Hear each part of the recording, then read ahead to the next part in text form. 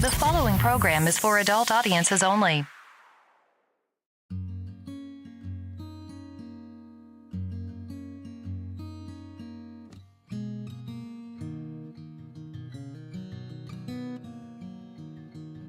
Waking up in the flower bed, the sun is up, table set, we eat and drink. Body and bread, blood and wine, there's a time to live, time to die, and a time to be. Slow down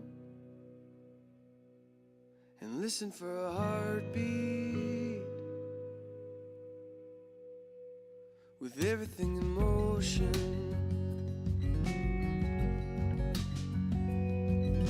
say a word, hold a hand. Life is not the sum of what we plan, but the in-between. This miracle of human life and the body and time that we occupy, it is all together sacred. Slow down and listen for a heartbeat. With everything in motion, oh, here now, see the beauty that's woven in every single moment. La da da da da da, la da da da da da da da.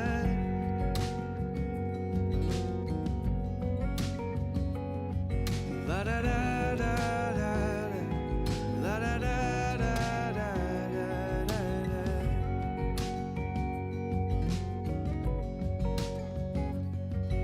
Tomorrow's still a mystery. Don't worry about what you wear or eat. Just stop and smell the roses. Nothing here is guaranteed, but the love surrounding you and me will hold us together. Slow down and listen for a heartbeat. With everything in motion, oh, here now, see the beauty that's woven in every single moment.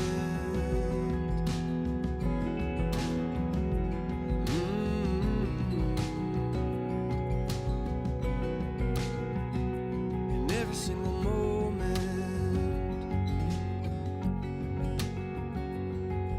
Slow down and listen for a heartbeat. With everything in motion, here now, see the beauty that is woven in every single moment.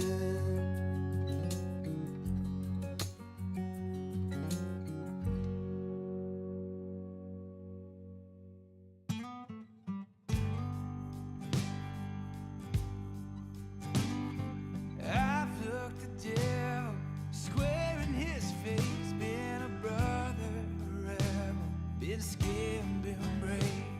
I do all I can to try and get home, but I can't make a promise on what I don't know.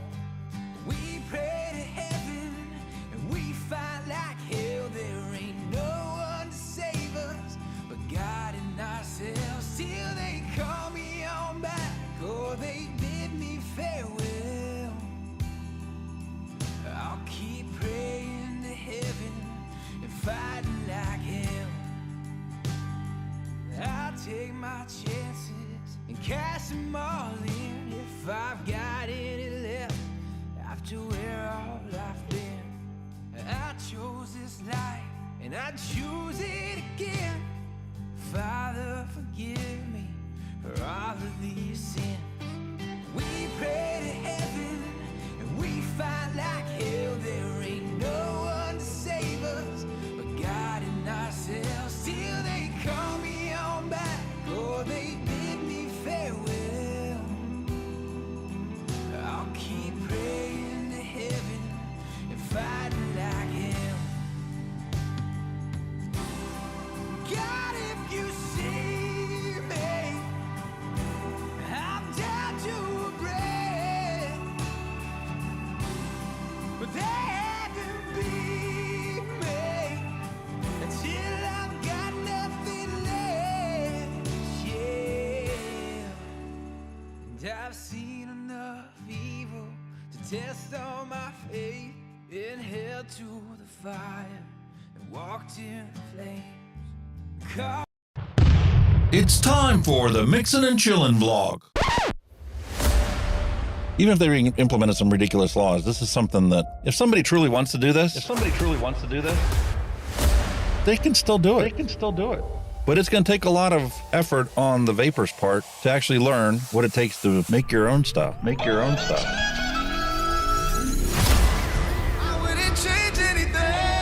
I don't know what the heck happened to the last hour of my life, but it certainly wasn't streamed on YouTube like I thought it was. Restrictive policies block progress towards smoke-free world.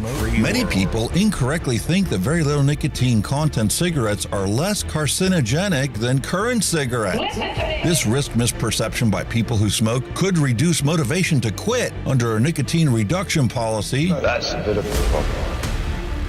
Someone who specialises in helping people kick the habit is Dr. Colin Mendelsohn. He joins me now. Look, vaping is a far less harmful alternative to smoking for adult smokers who just can't quit, and that's actually the majority of them. The road to quitting smoking is paved with candy. Double chocolate clear from TFA. Published in the Vaping Post, we have long-term study. Vaping increases odds of quitting heavy smoking. This is Kenny Thompson, the Vaping Heed. He's got a YouTube channel. He's been on here a lot longer than I have. I'm not going to stop until this is legal and available for everyone. You know, I cover things from all around the globe, but that's because science has no boundaries.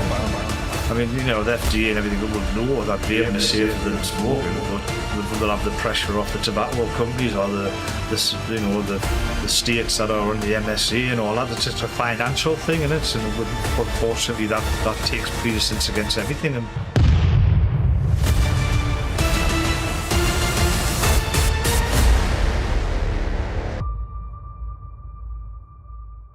All of the things we went through. You just made my day. Just made my day. You made my day. You made my day. Grab your juice, grab your vape. It's time to get this party started. It's time for the Mixin and Chillin vlog. Long-term study. vaping is safer than smoking. Smoke-free world. Smoke-free world. Hello and welcome, everyone. Fantastic to see all of you here today. Well, hello, everybody. Hope you're all doing well. Where's he at? Where's he going? Hey! Here he comes. Here he comes. Everything's working the way it's supposed to. What a fantastic, beautiful Tuesday morning. Actually, I guess it's an afternoon since it starts at noon. Hope you guys are all doing wonderful out there today. It's such a beautiful day outside that it's raining. Yep. Thank goodness I got the car done. Wife was calling me on her way to work today. She's like, I don't think the brakes have ever worked this good. It actually stops. Not only does it stop, but it stops like a race car. I mean, instantaneous reaction. So what happens when you got 4 new brakes and rotors all the way around, especially when the stuff that was on there was so rusty. I mean, it literally took me 2 hours to, recondition the calipers on these things in the back because the rust and salt buildup was so bad on them. Not good, my friend. Yes, no dangle clocks today. That's the mission at hand. Fingers crossed. Hopefully. I was telling Kenny, this was the first week that I didn't have anything prepared for today. I literally started first thing this morning, and I'm like, okay, I got to create the thumbnail. I need to make the intro video portion of it, because every week, I change based on what the thumbnail is. And I got to gather up all the articles. I spent 4 days last week going and attending virtually the Global Forum on Nicotine, which meant that I was getting my fat ass up out of bed at 3 o'clock in the morning every night. Oh.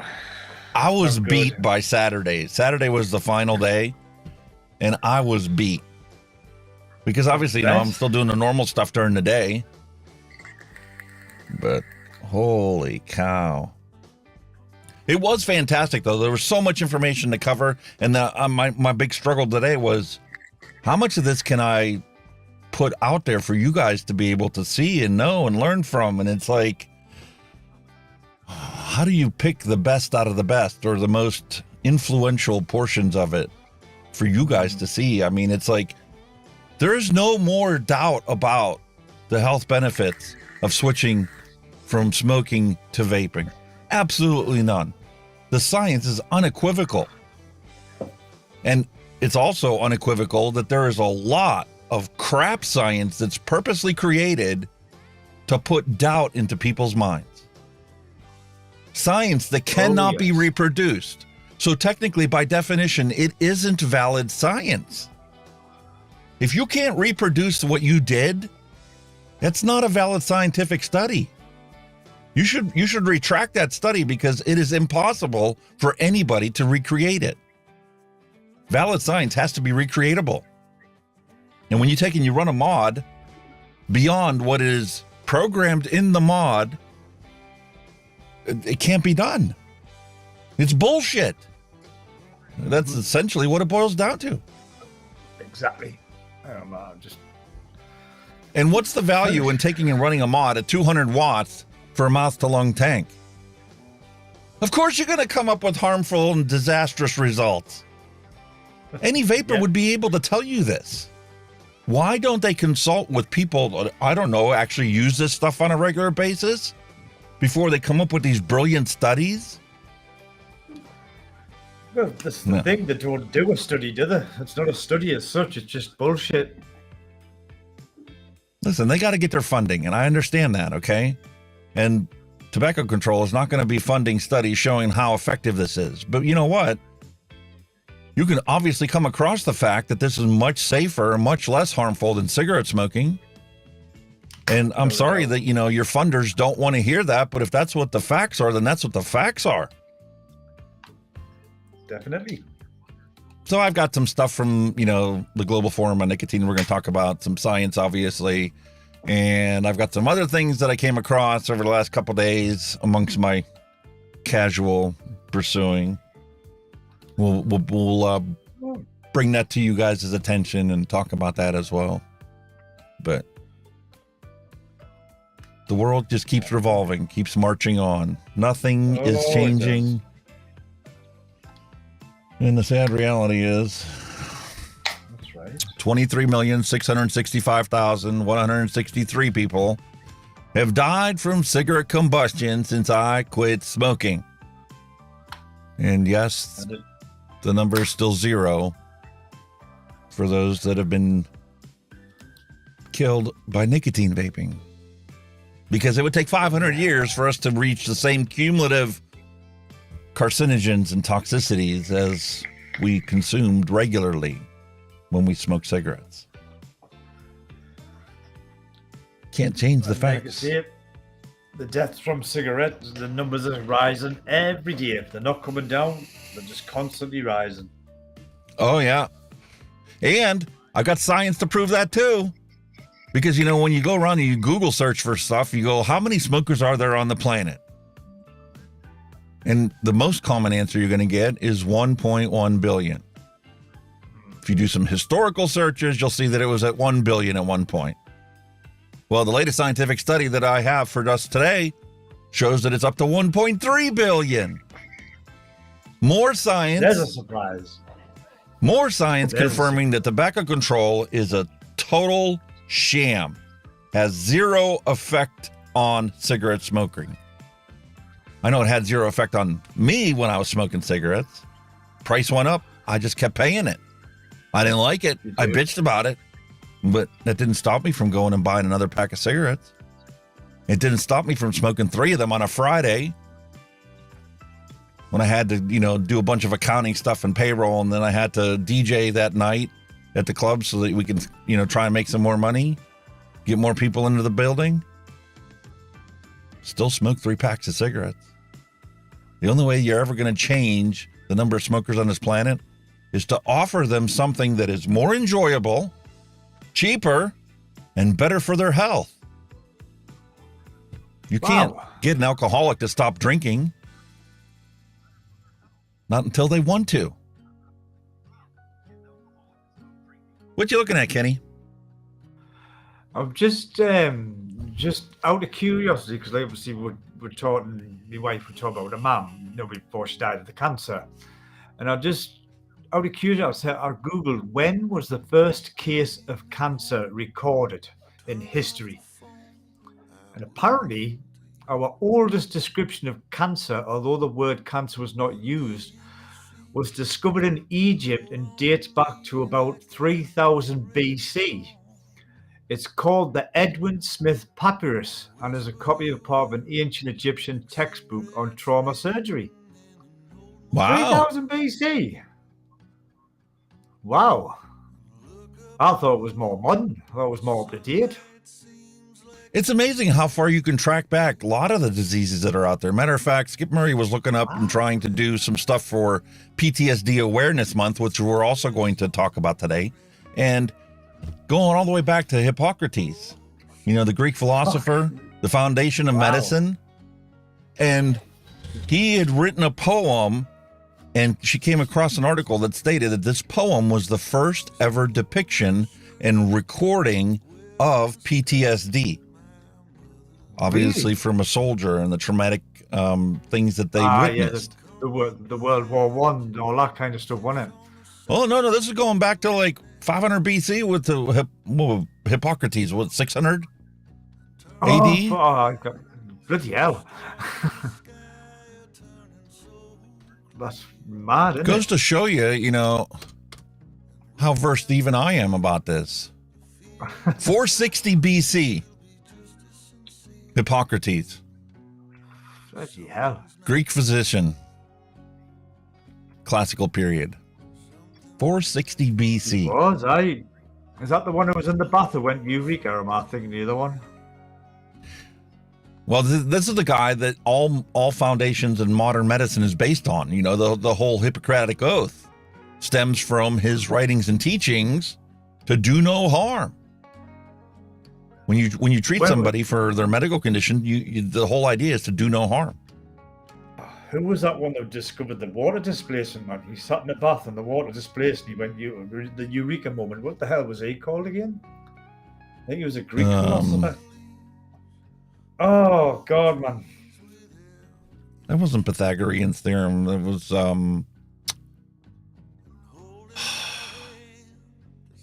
You kind of discovered the displacement of... Yeah, when the displacement of water and weight, when you take and you put an object in water, it raises it, and the total volume that's displaced is the volume of the object you put in there. Yeah, that's right, yeah.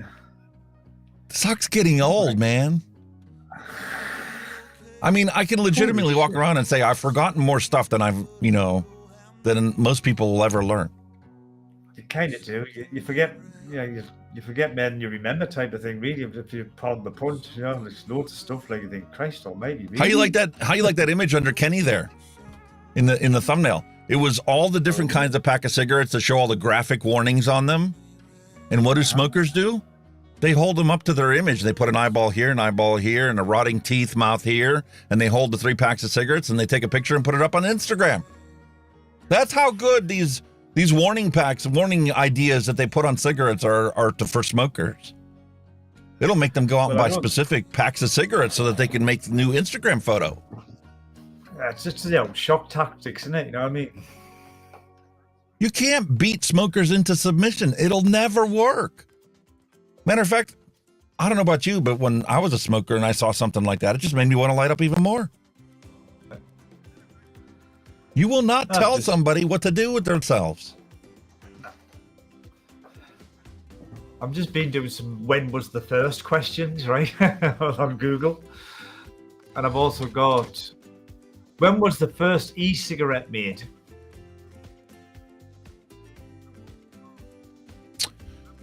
The first one? Do you know that one? The first e-cigarette. I thought it was like in the 50s or 60s as used as a medicinal thing. You're in the right era, definitely.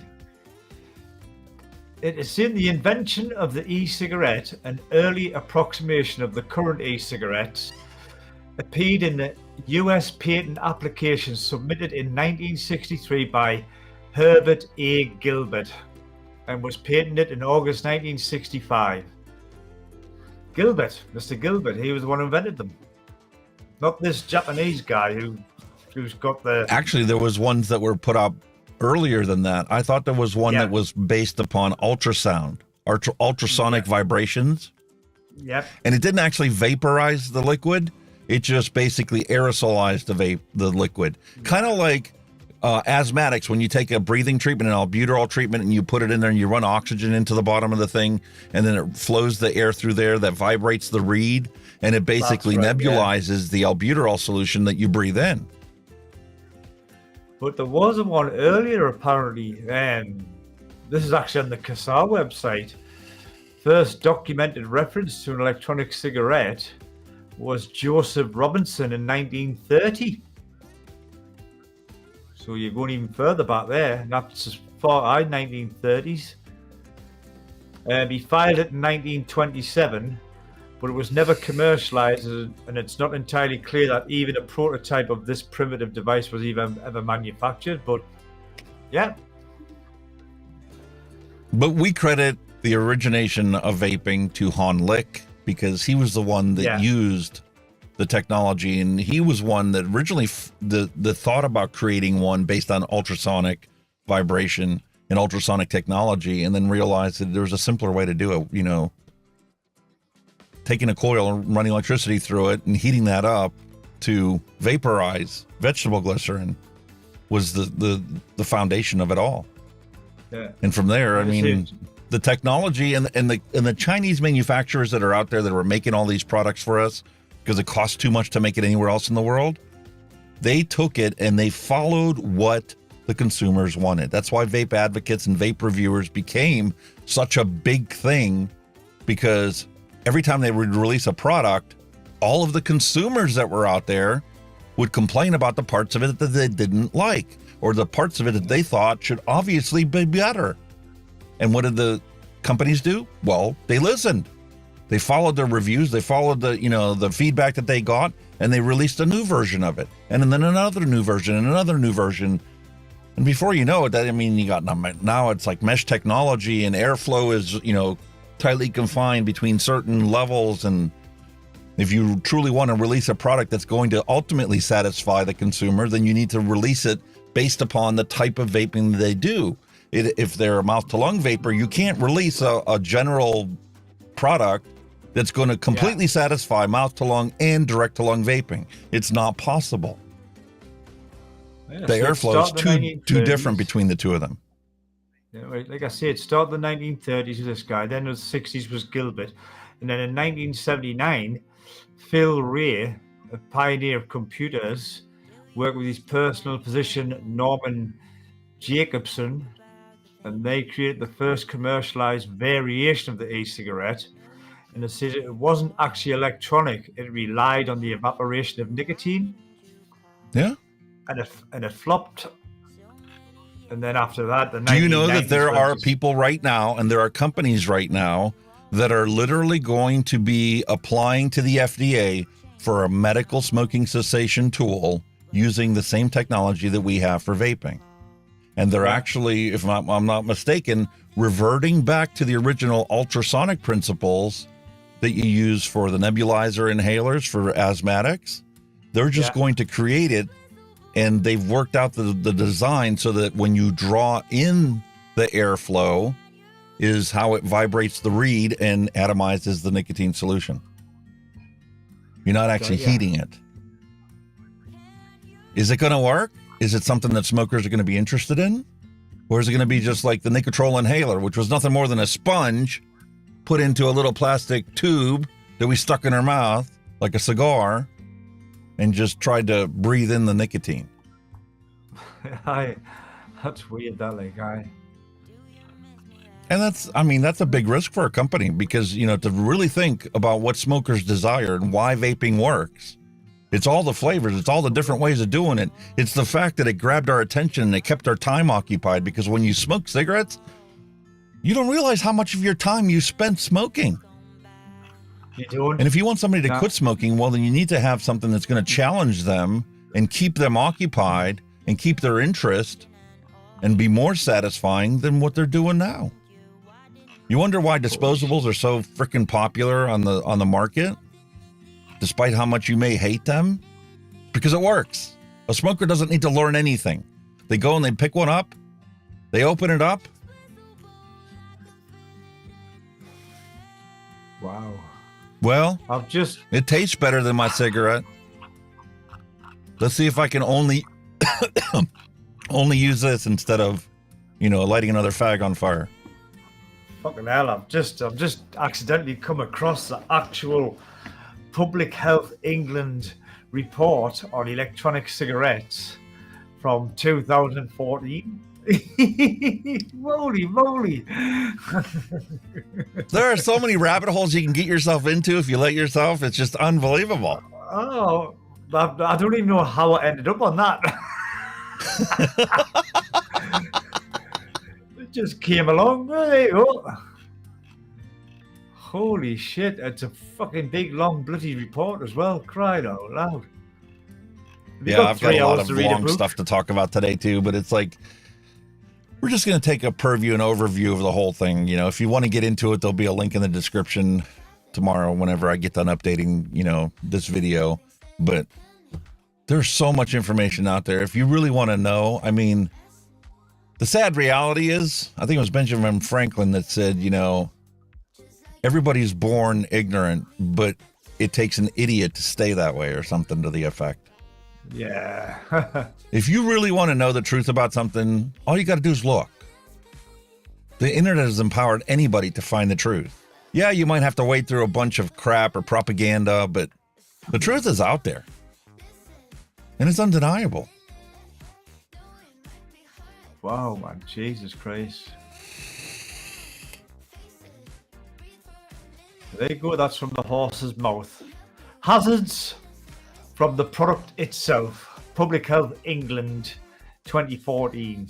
Potential hazards of electronic cigarettes relate primarily to the purity of nicotine emissions and the effects of long-term exposure to vapor. Evidence on these is summarized in section 2.3 above, but relate primarily to the effects of substances other than nicotine in the vapor.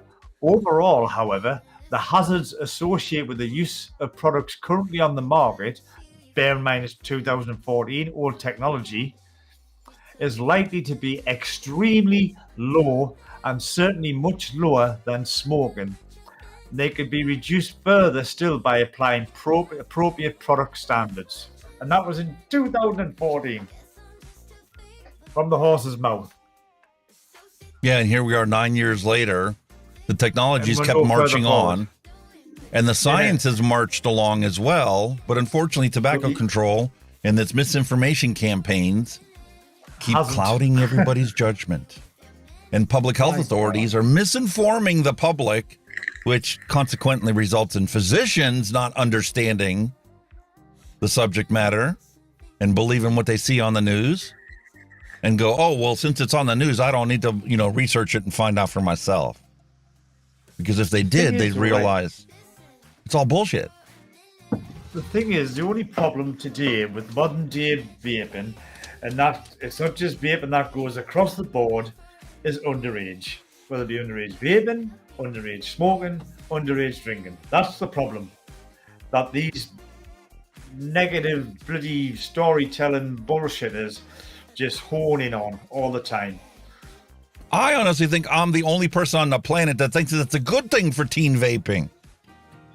Number one, teen vaping is diverting people away from deadly combustible cigarettes. Yeah, definitely.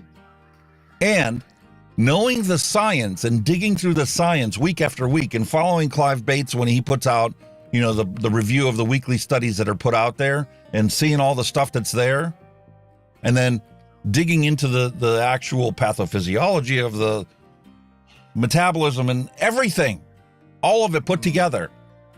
There are so many more things that they could be doing that would be way worse for them than getting hooked on nicotine vaping. Because I also know the science on the addiction of nicotine and how much less addictive it is through a disposable device compared to how much more addictive it is when you take a cigarette and you light it on fire and you breathe that in. And then you get all the other constituents that amplify the effect of the addiction. I think so. The kind of the argument with that is, I mean, it doesn't happen here in the UK because we're only limited to 20 milligram, but the likes in the US where you can get the Juul pods, which were 50 milligram. I mean, yeah, and see where they're coming from on that side, because 50 milligrams a big hit. It would put me on my backside. Oh yeah, there's no question about it that the 5% solution of nicotine is definitely going to be more addictive than the 20 milligram pods that you guys have legal access to. But here's my question, and this is going to be obvious answer. You guys have banned the 5% solution in your country. Can you go on the street corner now and buy one? If I gave you 30 minutes to run outside, you could come back with one. I guarantee it. No problem. I wouldn't even have to go on a street corner. I know that some shops selling them. Yeah. So, you cannot stop consumer demand by instituting more laws. And Australia is utterly preposterous in their idea that, we created a prescription model to access nicotine, and since it didn't work, we're just going to double down on it, and now you're going to have to go to a pharmacy if you want it. They're out of their bloody minds. What makes you think that if they didn't listen to you the first time you made it illegal, that regulating it to the pharmacies is definitely going to make people follow the law? Yeah. The pharmacy some kind of miracle worker, like, oh, come to us. Hey, we will do it. Let me make you a pot of chili because the gas that comes out of your ass is going to smell better than this idea, though. Double down on prohibition. Yeah, the gas coming out their ass is better than the smell of cigarette smoke for me. No doubt about that. Oh, man. Wow, man. Well, it looks like Space Turtle's been watching the conference as well. He's just put a link into the videos if anybody wants to have a look. Fantastic. Matter of fact, we're going to be jumping over to that. But before we do, I think that we need to have ourselves a flavor explosion. And since the flavor explosion involves alcohol, I think a public service announcement would be in order to raise awareness for, the lack thereof of a campaign for alcohol-free kids. The thing that doesn't exist. Mothers Against Drunk Driving, but nobody's out there advocating the reprohibition of alcohol. So let's take a look at some statistics here. I think it would be beneficial for us. I love it. So let's take a look at some teen alcohol statistics. Teen alcohol statistics show that although drinking alcohol under the age of 21 is illegal in the United States, it is commonplace, given that 11% of all alcohol consumed in the United States is consumed by those aged 12 to 20. Wow. Okay. And you're worried about teen vaping? Right. Sure. Holy shit. By the end of high school, teenage alcohol statistics tell us that 72% of teen students will have consumed alcohol. 72% of them that graduate or don't graduate will have consumed alcohol before they reach the age of maturity. I bet them figures are just as high in the UK. You can walk on the street corner now and see a teenager with a can of lager in the hand. No problem. And, you know, you're concerned about teen vaping, right? And how these teens are sitting there and huffing and huffing and huffing on this to try and get high. And 5% solution is horrible, right? How about 90% of the alcohol consumed by youth under the age of 21 in the United States is in the form of binge drinking? So it surprises you that teens are huffing disposables to get high and then bitching about the fact that I got addicted to nicotine. Yeah. Binge drinking, binge vaping. Holy shit. I mean, and then when you try and talk to somebody in tobacco control about this, they're like, you're changing the subject. You're changing the subject. Oh, go look over there. Go look over there. Well, we live in a world where this surrounds us.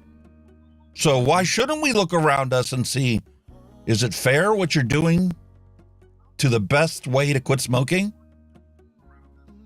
Or should maybe we focus our attention on something else? There was a conversation on Twitter that I came across. Jonathan Folds from Penn State University commented on Charles Gardner's post. And it was a thing based upon STD, standard as opposed to sexually transmitted diseases. And just so happened to be that Jonathan Folds the day before was driving into work and seeing a big billboard talking about chlamydia or some sexually transmitted disease. And then I'm like, okay, well, you know me, I want to know what's the actual statistics with teenage use and how many teenagers come across and contract sexually transmitted diseases. Would you believe half of all brand new diagnoses for STDs are diagnosed on people under the age of 18? Fuck. Wow. Teenagers make a small fraction of the percentage. Youth make a small fraction of the percentage of the entire population, but half of all sexually transmitted diseases are acquired when you're a kid. Holy moly. But teen vaping is the biggest problem. We should be passing laws left and right. Yeah, nah, you got bigger issues to worry about than teen vaping, folks. Yeah. I'd say you've got bigger fish to fry, like. And we all know the Irish love to drink, right? The Guinness, the black stuff. So how about let's take a look at alcohol whiskey use for young people in Ireland. I mean, about 15.5% of young people in Ireland are drinking at 13 years of age. Yep. This increases to 90%, and by the time they reach 17 or 18 years of age. They're probably sitting in the pubs at 13 in Ireland. But teen vaping is something that we should really be focusing our efforts on. Oh, yes. Yes. Teen vaping. No, and you're no, like, no. well, why are you bitching about this? I mean, okay, well, I'm looking at from a public health interest. Okay, I want the public health investment that is out there to be maximized, right? Why are you wasting public health dollars on teen vaping when you have much bigger fish to fry out there? No doubt, yeah. Utterly preposterous. Crazy shit, man. So let's take a look at Australia. You think it's ridiculous? 90%, of teenagers in Ireland are drinking before they reach age of maturity, which in Ireland is 17 or 18, right? So according to an Australian study of school leavers, 90% reported drinking alcohol. Holy moly. That's a Consuming an average of 8 standard drinks in the previous 12 hours. But teen vaping is what we should really be focusing our attention on. That's the most important thing in society. Yeah, that's it, man. You can drink yourself to death, smoke yourself to death, but vape, no, you can't vape. No. In Australia, 13% of deaths among Australians aged 14 to 17 are alcohol related. Well, believe it. Well, believe it. Yeah. Okay. So with that, I think it's time for a flavor explosion because, see, we are adults here and, well, we're allowed to consume it, especially when we consume it responsibly. Yeah, warning to all people, overindulgence can lead to alcoholism.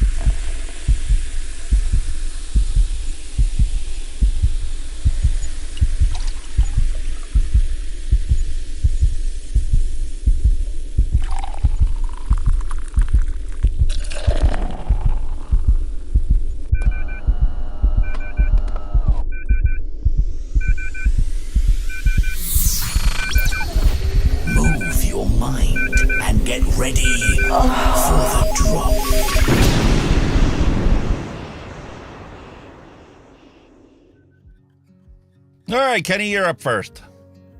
All right, I think I've had these ones before, but I thought I'd revisit them because I enjoyed them like last time. Starting off with some Doom Bar Amber Ale. Ooh. This is called Balanced and Moorish. Its alcohol is 4.3% volume in this bottle.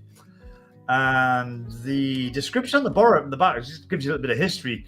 At the mouth of the Carnal Estuary in Rock, Cornwall, lies the treacherous Doombar sandbank, the inspiration for this balanced and Moorish amber ale. The sandbank is revered as a formidable nautical challenge that should be approached with respect and navigated with skill. Doombar is a perfectly balanced beer combining subtle yet complex flavours, which are both satisfying and deliciously Moorish. The aroma is spicy, resinous hop, sweet roasted malts. The taste is balanced, succulent dried fruit, lightly roasted malt, and the finish is Moorish subtle bitterness. So that is the Doombar.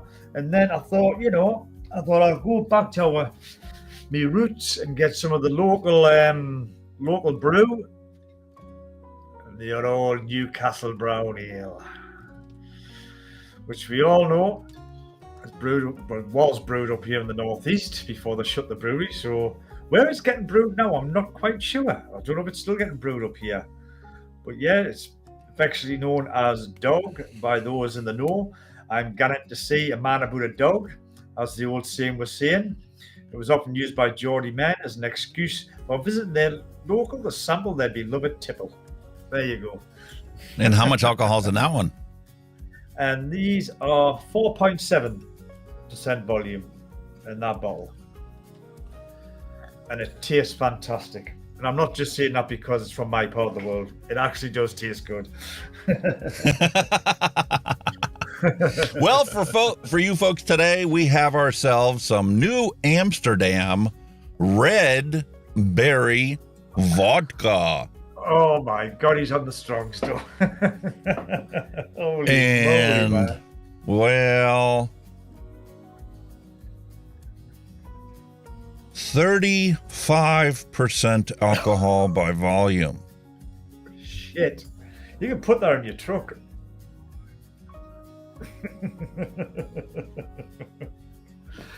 Or if you drink it all, you can. If you drink it all, you can actually pee in your truck and it'll still run.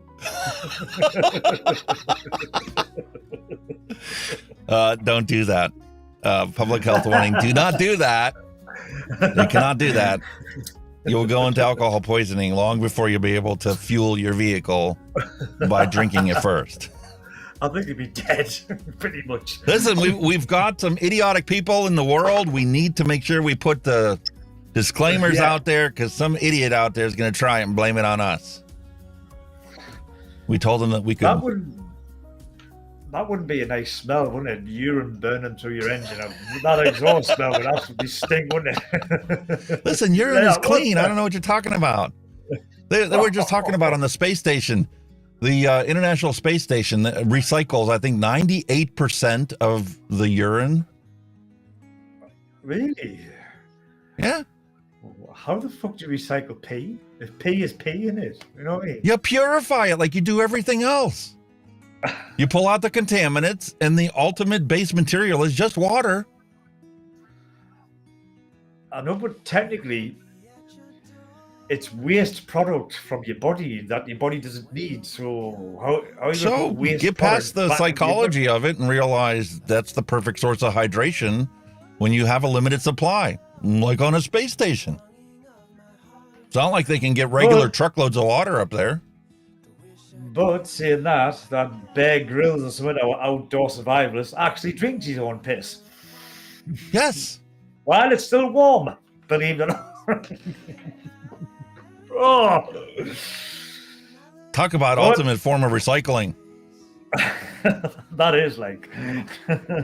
So anyway, today we're going to be drinking New Amsterdam Red Berry. New Amsterdam, not to be confused with the TV show New Amsterdam, and not to be confused with the city New Amsterdam or the hospital New Amsterdam.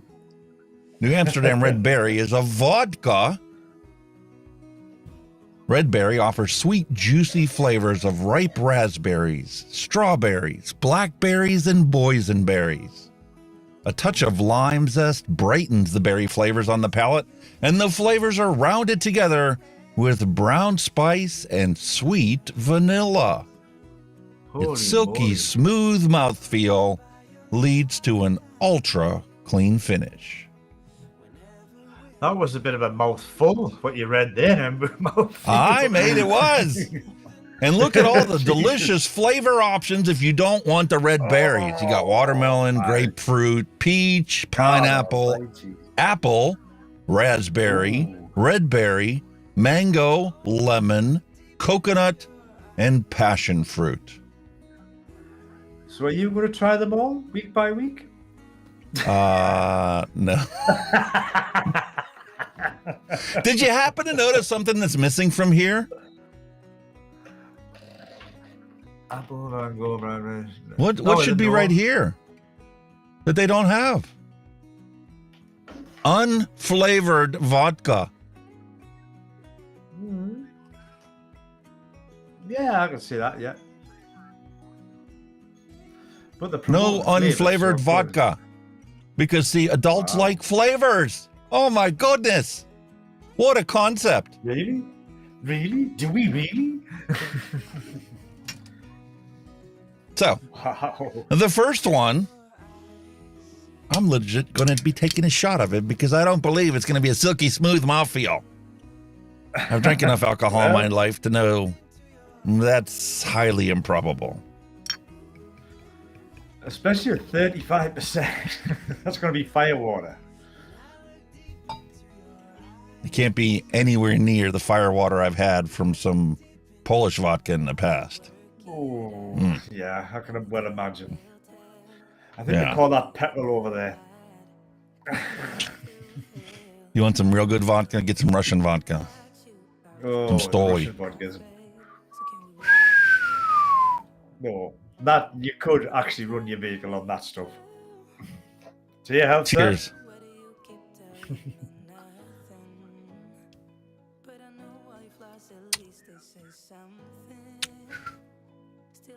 Was that silky smooth? For a vodka? Yeah, but it warms you from the inside out, like all vodkas do. Yeah. There's no sweetness to it at all. You definitely get that it's a berry, though. But realistically, who drinks, other than alcoholics, who drinks vodka straight out of the bottle? That's one thing I could never do. I can barely drink it with something. I don't do it. Never drinking meat. Ooh. Now that's the way to have it on the rocks. No, stop. Top it up with vodka. Top it up with vodka. Top it up with vodka. Top it up. That's what you do. There you go. That's the way to do it. Nice little mixer. They did say that the lime accentuates the other flavors. So there you go.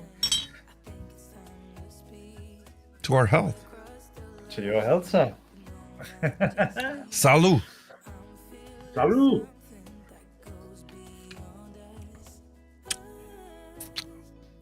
That is quite a nice hit. There is a bit of fruitness in that. Like I'll give them that. Like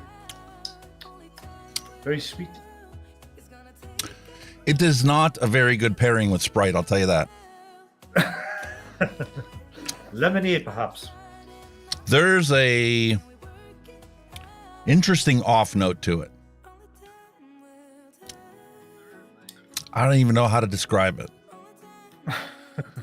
Honestly, I think that the best way to be able to create a drink from this is just like the image shows in here. Seltzer water. And you could use a lime as a piece of garnish for it. Like a tonic water. Like would Yeah. tonic water? Would that work? So essentially, Yeah, it's just water. like flavoring the seltzer water Yeah. as a subtle combination with seltzer water and this flavored vodka. I think it would work out really well.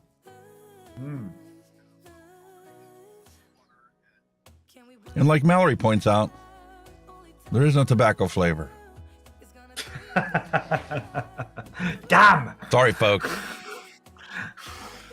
Now, if you want hard Mountain Dew or cotton candy vodka or vodka ice pops, well, that's easily accessible in any location where you already consume alcoholic and purchase alcoholic beverages.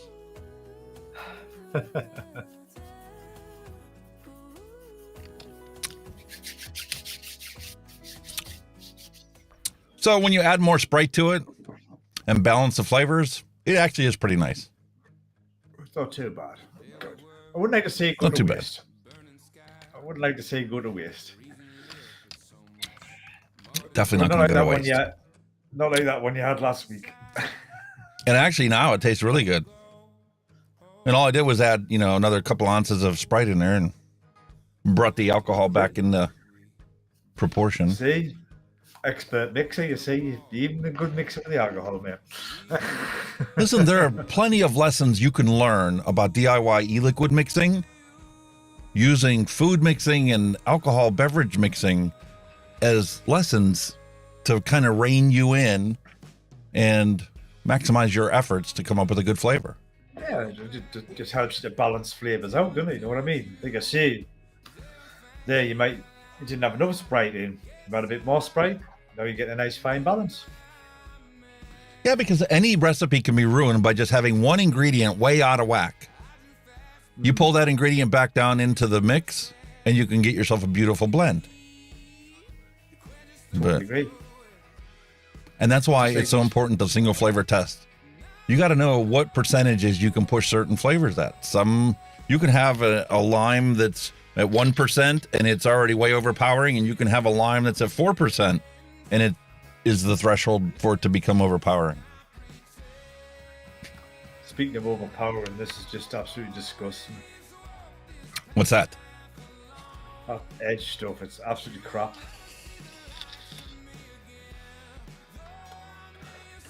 It's okay, I really like that Hawaiian punch though. Oh my god. It's that. Menthol. cherry menthol. There's just too much menthol in.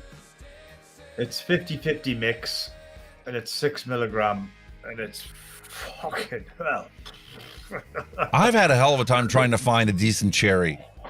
I've got some cherry juices and stuff that, you know, if you get the percentage right, yeah, you can get cherry juice out of it, but everything just tastes so medicinal.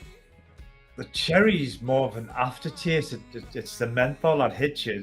You're just getting menthol, and the cherry's more like it's as if they've reversed the rules. They said it's menthol flavor with cherry. That's what it feels like. It's been like the rules have been reversed, as you get a whack of menthol, which is like wow, and then you've got the. Here's something for you to think about, though. Cherry. You have been a non-smoker for how many years now? Did they formulate that e-liquid for smokers trying to quit? I think that's where it is. Who don't have the taste buds that we do? Yeah, I think that's where it is. Like, definitely. I think I say I've been off cigarettes 6 years now, if not more.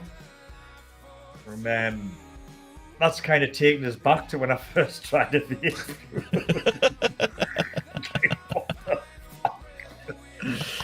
That's the thing that's just popping in my head. Like, what the hell is that? That's supposed to be better than smoking? You're kidding, aren't you? Jesus. Well, since it's 5 o'clock somewhere, I'm going to pair up my drink with my vape.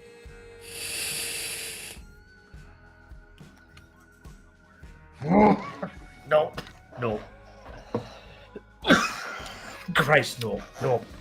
That actually works together pretty good. I'm having my drink to unpair me from that. Ooh.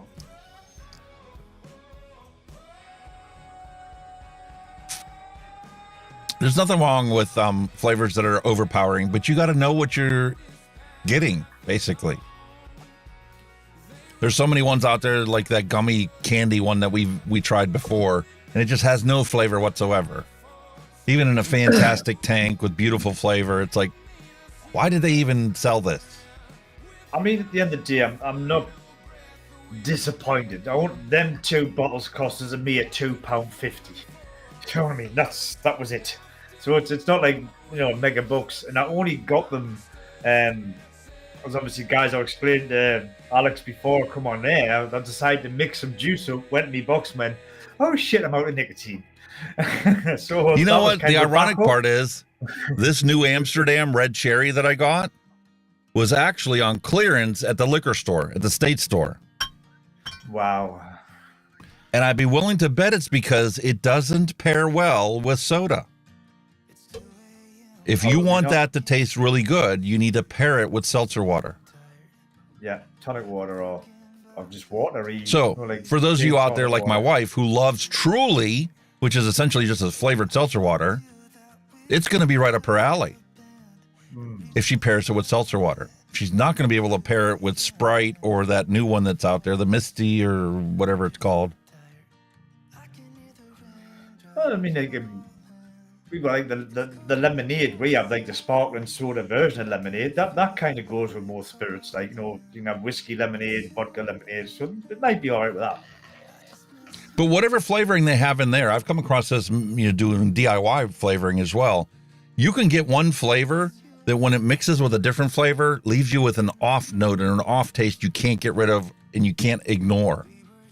And that's probably one of the problems they have in there is the boysenberry or one of those other flavorings that they have in there clashes with the lemon that you get flavored in your Sprite or your other lemon lime sodas that are out there. Just a couple of them just do not pair up pretty much. Right. So as a standalone with just plain seltzered water, it would work and it would taste and it would give you all those different flavorings and that beautiful mouthfeel.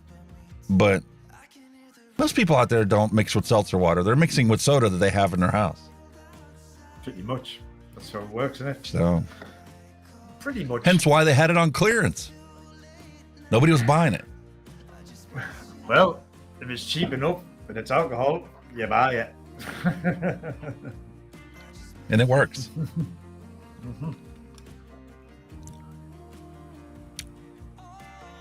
That's really nice. All right, time for some vape science and some vape advocacy. We got our beverages to help regulate our supply and our emotions and our mood, because help to mellow us out. Yeah. Fantastic. Global Forum on Nicotine 23 was last week, held in Warsaw, Poland, and everybody's finally gotten home safe and sound, to my knowledge. Dr. Colin Mendelsohn posted on Twitter and wrote an article for his website that he is more optimistic about the future. Let me blow that up for you. He is more optimistic about the future of vaping after attending the recent GFN 23. Wow. And he wrote up on his website the 9 take-home messages from the conference. This will be linked in the description. You can check it out yourself. Australia is a laughingstock of the world. So true. Former Victorian MP Fiona Patten began her presentation with, "In Australia, we are leading the way on what not to do." And I apologize for that. Apologize. Number 2, we have enough evidence. Dr. John Oyston and Roberto Sussman both argued that the science on vaping has largely been resolved. We don't know everything about vaping because evidence is never complete when you're talking about science, all right? But we know a lot. And the longer we wait for perfect science, the more harm is done, and smokers will continue to die unnecessarily. Yeah. We also came to realize how much flawed anti-vaping science is out there. In his keynote address, Dr. Roberto Sussman showed that much of the science used to oppose vaping is flawed.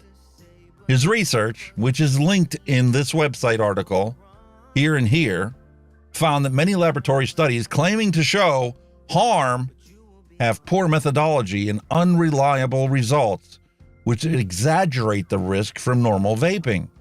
In fact, he says, vaping aerosol is less toxic than cooking, candles, and odorizers. Unfortunately, flawed science is very common and is eagerly propagated by the media. Just like last week, I talked about how your natural gas stove produces more benzene than you can get in cigarette smoking, combustible cigarette smoking, or vaping, or breathing normal air. Wow. That's why the levels are the same for all categories, which doesn't make any sense because science has already proven that benzene is created when you combust tobacco. Yeah. Number 4, what happened to scientific debate? Vaping critics are increasingly unwilling to debate the evidence. As Nancy Lucas said, they skip the debate and go straight to the smear. Both Professor Jerry Simpson and Clive Bates explained that this is not how science should work. In any other field and any other topic of conversation, when you argue somebody, their science, they look forward to the argument because they already know the answer in their head and they know that your argument is invalid. But when it comes to tobacco control and when it comes to vaping science, they don't want to argue with you because they know that their studies are flawed and their assertions are wrong. And they know they're wrong. Science progresses with curiosity and open minds, with debate and engagement to advance scientific understanding as a whole. It's unbelievable. Yeah. The foundations for anti-vaping cases are shaky at best. We may be closer than we think to resolving the vaping issue. The frequent use of smear campaigns, ad hominem attacks, dirty tricks, bad science, and avoiding debate all suggest desperation and that the opposition to vaping is on shaky ground. Meanwhile, the evidence supporting vaping just keeps getting stronger and stronger. Alex Woodcock stated, "Things that can't stay the same don't. Disruptive technologies and new harm reduction strategies are always vigorously opposed, but almost always prevail. Vaping will also triumph. Just like back when we were growing up, the AIDS epidemic was rampant all over the place. And the whole idea of abstinence is the only solution. You know, health classes, when we were, going up in 10th grade, we had to take the mandatory health class in order to graduate from public school. They told us, no sex is the only answer. And then halfway through the semester, they said, well, if you're going to have sex, use a condom. Why can't they just start with the whole, we know that you're teenagers, you're going to experiment, you're going to have sex. If you want to do yourself a favor and not get communicable diseases, well, listen, use a condom, protect yourself. Use protection, you don't get the diseases, you don't suffer a lifelong illness that may or may not be able to be treated. And then, like here in the UK, they tried to shift the blame and they blamed it as a homosexual disease. Yeah, well, the fundamental facts are harm reduction works, regardless of what orientation you are or identity you have. Harm reduction is harm reduction. You don't want to spread communicable diseases. Well, you need to have safe sex. And the same with combustion. It's against the law in the United States for them to ban cigarettes. They can't ban cigarettes. They can't force the cigarette companies to take their nicotine levels to zero. It's against the law. So as long as they're going to keep selling combustible tobacco, well, guess what they need to have right alongside it? And it better damn well be cheaper than cigarettes. And like I say all the time, vaping is protecting children. We don't want kids to vape, but the small risks are grossly exaggerated and are weaponized by vaping opponents. But what about the benefits that nobody ever wants to talk about? What are the benefits of vaping for children? It is highly likely that youth vaping is having a positive impact on youth health and well-being overall. Vaping is diverting young people away from deadly smoking at a population level, and there is very little evidence of harm from short-term experimentation by young non-smokers. And there's an article that is linked to this as well. Something else that became evident is censorship by medical journals. If you put out something and the journal's editors don't like it, they just don't let you publish it. And there's a distinct and recognizable shift in the mainstream journals that is preventing a lot of the science from actually reaching the people that need to learn it. That's not how science works. It's like last week we talked about, prohibition and censorship and how it's wrong. The answer isn't to censor the people that are wrong. The answer is to let everybody talk about it. Definitely. Because once you talk about it, you can battle it out. You can have an expert on this side and an expert on this side, and they can have the argument and let people make up their own minds for themselves. You're never going to do it with propaganda and misinformation. Nope. And number 9, the role of consumers. Vaping policy is a political issue. You missed one. You missed number 8. The future of nicotine. Yeah. Despite tobacco control's war on nicotine, Clive Bates and Professor Yassit Alawalila, which I can't pronounce his name, I apologize. That's why I got you to do that one, because I've seen the name. I figured that's what you were going for. Yassit Al-Huwali see a long-term role for nicotine in society for its therapeutic, recreational, and pleasurable effects. Long after the smoking epidemic has been contained, nicotine will survive and will be consumed by people like me because I choose it to alter my health outcome in the future. Dr. Paul Newhouse gave a keynote presentation on how nicotine improves cognitive function, attention, and memory, and has benefits for Parkinson's disease and schizophrenia. Other therapeutic effects include stress relief, mood modulation, weight control, and improving ADHD. Many users find nicotine is enjoyable and helps them cope.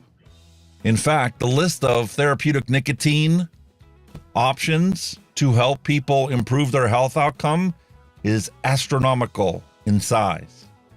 And if you want, you can go to the Safer Nicotine Wiki and take a look at the list. Matter of fact, I'm just going to search it right now. So I only brought up the attention because I thought, well, I can't pronounce it, so I'd love to see if this.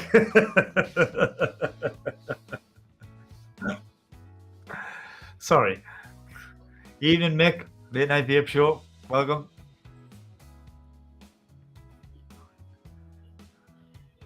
Does nicotine have any therapeutic benefits? Oh, I don't know. Does it? Quite a few. ADHD? Addiction? Each of these line items is a scientific study showing the benefits. Addiction, abuse, liability, dependence of nicotine. Addiction, nicotine with the use or abuse of recreational substances. Alzheimer's, dementia, mild cognitive impairment. Athenes ulcers, cold sores, canker sores.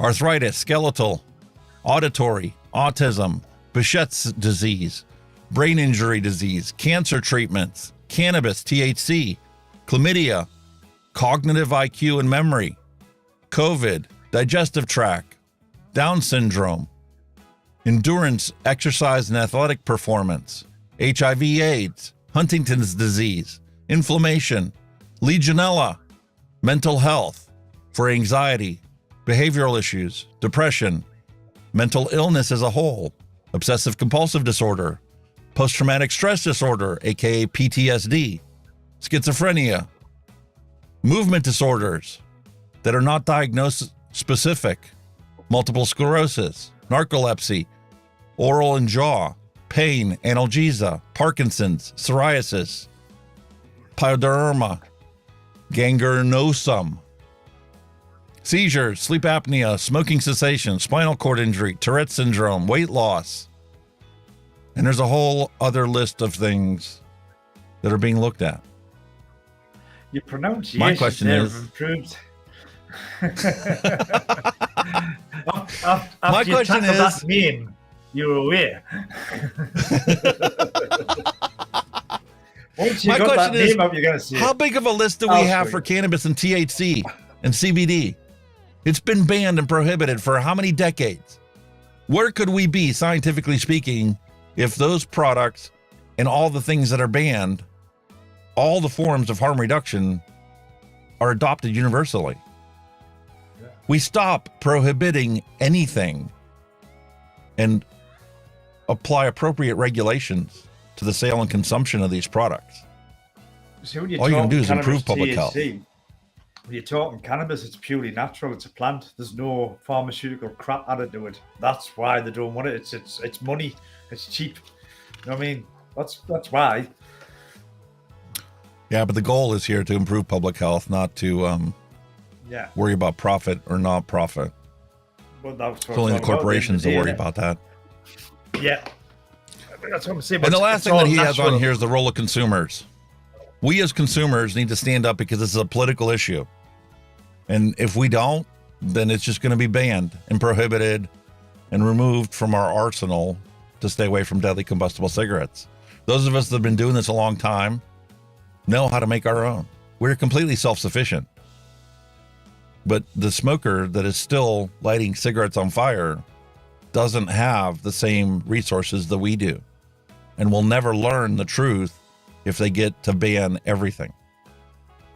And then we'll be in the same role that, THC and cannabis users were our entire lives. Mm-hmm. Everybody makes fun of, I almost made today's thumbnail Trevor standing up on the mountain. Remember you were talking about last week about how you love Trevor? Yeah. When sometimes, he respawns on the top of a freaking mountain in a dress. I almost thought about, using that as the thumbnail, but I didn't want to offend somebody. You know what I would have said to that, wouldn't you? This is entirely your fault. Yep. That was entirely your fault. So anyway, there'll be a link to the description for Dr. Colin Mendelsohn's posting on his website. Awesome, man. Feel free to check it out. But this was the one I was telling Kenny Monday, I started the day off. I'm like, listen, I'm going to be kind. I posted onto Skip Murray's thing. I'm like, listen, this is a be kind, inspirational message for everybody. I got 24 hours out of it before I couldn't help myself. I'm sorry. It is what it is, isn't it? Vaping is trash. You need to smoke the nicotine to get the nicotinic acid out. Oh my God. Oh, God almighty. The what? stupidity. I couldn't pass up. I couldn't stop myself from getting worked up over this. I'm sorry. Nicotine vaping is the single best way to stop smoking. Without combustion, there is no smoke. Nicotine inhalers sold over the counter have more ingredients than nicotine vapes. And the only trash here today is uninformed or ill-informed drivel. Those of you that don't know what drivel means, it's nonsense. We do. Nonsense. Because nicotinic acid is a B complex vitamin, you moron. It's vitamin B3, otherwise known as niacin. So I couldn't help myself but to throw up a meme from my lovely movie. Everyone here in this room is now dumber for having listened to you. I award you no points, and may God have mercy on your soul. For those of you that don't know, that was Billy Madison. I love it. That movie. Absolutely love it. I couldn't help myself. I'm sorry. But that was just plain stupidity. Just because the words sound the same doesn't mean they are the same. Nicotine and nicotinic acid are not the same thing. By a long shot, name, but you know what I mean? Nowhere near. Right. Jesus Christ almighty, man. Some people, man, honestly. I think they need to educate themselves before they come out with shit like that. Like. So I highly encourage those of you that are out there that want to become more involved with advocacy for vaping and to learn more about nicotine, even if you don't want to become a stronger advocate out there, just to learn and find the facts and information and find out what's really going on in the world, please feel free to attend the next Global Forum on Nicotine. Feel free to attend the e-cigarette summit. Registration is free, and you can watch it on their YouTube channel. And you can participate in the chat if you register and attend it virtually. But they covered so many things over the course of this 4 days that they had GFN 23 going on. Reducing the global environmental impacts for tobacco harm reduction. We talked about that before. They have case studies that they were doing. This one was actually attendance. It wasn't streamed. They had a Spanish language symposium, COP10. And it was very nice watching this because they were literally talking, all of them were talking in Spanish, right? And they had somebody actually translating their conversation so that you could pay attention and learn. Because this is not isolated and limited to where you live. This is a global phenomenon. Vaping is eliminating cigarette combustion all around the planet. And people are dealing with the same type of prohibition that we fight against all the time. So it was interesting hearing the conversations and the problems that they have going on down there. Very informative. And then they continue that after lunch. The big THR conversation. How can the last decade influence and inform the next one? And this was a conversation. This was the first time, Clive didn't just stand up there and gave a big long speech. He literally led a conversation. He had, a presentation, talking about the history over the past decade and how we can learn from that and improve the next decade. But it was literally going around the room and asking people that were attending there, what is your input on this? What do you think about this? How can we take this and use this to further benefit the future? Or how is this going to impact us being able to improve the future? There was so much that they talked about, and so many wonderful people were there. And getting to know a lot of these people is a joy. because it opens up a whole world of possibilities and people that you never thought that you were ever going to get to know. And you realize that your experience in life isn't unique. There's so many other people that have fought the same battle as you did and are able to now not smoke because of vaping. And it was really wonderful because this was a whole discussion that took place. I didn't And realize there are videos that some of these people put ahead of time. Say that again? I didn't realize it was that I didn't realize it was that interactive with the general public, you know, who watched it. I didn't realize that you could participate in it as such. Well, you could ask questions like, the remote attendees. There was a chat that we could interact with each other that we're all watching it remotely. And it's, fun seeing some of the same people that were at the E6 summit, also at the GFN. But it was nice getting to know some of these people and interacting with them. And, just like you do when you watched that video last week about you hear something and you go, you got to type about it. Yeah. It's the same kind of thing here. But the difference is here, all these people were telling us stuff that we love to hear and we love to learn and know about. And these are all well-informed. It was all positive stuff, wasn't it? Instead of all the negative bullshit here. Well, they called out a bunch of the negative stuff. Science.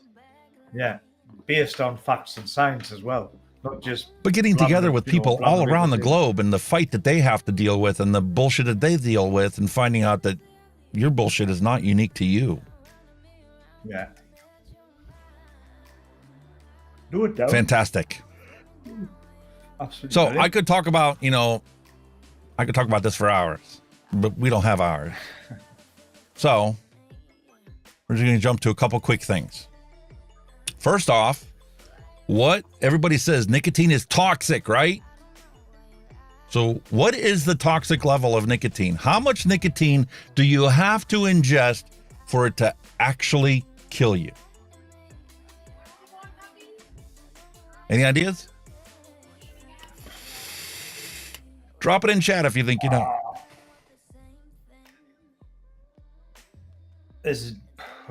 Are we just generally ingesting, or is it how you ingest? I'm not picking at claws here. You can, but it's...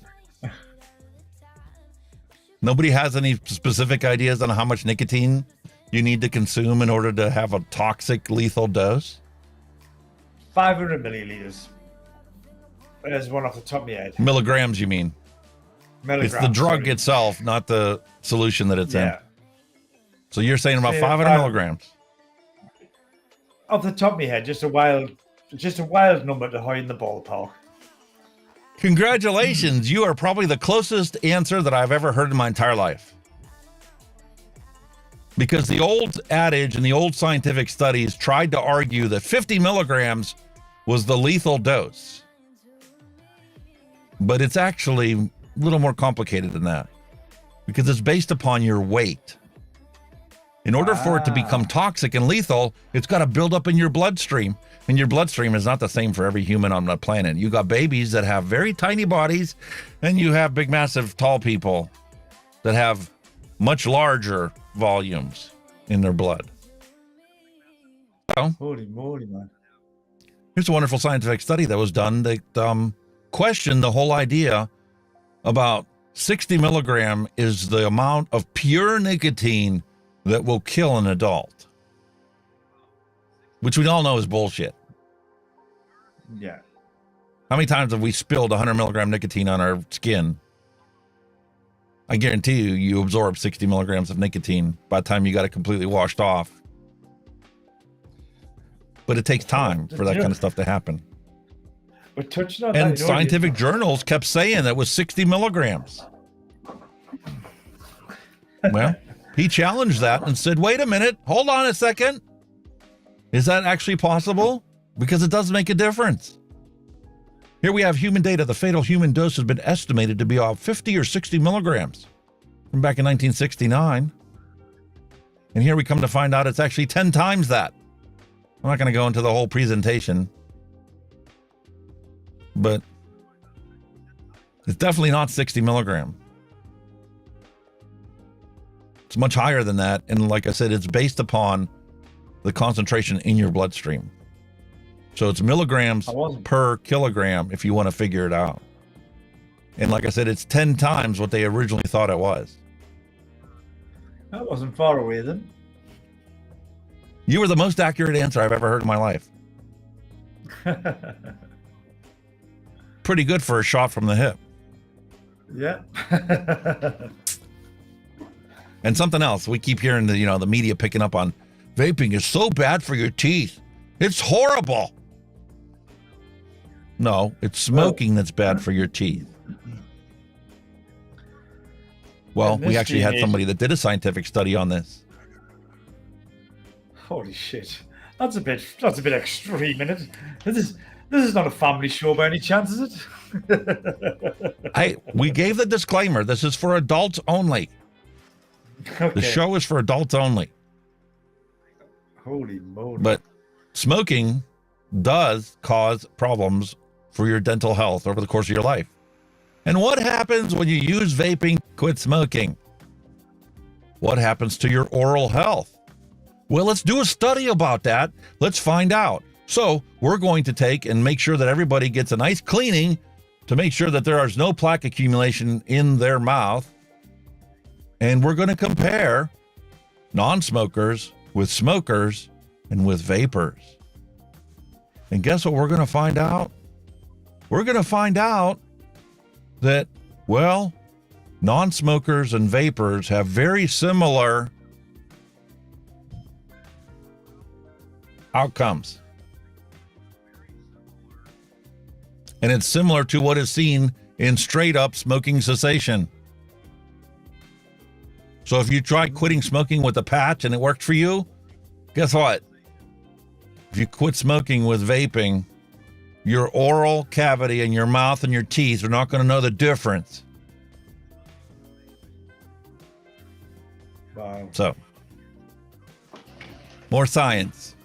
Be linked in the description below. Holy shit, man.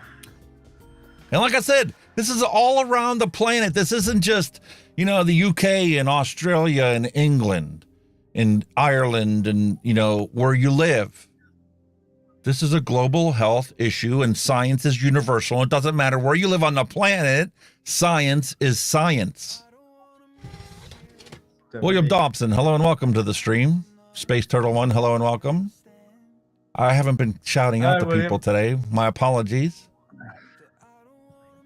But here we have a study done. Knowledge towards nicotine and other cigarette components on various human diseases in Pakistan. And so that they were actually allowed to publish their journal. They stated that this was a contribution to smoking cessation policies. And here's where I learned that the tobacco pandemic kills more than 8 million people per year, which we keep saying over and over again. But this was one of the first places I've been able to find where it's actually listed as the majority of the world's 1.3 billion tobacco smokers reside in lower middle income countries, where the burden of smoking and related disease and mortality is the greatest. So now we're up to 1.3 billion tobacco smokers. Congratulations, tobacco control. All the efforts over the course of my entire lifetime have been utterly futile. Anyway, I'll link it in the description below.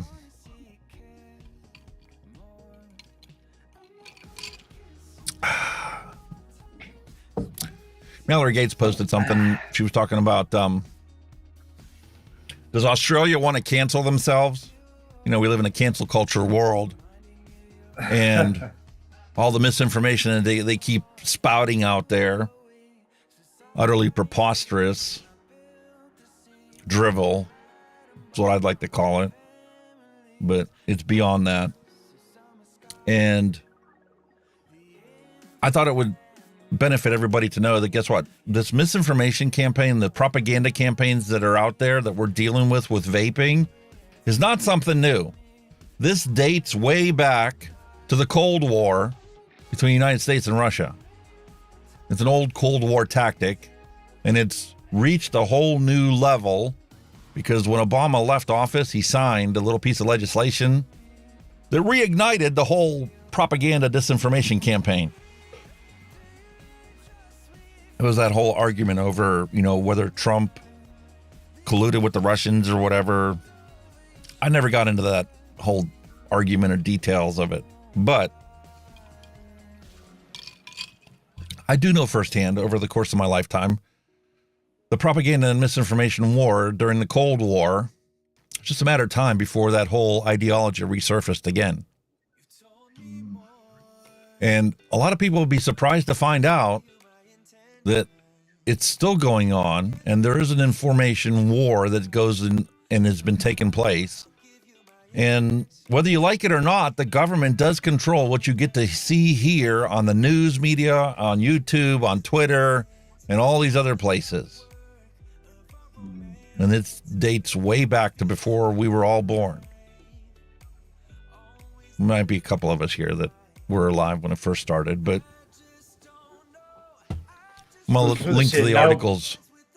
They're saying now Big Brother's been watching you. Big Brother's been watching you for a long time. And you don't Big know Brother's been watching you your whole life. Yeah, but they never bothered exactly. to try and misinform you and sway general population's opinion on things until the cyber warfare decided that, well, we got our funding, let's do something. Yep. And if you really want to learn more about it, you can go down a big, deep rabbit hole about this. And look into the Twitter files and why it was that Elon Musk says that we need to have a free speech platform out there. And don't believe for a second that just because he says that it's now a free speech platform and everybody gets equal opportunity to spread, that you actually get that equal opportunity to spread. Bullshit. No. Facts are facts. It's 1984. No. And if you've never read the book, which I find hard to believe because everybody in my generation had to read that book, Pretty much. the Ministry of Truth doesn't give a flat rat's ass ago. about truth. Nah. It's quite the opposite. Just like the Ministry of Health doesn't give a fuck about your health. We're living in the world 1984 in the book. Anyway, I thought this was interesting. I think Vape IT posted this one on Twitter, and I looked into it and followed up on it. ITG Brands announces acquisition of nicotine pouch range. Oh. Long story short, you can look for Winston pouches, nicotine pouches, to be sold eventually in your local grocery store and gas station mini marts. ITG Brands. Okay, now. That's The World Health Organization has just lost all credibility. no shit, Sherlock. My God. You only just realised that. That went out the I've window known a this for long quite time some ago. time, but Yeah. it was nice reading an article that summarized what's all been going on in the background, especially because when they published this article, most of it had nothing to do with vaping, even though the article was published in the Vaping Post. That's old news about the WHO. The thing that totally opened them up to this bullshit was friggin' the COVID crap. Where they got absolutely slated by the way they handled that. No, what really opened them up to this one was taking North Korea's representative and making him a new boss at the World Health Organization. Oh, I yeah. Rocket Man. And if it wasn't enough that last week we read about one of the recommendation bodies of the World Health Organization trying to legalize pedophilia is what we came across. Tulsi Gabbard had, tweeted something about that. It gets worse. Don't look around because you're not going to like what you see. How can it get worse? Oh, Yeah. God. But there'll be a link to this description. I'm not going to get lost in the woods. It'd be so easy to do. Oh, it is like. And this was the original article that Mallory had posted about. The Australian government wants to fight online misinformation. And here's an article that says why it's so difficult to fight misinformation. No shit. You were the fuckers that spewing it, you idiots. It's so obvious to see the hypocrisy. You read the headline, your obviously brain thinks it's got to be the opposite of what they're saying. They want to be the ones out there pushing the misinformation to get you to do what they want you to do. That's phenomenal, man. Honestly, it's just fucking.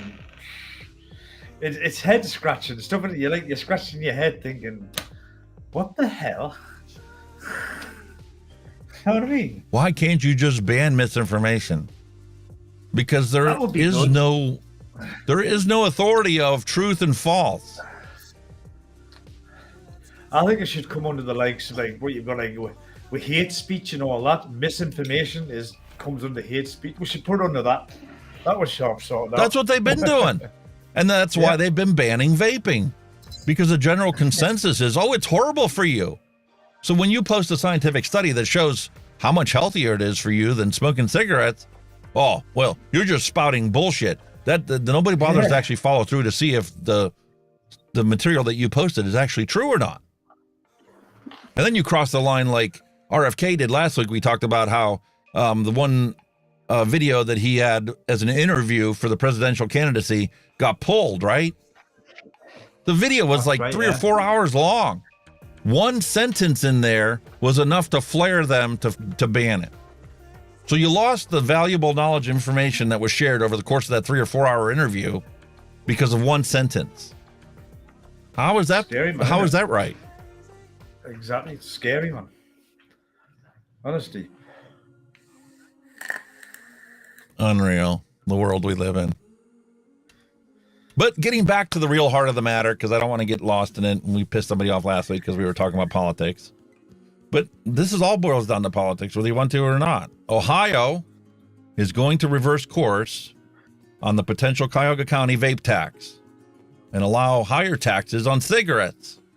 Hallelujah. But there's a little problem with that. If you guys have been following the news, there's a call to action out for Ohio because in the budget, once again, they slipped in a little rider in there that's going to screw everything up and literally close most of the vape shops in the state.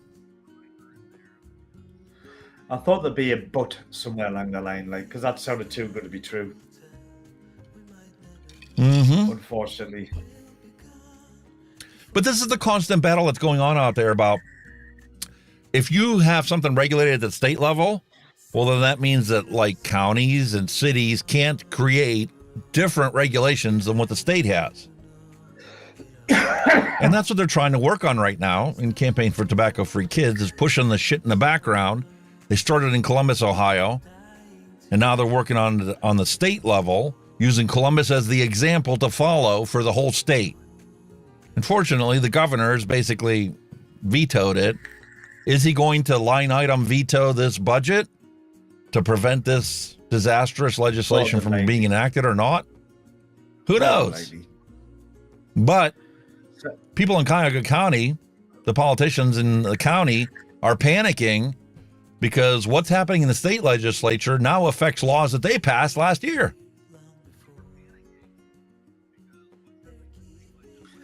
This is what confuses. I mean, I'm not being rude or this is what confuses me about the US laws. You've got state laws, which is kind of where the states kind of impose kind of what they want. And then you've got federal laws. It just kind of lose.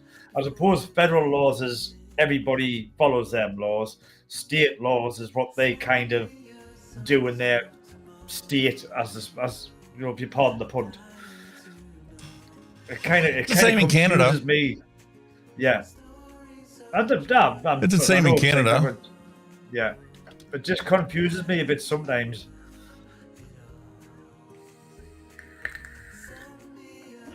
Because like you say, somebody could friggin' sit there in the state and proclaim a state law, which in federal law means shit.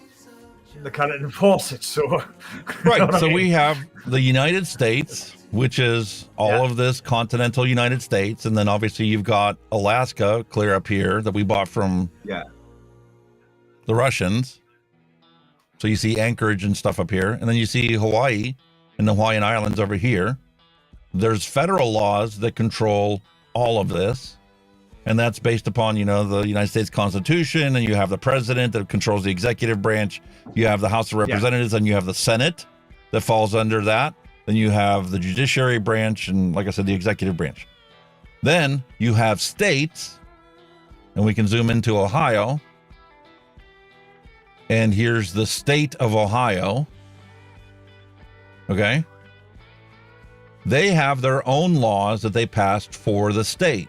They have their own Department of Health. They have their own, treasury. They collect state taxes to operate the government in there. And then you have cities like the city of Columbus, Ohio, that have their own government and their own regulations and their own laws. Campaign for Tobacco-Free Kids went into the city of Columbus, threw a bunch of cash around, created a bunch of nonprofit organizations, and lobbied to get, vaping banned in the city of Columbus. And the flavored tobacco ban passed in the city of Columbus. So you can't buy any flavored vaping products in the city of Columbus. That's weird. So now that's just weird. That's so weird. And this happens all across the country. There's something else that's weird there as well. Like, that's so weird. My son watches these educational history videos on YouTube. They're like cartoony style, but they're history videos. And I was talking about literally where you had that first image of the American map is when the English had it, and they were deciding on where that top border would be. And it was going through all them debates where the top border between Canada and it was showing the history behind it. And like you see, when it got to that west coast, they couldn't decide which way to do the border. It took loads of deliberation and everything to do that final border for that top left-hand corner as I'm looking at it. And I'm just thinking, isn't that strange? I was looking at that exact same map less than a week ago, debating borders with Canada and obviously the Mexican border as well, and all that. The amount of shit that went on to establish them was unbelievable, honestly. Was it just? But this isn't a unique situation that's only happening in the United States. Let's go up to Canada for a moment. Yeah.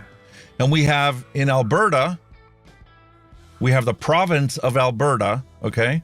Yeah. Which is this square block right here. That's right, yeah. And there were laws that were passed in Calgary to ban flavored tobacco products. All right. Then they went on the province level, and tried to ban it for the entire province of Alberta. And the same thing's happening here in Quebec, banning flavored tobacco products. Wow. They do the same tactic all around the globe. They start with a city, they get a couple cities to ban it, and then they try and do it on the state level. And they use the cities that they got it banned at as examples to ban it on the state level. That's like in Hawaii, they passed that flavored tobacco ban and the ridiculous taxes on it. And now they're banning the importation of it. So the only way that you could sell these products here is if you made them in Hawaii, so it didn't cross any state lines. Got you. But it still can't be a flavored product because they banned flavored tobacco. I keep kind of forgetting, us UK were just like little, even though we're kind of like allegedly a big country in the world, but we're still a very small country when it comes to land mass, you know what I mean? And here you are, and here's Ireland, and then here's the United States. Exactly, but we're just a little blip. But And that's why we're all under one government, one law, one, law enforcement and all that bollocks, you know what I mean? Yeah, but science is universal. What happens here also affects the people in Australia. Definitely, yeah.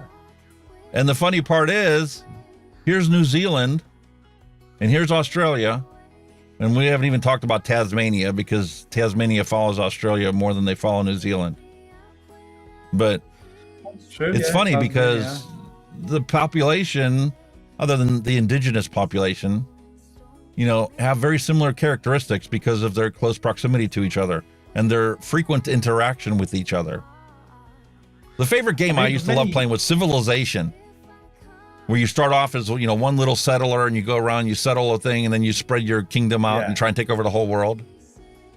Very much, yeah. A lot of the characteristics in that game is actually relevant in reality. Of course it is, yeah. Because you're going to be influencing the countries near you. Mm-hmm. And then it's a rarity to find such diametrically opposed positions on vaping as you find here between Australia and New Zealand. Looking weird, isn't it? Kind of makes me want to follow, move to an island somewhere, because it seems like everybody that lives on an island seems to do their own thing and can really progress society as a whole. I've told you. You're more than welcome here to the UK, mate. Get your ass over here. No, your vaping troubles will be gone. Maybe so, but you still get the same prohibition on YouTube that I do. Oh, without a doubt. Well, because it's US owned, isn't it? It's as simple as that. But as a country with rules and regulations, as a country with rules and regulations, we are all open arms at this moment in time, I might add. That's all I'm going to say with that one. See, that's it. That's his way of saying, you know what, if you move here and they ban it, it's not my fault. Very much. You know what it is? Even if the Labour government do get in, I can't see it getting bad. It's just gone too far down the road, man. Listen, I'm seriously telling you that you better be ready for it, because I see changes coming. It's an eventuality. It's an inevitability. How often do they make changes? I don't really know. How long is it going to take before these changes take place? I don't know, but I can see it happening in the future. The noise that they're making about teen vaping and disposables and environmental hazards are targeted towards the European market. But there are solutions out there to combat it, and they're not great. They're not complicated solutions. There are simple solutions to combat it. We're a small population. We probably could do. That's how we got vaping where it is today. We're a small population. We spoke with our feet, with our votes. We voted for politicians that backed vaping, and it worked. We went down that political road, and it worked, and it still will work. We will not vote Labour in power if they don't back vaping. Or there'll be nothing. We'll vote with our feet. With us having small numbers, it works. Well, that's the whole thing. You have small numbers that works. You are separated from Europe. There's a lot of pride in your history, which keeps your identity unique, and you want to do your own thing. The problem with it is low and middle income countries have no money for public health. So when Bloomberg walks over there with a boatload of cash and says, listen, follow the FCTC directives, we're going to send you people to help implement these things and to help control this problem in your country, and we'll help treat your tobacco addiction. They copy and paste what they try to establish in the United States in the rest of the world with no consideration whatsoever for history, nationalities, and cultural differences and any of that stuff. I do believe if we're still in the EU, then we will be in trouble. Big time. I want to know what's going to happen with the latest TPD that they're working on. But this is the thing. This is going to be like going to kind of determine the future of vaping in the UK. Is like, are they going to be more relaxed on the laws, or are they going to impose tighter laws? We just don't know. I want to know what the hell happened to the whole reformation for TPD in the United Kingdom, because when they did the whole Brexit, you guys are supposed to establish your own rules and stop following the European TPD directives. We're still at this moment in time. We are still under that. It's never changed. You're still under the TPD. You were supposed to create your own set of rules and standards. Vaping was supposed to be separated from tobacco, so they could be regulated independently. That was the plan, but nothing's come. Nothing's come of it. It's probably very low down on their agenda list, because there's a lot of like the vaping advocates in the UK are pushing the government to sort it out, because what they come out with will determine the future of vaping in this country. We don't talk about it often enough. I've heard Nick talk about it a couple times, but Sweden is now the pinnacle of harm reduction globally, because they've achieved their less than 5% goal of cigarette combustion. And you know how they did it? Snus. Nicotine pouches. Yeah, snus, yeah. Big over there. It's massive, that. I've heard of that snus. It's massive over there. Yeah. Absolutely huge. One of the co-founders for Snus was at the Global Forum on Nicotine. At the end of the day, it is harm reduction. That's proof that harm reduction works. There you go. Sweden's a shining light. And you want to know where else there's proof that harm reduction works? Ooh, where we're going here? Japan. Yeah. People have this disdain for heat not burn, but it works. I would never have thought that, because I think I'm sure there used to be a nation. 60% reduction in combustible tobacco use in Japan because of heat not burn. Holy moly. See, it works. Harm reduction can work. And people wonder why I bitch about the fact that in the United States, heat not burn already went through the PMTA process at the FDA. Not only did it get authorized, but it also got a market modified risk tobacco product designation, meaning they can advertise their products as significantly safer and less harmful than cigarette smoking. But do you know where you can buy IQOS in the United States? Mm-mm. Nowhere. There's a surprise. Nowhere. They got the process authorized. They started to sell it when we were down in Tennessee in Gatlinburg for our vacation. On our way home, we drove through Virginia and stopped at a gas station, a Sheetz gas station, and they literally had IQOS signs out front. And I'm like, I quit smoking, but maybe I should cover IQOS, being that it is being sold here and being that the science says that it's 90-some% safer than cigarette smoking. Maybe I should do a video on that just to push the idea, because the whole goal here is for public health. It isn't just about advocating for vaping. We're here to save lives. And if we've got a product that is 90% less harmful, well, everybody needs to talk about it and get the interest up for smokers to try and switch so their health gets better. It's available over here, heat not burn. I've seen advertisement. Yeah, it sure is. It sure is. I don't think it's as popular, obviously, as vaping. I don't think it's like took off. It's there, it's available, but it hasn't like took off like vaping did. You know what I mean? Because we all know that vaping is better. It's more enjoyable. It's more flavorful. It's more customizable. I couldn't tell you the numbers of people that actually use them. I've never looked into it, or if there is any research available on it. I've never known what. Well, with IQOS, you still got to buy your sticks, your tobacco sticks, And you have to have an electronic device that you put the stick in. That's right. And then you have to wait for it to heat up so that you can inhale it. But the reason why it's not for sale here, because it's tied up in a patent war between British American Tobacco and Philip Morris International. And before Philip Morris International, it was Altria. But Altria was stuck in this international trade war for the patent rights to heat, not burn. So Philip Morris International bought it out from Altria, even though they're the same freaking company as far as I'm concerned. But technically they're not. They're corporations.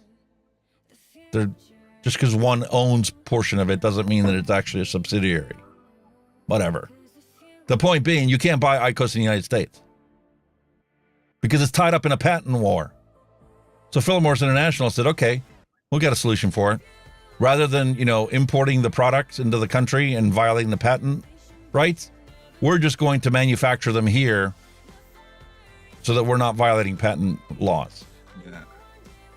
Meanwhile, British American Tobacco and Philip Morris International keeps talking about, we're going to unsmoke the future and we're here to, make lives better. No, you're not. You don't give a fuck about anything but money. Because if you gave a shit about it, that stuff would be selling in the United States. Definitely. And you would have come to some agreement saying, "Oh, well, we'll pay you 10 cents per stick, intellectual property rights, license, whatever." There you go. Just William Dobson there's just give her a comment there on where we are in the UK. So the TRPD is still in the works, but the Science and Technology Committee still haven't met yet. So everything's still up in the air.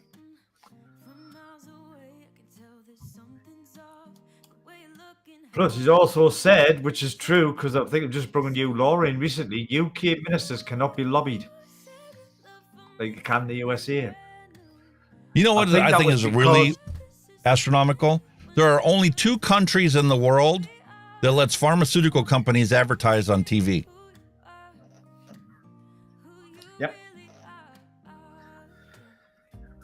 But I think I remember something in the news about that, the lobbying shit with the UK ministers, because there was a lot of UK ministers had, like, shall we say, outside interests in politics where they were making a few quid thanks to lobbyists. That's why they knocked all that on the head.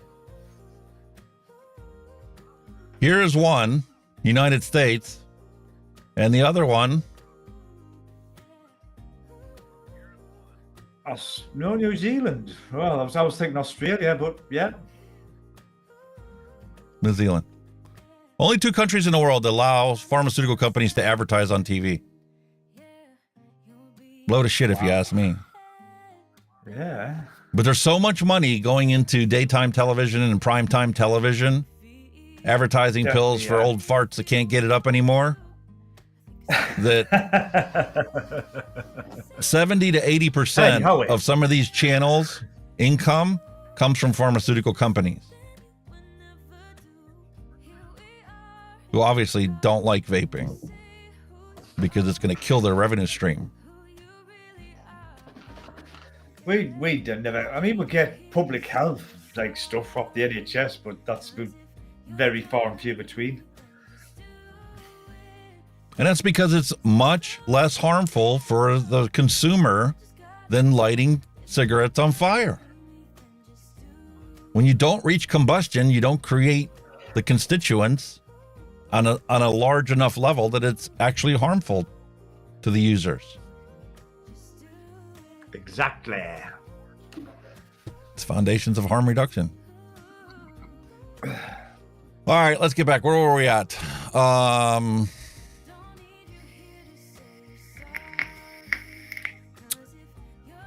going to skip over this one. I'll put a link in the description below. We're going to skip over this one.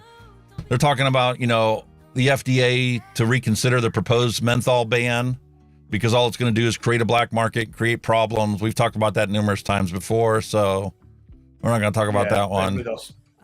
With Australia, obviously. And how we've literally gotten to the point now where we need to uneducate Americans. Good, you were saying? Are you still using your Kylan? I have it here. That's not quite your pick me up one yet. That's still your arbiter. Way more airflow. I don't feel it would be. I do need to get that thing taken out, cleaned out, and put a 4mm coil in there to finish the review on it, but I do think it's going to take something special to get you off that arbiter. Like, it doesn't have enough airflow for me. That's why I prefer the original Arbiter versus the Arbiter 2. Is the flavor better on the 2? Yes, but it doesn't have enough airflow to satisfy me. Yeah. I mean, I'm like you. As time has gone on, I prefer more restriction than I did when I first quit smoking, but still not enough. I think when I first started, it was more about the clouds. It was cloud chasing then, but as you learn to appreciate it, it's more about the flavors now. And me, I'm a bit of. I mean, yeah, with chop clouds, it's easy done, but all modern devices do that anyway. You don't even have to try. You know what I mean? They just do it the way they're designed with the airflow. But I'm more like, you know, flavor guy now. I appreciate the flavors more than the clouds. Have you heard about this one? You're not on Twitter because you're working during the week and stuff. We have a professor down in Texas, Kelly Drenner, who's giving her students extra credit for trolling on Twitter and posting bogus shit about vaping. About how it's going to give you black lung and shit. And anybody that comments on it gets insta-banned. Really? So they can't even see you because they ban you. They don't want to hear what you have to say.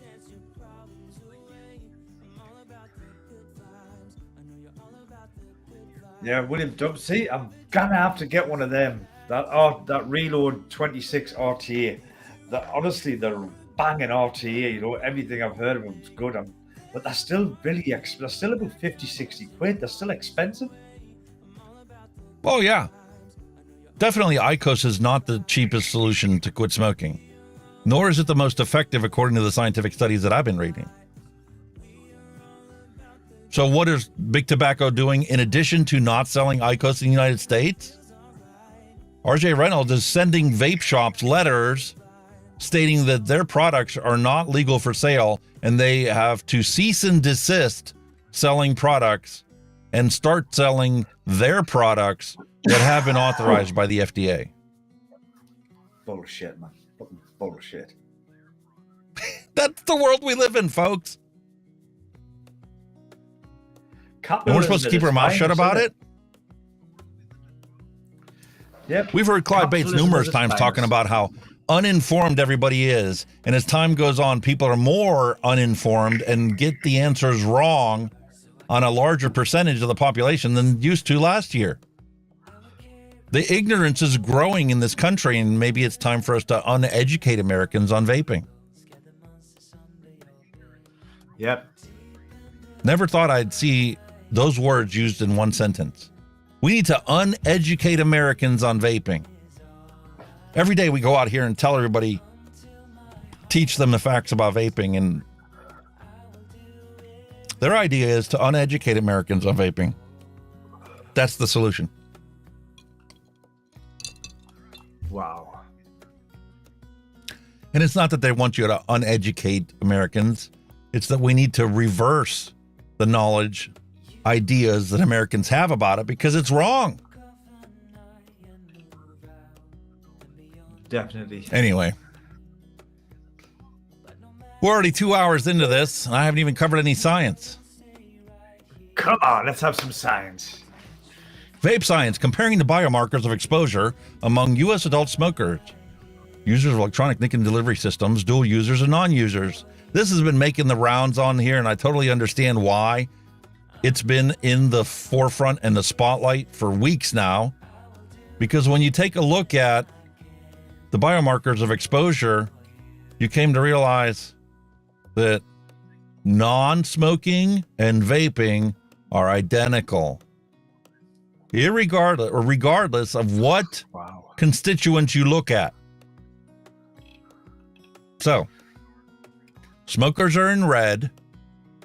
Cigarette per day dual users that smoke more than 10 cigarettes a day are brown. Less than 10 cigarettes per day dual users are in the light yellow or the light tan color. Vapers or ends users are green, and non-smokers are gray. There's the science for you.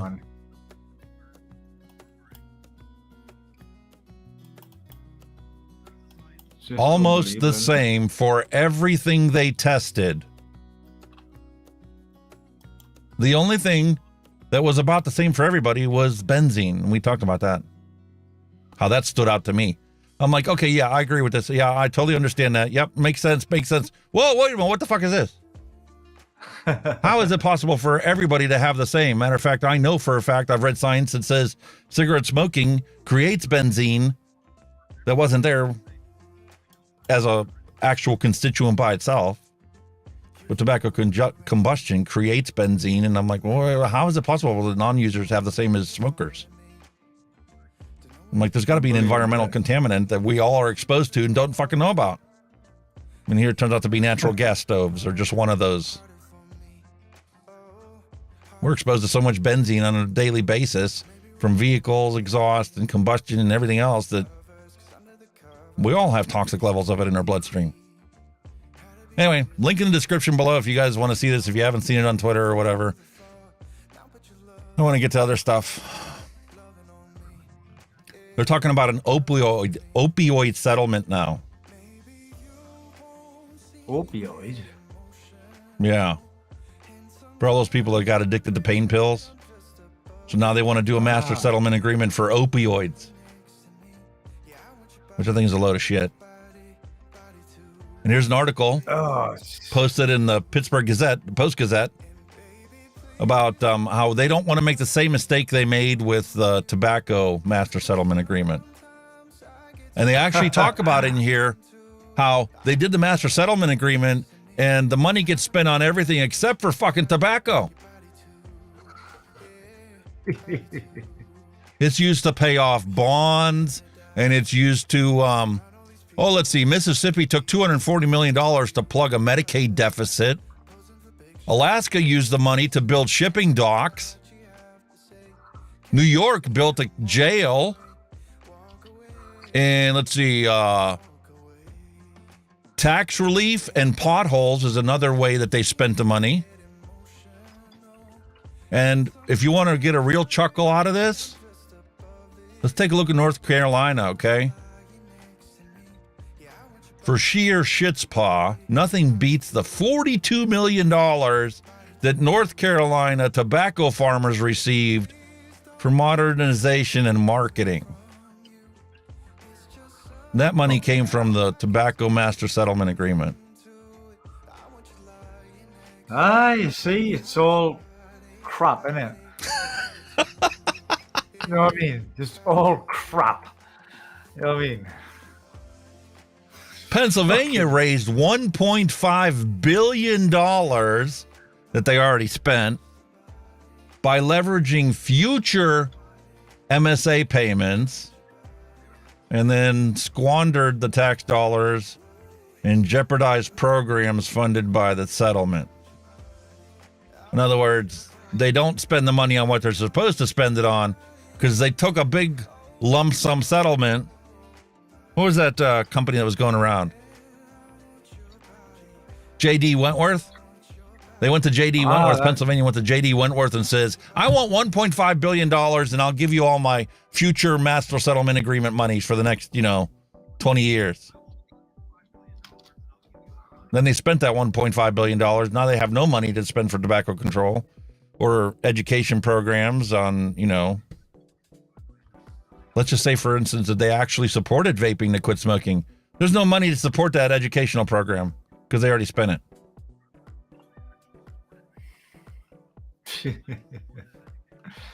There seems to be a lot of stuff being spent before they can spend it type of thing, isn't there? I just thought it was funny because I never hear them talk about the MSA anymore. Well, I think after there's I know because there was rumors of states going bankrupt because of it, wasn't there? And then it just disappeared.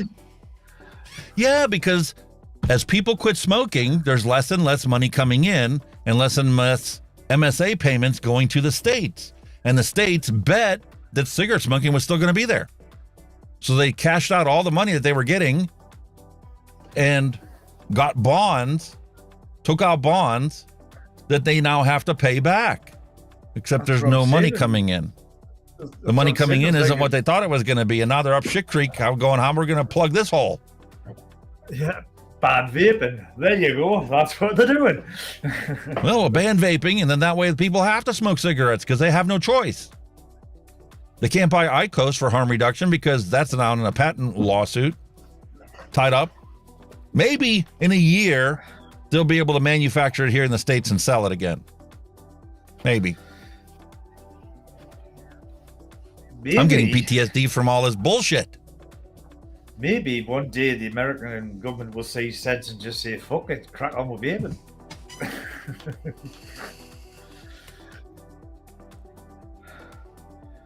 Maybe. But there's a lot of people are going to lose a lot of money when people quit smoking and they don't keep dying from cigarette smoke. Well, I mean, then there's still plenty of toxic. It took the US, I mean, if there's anything to go by, and I hope it isn't as long as this, but it took the US about 10 years after the advice of the UK to realise that cigarettes were killing you. So I hope it doesn't take that long to realise vaping is saving your life.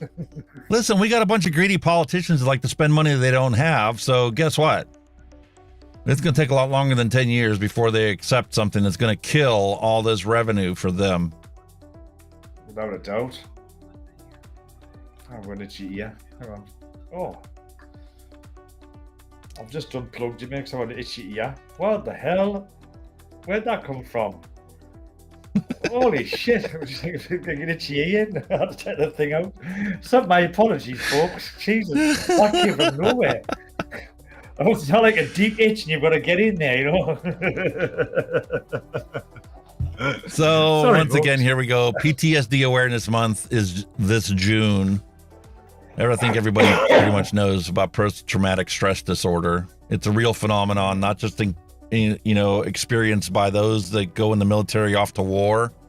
This happens to even ambulance workers, EMTs and paramedics that go on scene and, they see somebody that rides a motorcycle 120 miles an hour into a guardrail and, the lower half of their body is with the motorcycle intermingled with the guardrail and the upper half of their body is sitting up against a tree, 150 yards away from where they died. Yeah. Same with firefighters and all that stuff. They've got here, our fire service, they're the people that cut, dead people out of cars and all that kind of stuff. So, they must say some horrible sights. In the 15 years I ran ambulance, believe me, I saw plenty of that. And that example is a true to life story that I experienced at 3 o'clock in the morning one night. And the thing is, the guy was alive long enough to have his hands on his head, looking down at the fact he has no legs anymore. Wow. That's when he ran out of blood and actually died. So post-traumatic stress disorder is a real thing that people experience.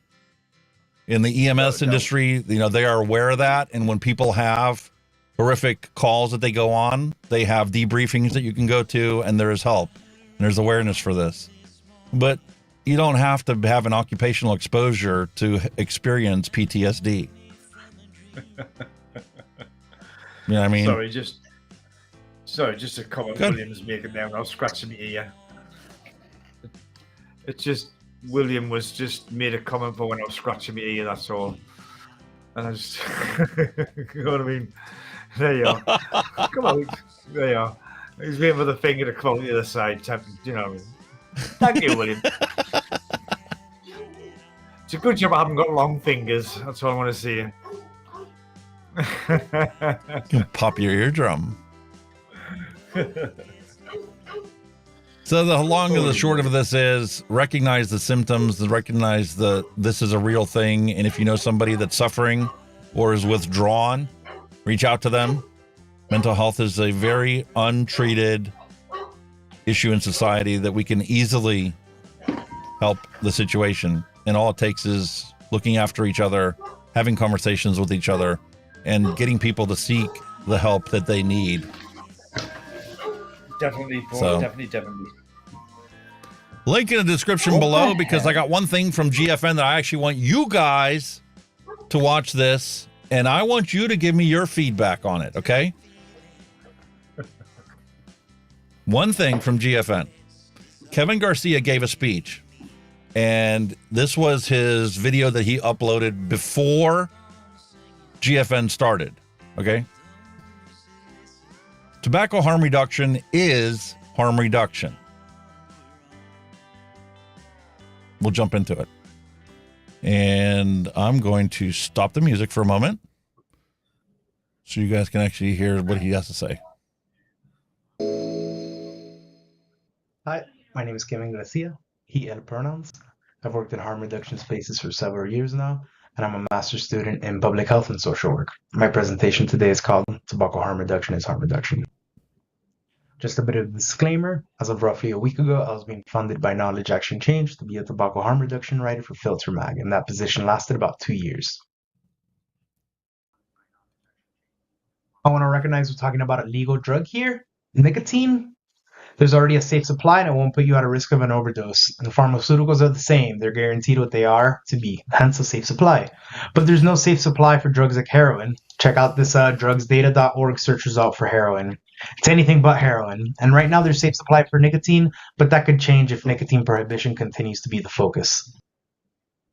By banning safer forms of nicotine, we're barring people from safer options. It's no different than laws that target other forms of harm reduction like syringe exchanges, just like access to seatbelts, sunscreen, birth control, condoms, sterile syringes, and safer smoking kits. These are important public health tools, but so is widespread and equitable access to harm reduction for nicotine. We already provide the tool of use. Nicotine is just another drug we can reduce the harms of. Many, if not most of the harms associated with drugs comes from policy. Lack of access leads to increased harms. We know this.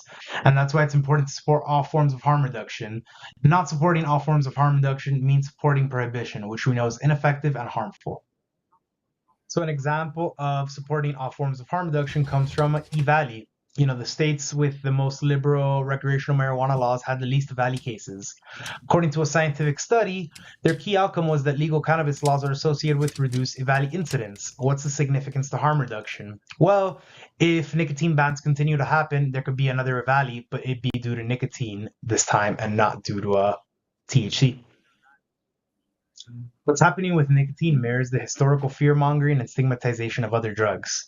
A lot of these ideas are backed by moralistic puritanism, and vaping and misinformation is causing a false panic and sense of urgency around these nicotine bans. It's another example of the war on drugs in action. What happens if these nicotine bans continued? Well, like other drugs, prohibition encourages illicit markets, increases harm. E-Valley and fentanyl are two really big examples. So I've seen this disconnect time and time again, whether I'm in either community, whether I'm at a city council meeting, conference, or a Zoom meeting. I feel like the lack of support comes from misunderstandings, misinformation, disinformation, and a lot of bad science. And tobacco harm reduction is harm reduction. And by using this word, we're essentially distancing ourselves from the larger movement. We shouldn't single out nicotine for arbitrary reasons, especially when there are policy implications, and it's led to some of the disconnect between these communities. We don't use the term OHR or SHR for opioid or stimulant harm reduction, do we?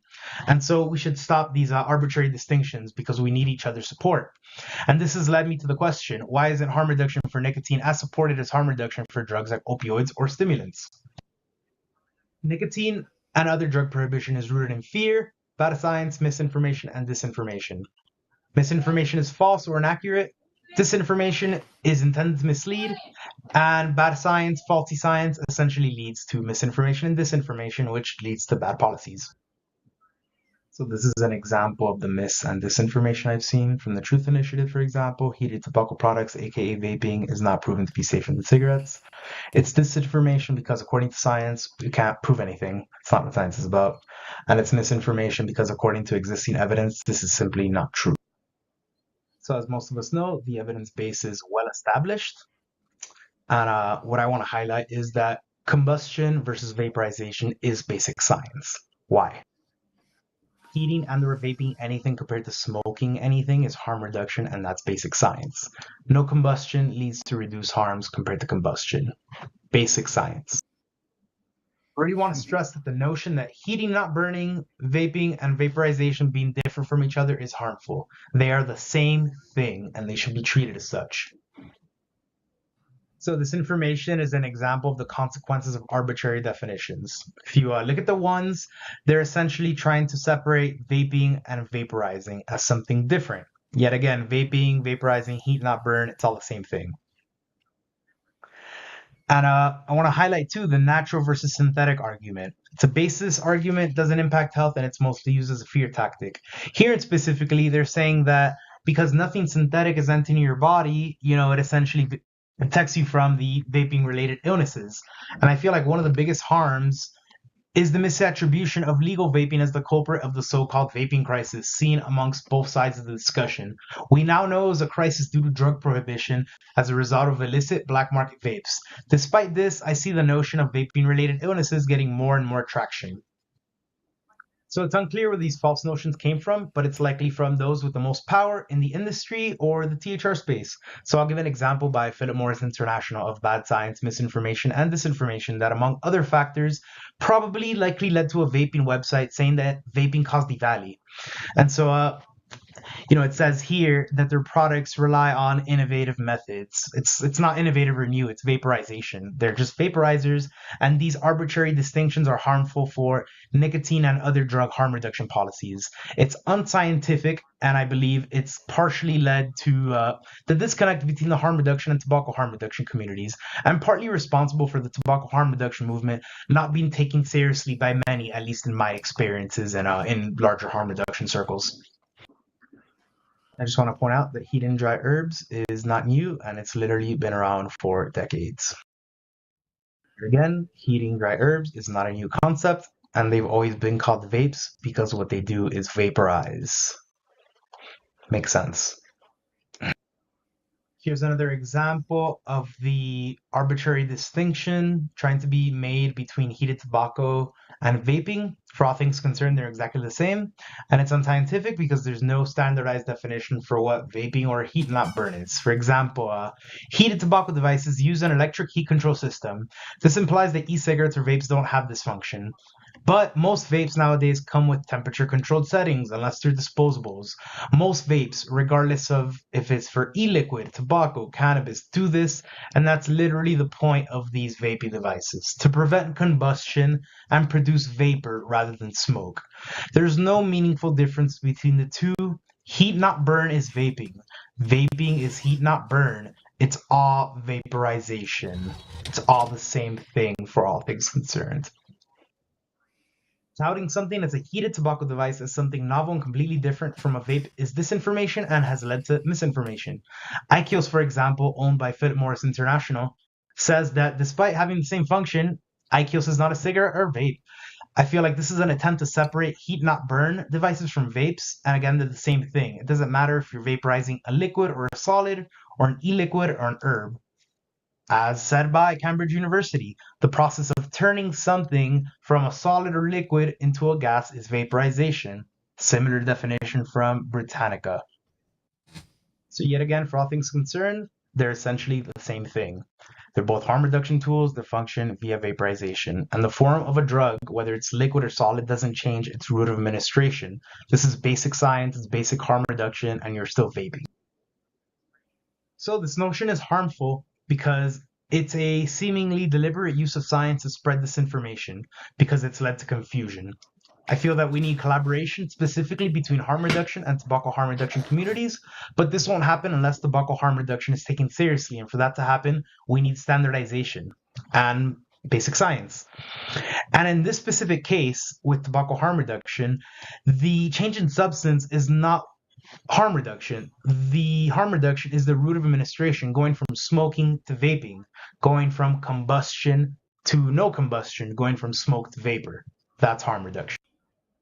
IQOS is a vape, vaporizer, heat not burn device, whatever you want to call it. The concept of vaporization itself is nothing new, but I also want to highlight that negative framing shouldn't take away from the important harm reduction potential tools like this have to save lives. As a person who comes from a family of smokers, tobacco harm reduction is important to me, and this is why I stress that we must have standards as a movement and push the industries that unfortunately monopolize these products to act in an ethical and honest manner. So it seems like the vaping industry supports the stigmatization, misinformation, and disinformation campaigns against safer nicotine products. Here's another example from Vape Fuse. It says, the recent vaping crisis is for liquid vaping, not dry herb vaping. Yet again, I want to stress vaping and vaporizing, heat not burn, they're the same thing. Don't buy into these marketing terms. They're the same route of administration and it's basic harm reduction information. And importantly, they're also using this information to say nonsense like, batteries are still exploding in people's faces. That's associated with vaping. And they're also saying that it's unlikely for you to overdose on nicotine if you're using natural tobacco. Like, that's ridiculous. Natural tobacco sources can have just as much or as little as a synthetic nicotine source. A drug is still a drug.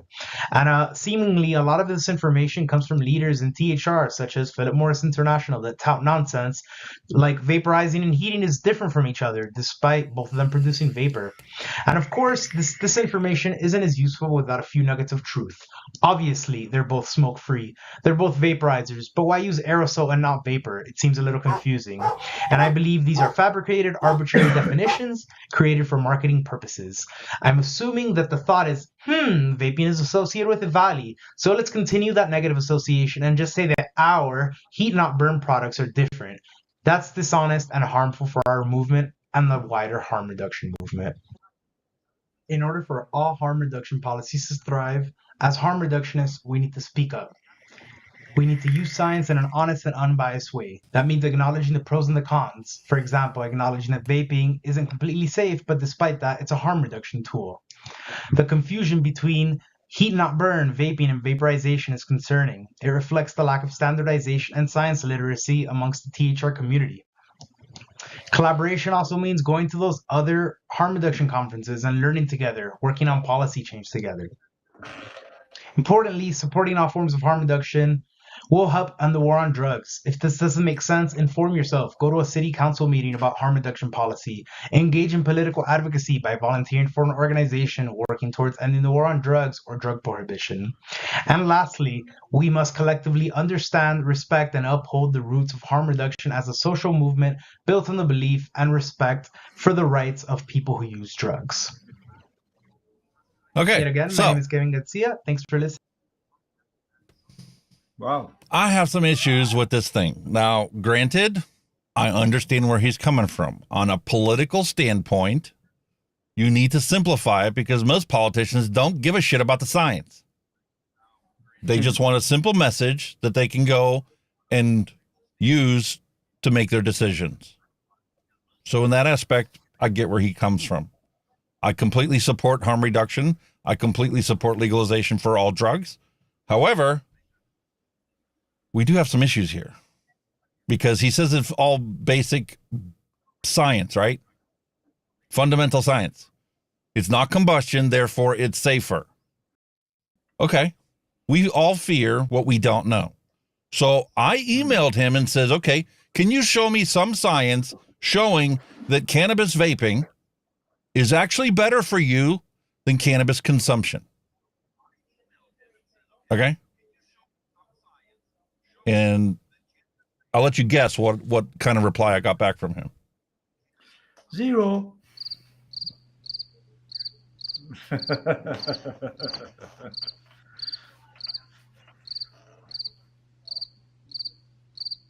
Now, I understand cannabis has been illegal my entire life, okay?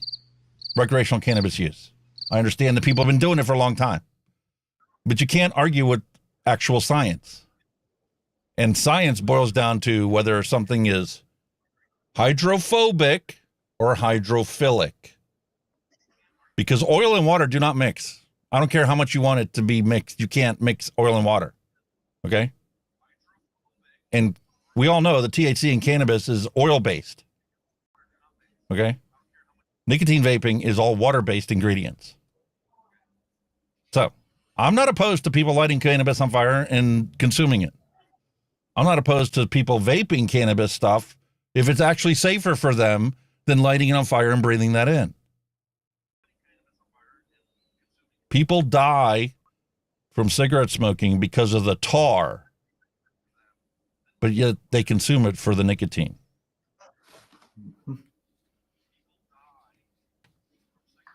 Paul says that he might have a couple degrees.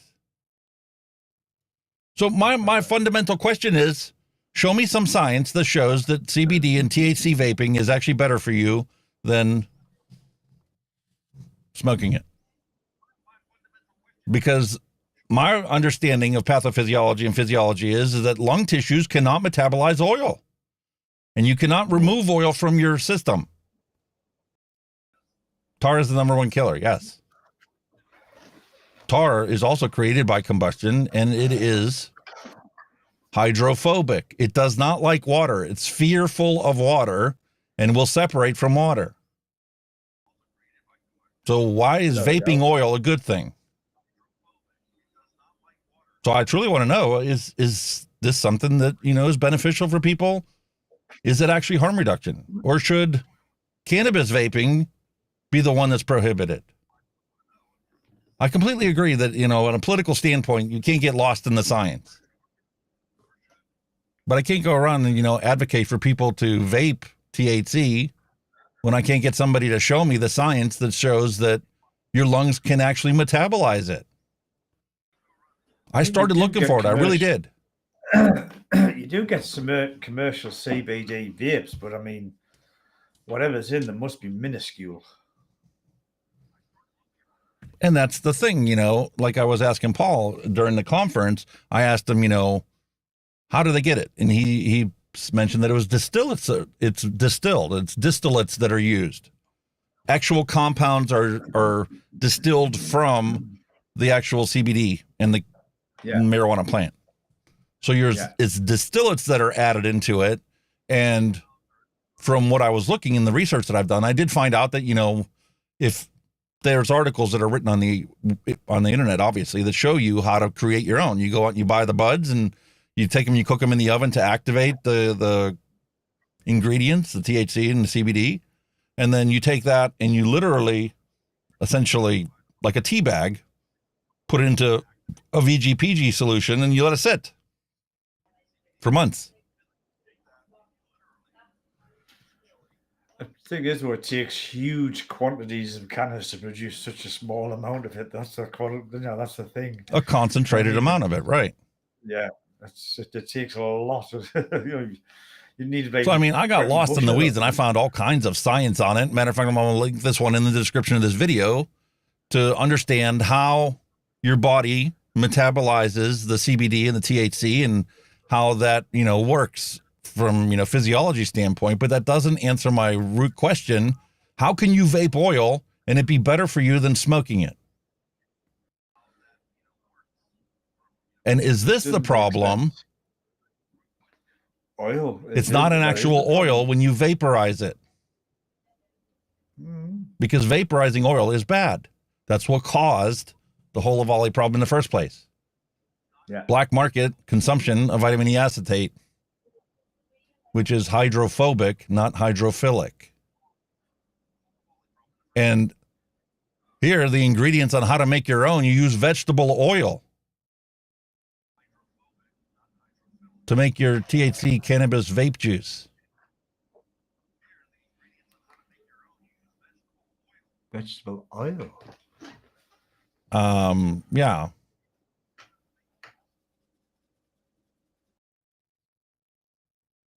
I would not go more natural and have sunflower oil.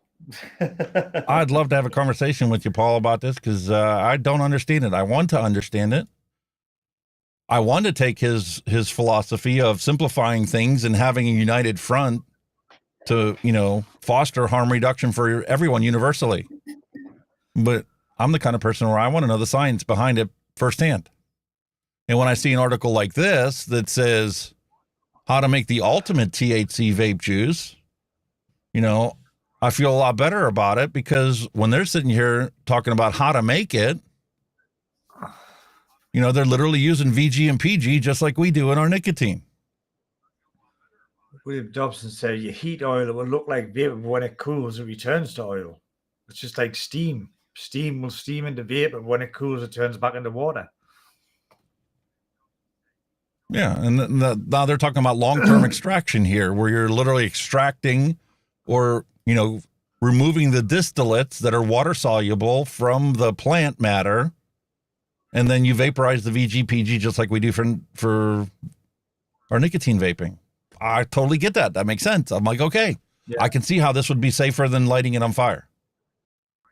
When you're taking vegetable oil to create something you're vaporizing and then putting into your lungs, I'm surprised there haven't been more cases of Avali if that's what people are doing.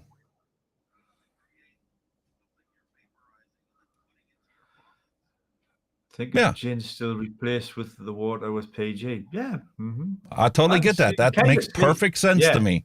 To create a distillate that you can actually use as a concentrated ingredient in a VGPG solution that you vaporize. Makes perfect sense.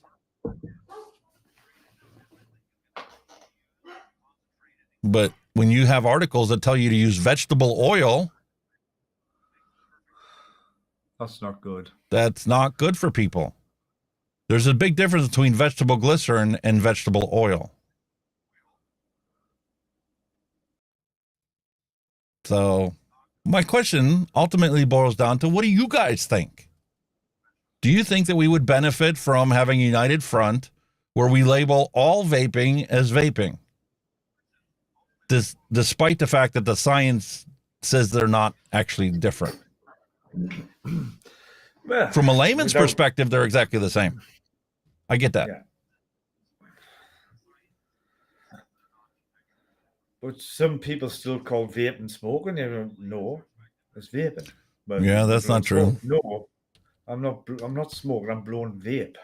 Vapor. Not smoke. Vapor. But you're still smoking. I'm not. Total different ball game, mate.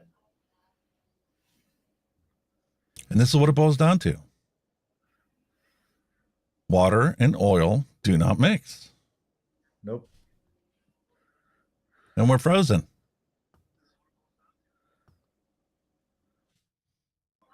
Well, come on. A perfect example, right? You must have all done this when you were at school, right? In art or whatever, or crafting lessons, whatever. You had a tray of water and you put oil-coloured paint on the water and the oil floated on the top and you laid your bit of paper down and you made a drawing. That oil did not mix with that water, and that is and it never will. Even when you try to mix them together. Why do you think when your engine, for example, in your car drips oil on the road, it goes purple and funny colours? Because it washes. It doesn't wash away. It doesn't dissolve. It just sits on a surface. It doesn't dissolve in water. It's a simple, it's basic science, shall we say. Yeah. Unbelievable, man. So that's interesting. Taking a look at the YouTube page, we are still live. It's just in OBS that we're frozen. No, you're still moving my end, and I'm looking at YouTube, and we're still going. That's what got me to realize that it's just my display that's frozen. I think we're still actually... me and you, our live feed went a little blurry now and then, but the actual YouTube is still running sweet. We are still going pretty well. I can see you, my end. We can see you clearly on YouTube. So, yeah, everything seems hunky-dory. Thanks, Paul. I'd really appreciate that. Yeah, man. I'll have to get, deep in the weeds on the science of it. I would definitely like to hear the guy. But it all boils down to, like I said, the fact that you have hydrophobic and hydrophilic, and water will separate itself from oil. Well, better again, if he's available, why don't you come on the show and show us? There you go. There's an invite for you. Yeah. Yeah. Come on in. It's wee hours of the morning for him, though, over there. Oh, I'm sorry, mate, the time zone. Sorry. I thought, pity. Be interesting. Yeah, I'm interested to hear what he says. It's always interested. it's not so much something I would like to do personally, but I would like to be educated on it, if you know what I mean. Oh, sure. The whole idea is harm reduction is beneficial for everyone. And you would think the common sense logic would be that, if it's not combustion, it's going to be helpful and less harmful to the body. And that makes perfect sense. Definitely. But I always wondered, why is it that the CBD and THC pens are so small? Is it because they know that they can't let you breathe that much in? No, yeah, there must be something along them lines because they are very small. Like I say, we showed you, we had our own, didn't we? We got the other week. I got you showed my little seed. It's tiny, just a teeny little thing. It's 4 a.m. there. Sorry, bud, didn't realize the time zone. And he's got 2 degrees in organic chemistry, which would be awesome. That's awesome, mate. Well done. Because that was something that I really didn't have to do a whole lot of. It's chemistry. I've done lots of physics and stuff. And see, all my degrees are IT degrees, computer degrees. So the only science that I've had exposed to as far as, organic chemistry, pathophysiology and stuff is what I got trained as a paramedic. So none of it. I'm just the average Joe. It's the learning curve. And that's why I asked the question today. What do you guys think? I mean, from a public standpoint and a layman's perspective, I mean, is simplification really the best answer? Despite the fact that more people are going to argue that the science is wrong. Most people don't pay attention to the scientific studies. And like we talked about before, Trump and his one-liners, people remember the one-liners and don't give a shit whether it's actually 100% accurate or not. Distillate is source. It's strong after extraction. Oh, so it's actually stronger. No, nicotine is the same way, but it's diluted down. When we buy our additives, this is diluted down to 100 milligram per milliliter. Why couldn't they do the same thing with the CBD stuff? You know what I mean? There must be there must be somebody doing a safe way of producing that stuff, because I watched this thing. It was many moons ago. It was like 3 TV celebrities who went to America to try cannabis because the legal states over there, because it was legal over there, and they went over to try it. And one of the things they tried, one of them was that they were vaping it. And I'm thinking, well, somebody must be doing it right, because there's no way the BBC would put 3 celebrities at risk of EVALI through vaping cannabis. So there must be somebody doing it right somewhere. I think it's being done right most of the time all around the world. But yeah, I just want to understand it better. That's all. But like you said, the media will jump on the wrong way of doing it, like the EVALI bullshit. Yep. And I've done the research over the course of the time for EVALI because I was working on creating an actual EVALI history video about the whole aspect of it and how they actually busted people that made the THC stuff in their garage. And there's a group of people that bought it off of them, and those were the ones that actually got sick. And there was hardly any press about it at all. I literally had to keep digging and digging until I could find out, when their court trials were and what happened to them and how long did they get. But it's like, once you get so deep in the weeds, it's like, is this really beneficial to put out there? Do people really want to know the fine details of it?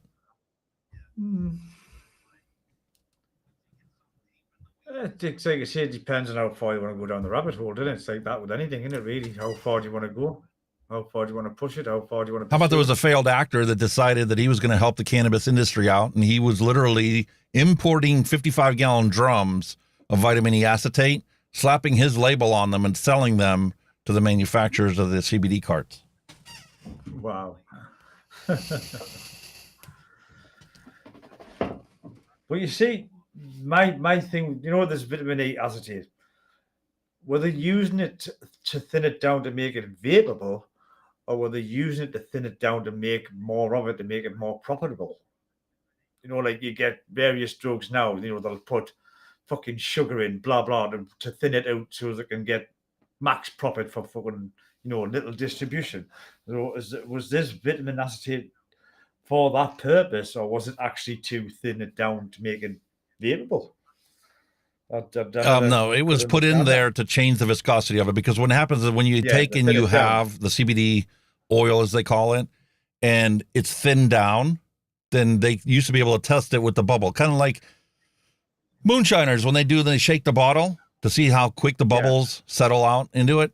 It was kind of the same thing along the lines for the CBD carts and the marijuana carts, because when they thinned it down, people could take it and tip it and go, that's thinned down. That's not, pure.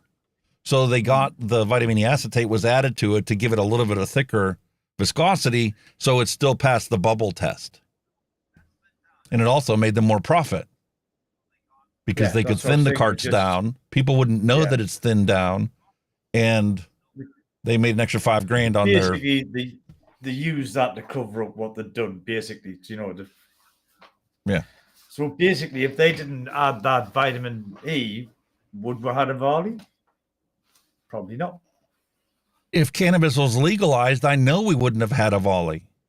Yeah. Because you could walk into a vape shop and you can buy either or. And they would have gone under the same scrutiny that nicotine vaping has gone under over the last 2 decades. Yeah.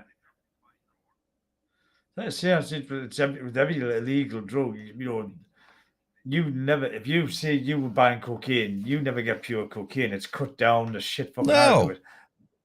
And that's why you get a lot of drug overdose, because sometimes, especially UK, the heroin users, all the shit that's added into it to make it fucking profitable for them.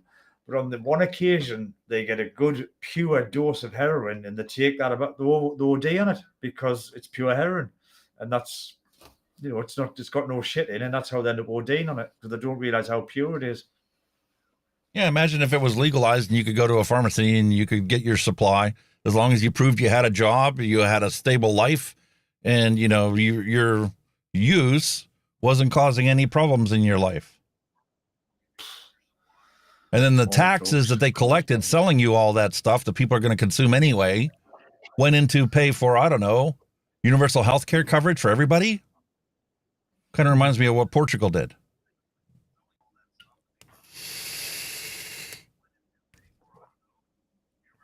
Crazy world, man. Amazing, crazy. But like I say, there'll be legal ways, but like I say, with it being Backstreet Boys, they want to make as much profit for as minimal work, so they'll just put God knows what in. And it's going to end up the same with I'm fearing the next thing you're going to hear, especially coming from Australia's dodgy e-liquid off the black market. That's going to be the next thing. So they're going to be wanting to ban e-liquids next. It's going to happen. It's going to happen. It's part of their whole propaganda. Granted, it costs fuck all to make fucking e-juice. So, you know what I mean? How are they going to make a profit on this, But the black market's the black market, isn't it? Yeah, unfortunately, the supplies, the VG and PG is readily available and accessible anywhere. There's no way for you to make it cheaper. Yeah. So you just got to see where it goes, unless they're doing the nicotine in with it as well, but they put dodgy nick in or whatever. You don't know, do you? You don't know what's going to happen. Yeah, well, it is what it is. Well,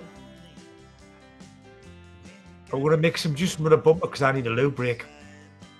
Very good. Time for us to do a random recipe. Good man.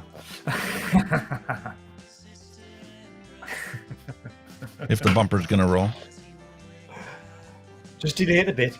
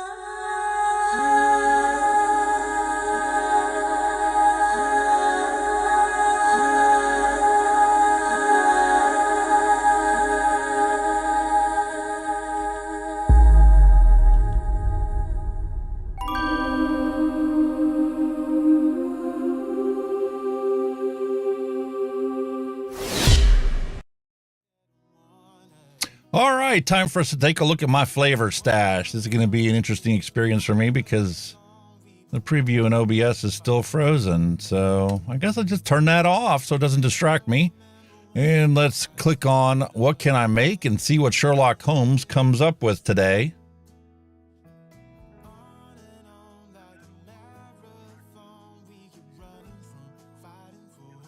All righty, what do we have here for us?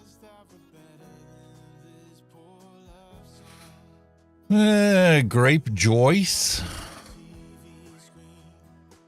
Concord grape, Flavora grape, grape juice, and Inawera grape. Holy grape recipe. That looks interesting. But unfortunately, I've moved beyond grape as my preferred flavor. So let's see what else can we come up with. Jump a couple pages into it.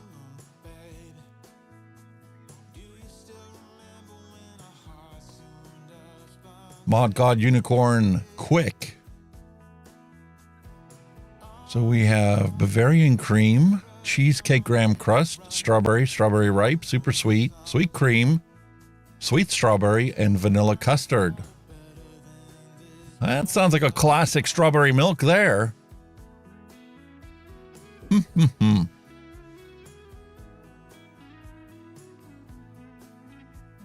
Ripe Dragon Cremoso. Cotton candy, dragon fruit, strawberry ripe, and sweet cream. Very simplified recipe compared to the last one we looked at.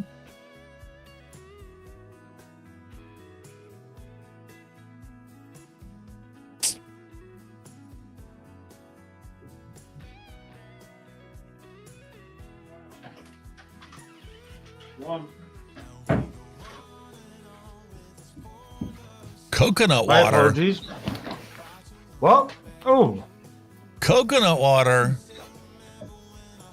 I don't know if I want to vape coconut water.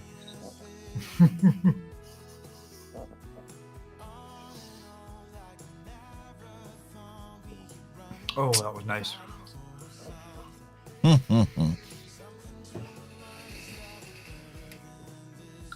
just sneaked in the kitchen and pinched a fritter. What kind of fritter? Apple fritter? Potato. Potato? Yeah. You know how, like, sometimes your view froze, you've got a meme moment again.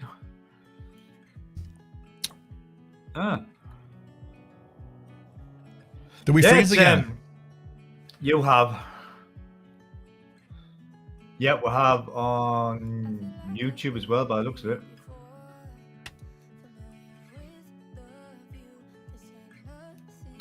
Hang on, I'll try refreshing my YouTube page just in case it's me.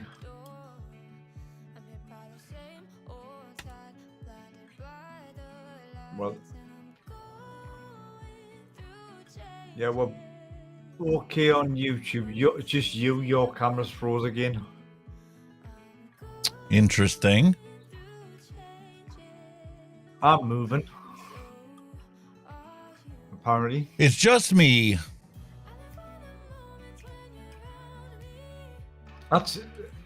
There you go, folks. There's another screenshot for another. You know what it is, guys? You should get your memes in. Get the screenshot took and get a meme in. Get some memes in here. That's what, 2 weeks on the trot now.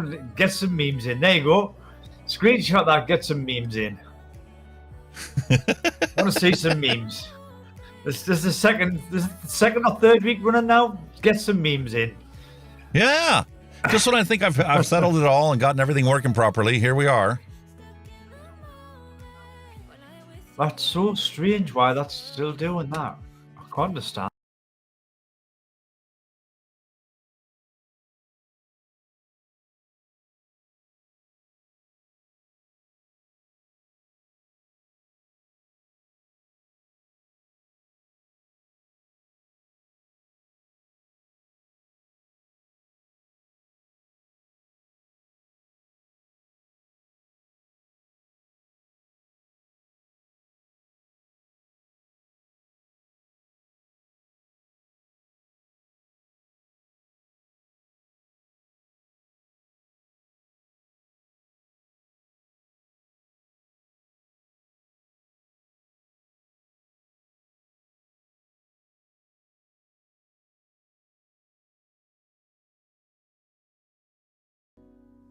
Labworks posted, pissed on the spark plugs. I've never heard that. There we go. Oh, there you go. We're back. Right. YouTube is still buffering. There you go. We're back. Hello, folks. Had to restart. He's put 20 cents in the meter to keep it going. And you're on the pump.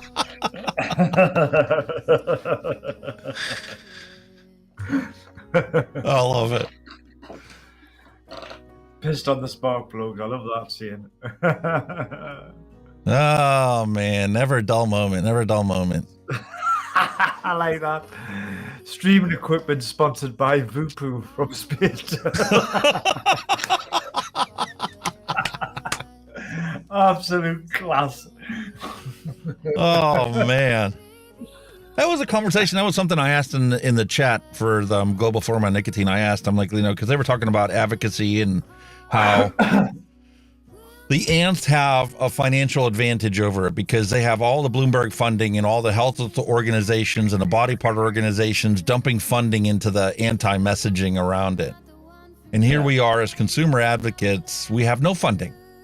And all the people that watch us have no funding either because guess what? They're struggling to make ends meet too.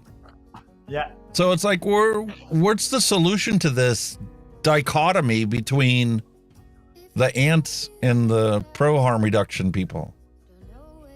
Where do we get the money? And then the thing is, if you do get money from the tobacco industry or the vaping industry, you're blackballed as, a shill for them. So what's the solution to the consumer advocacy not having any money? They looked at it globally. I think it's like $65,000 is the lump sum of how much advocacy there is for harm reduction. Could there not be a way to rein in these people like Bloomberg by chucking money? Just say, here, how enough? No, there's no way to just rein them in a bit. You know what I mean? Through legislation, whatever, if possible. I mean, I know, you've got to be somebody big to fight somebody big, but you'd think, just rein them in. You know what I mean? Stop giving everybody money to think you're weird. Bring, like I said, it's like what I was touched on before with like British politicians can't be lobbied. You know what I mean? Surely something must be able to rein them in somewhere along the line. Might be some genius lawyer who can think of something. Labworks says he's a consultant in all circles and a business owner. And unfortunately, that's the only way that I can see this ever becoming a full-time thing for me is if I actually get into the industry. If I start selling, flavoring components or whatever and be like Bull City Flavors or something like that, then I can get the financial resources I need to keep doing this and do it on a full-time scale to ramp up the actual production of it. But how much is that going to hurt the fact that I'm no longer just a consumer? Plus the fact it's a risky frigging business in the US now, isn't it? Trying to produce anything vape-related is very risky. That's why I said I was doing the whole flavor aspect of things like Bull City Flavors, because worst case scenario, if they ban it for vaping, it's still used for all kinds of other things. Yeah, I think is that what Flavors is doing in Australia is like food flavorings rather than food and beverage, and vaping is just one segment of the business.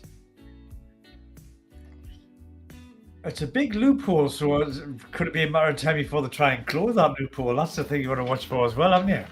I mean, you're selling flavors. Well, just like William Dobson says, how about coils? I got this nice 775 coil making system here. I could sit there and spend time making coils and stuff, but technically that falls under the regulations that prohibit selling any piece or component that goes into a vaping device.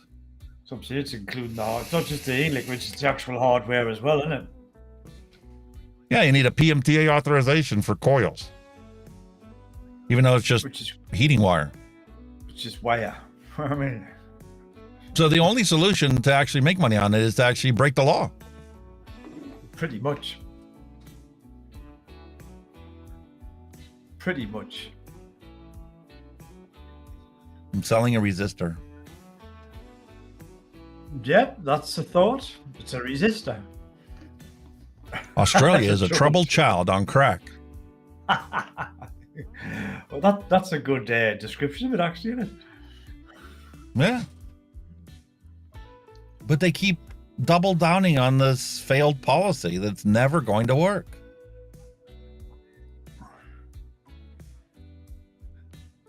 Yeah.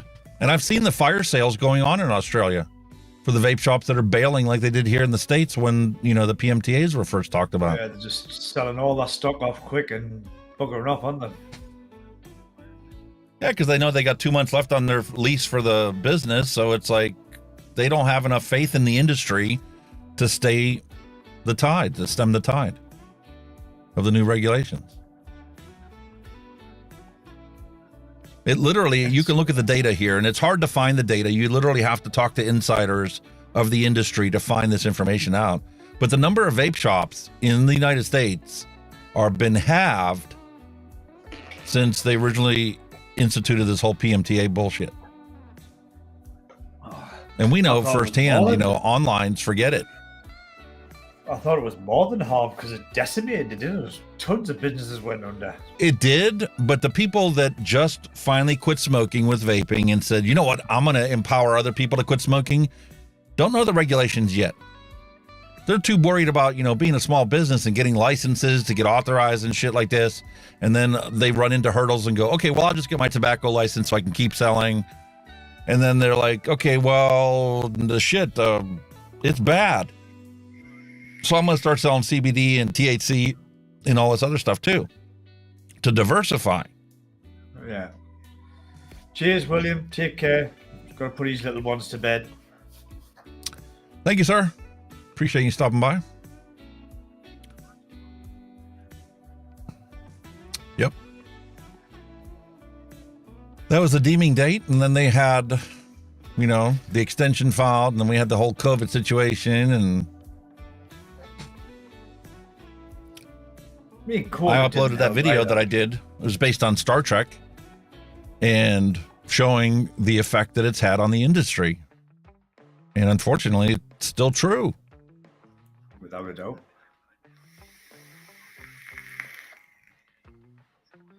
It's just, I don't know. I don't know what the solution is. It's just a sad, sad situation, isn't it? You pardon the pun of Sir Elton John. It's a sad, sad situation, isn't it?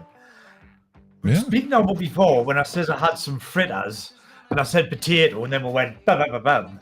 It's potato fritters. You can just slice your potatoes into fritters, and instead of chips, and fry them like you would a chip, and they come out with nice flat potato fritters. Lovely, beautiful. I love anything potato related. Potato pancakes, potato soup. It's just like, not just chips. I don't know. See, you were doing a potato bake. You know, you take your potato, you peel it, and you just slice it rather than chip it, and you lay your potatoes on whatever you're going to bake. But instead of doing that, you just put them in the hot oil, fry them up like you would with chips, and they're absolutely beautiful. Make nice little dippy things as well. You know, little dips with them. Lovely.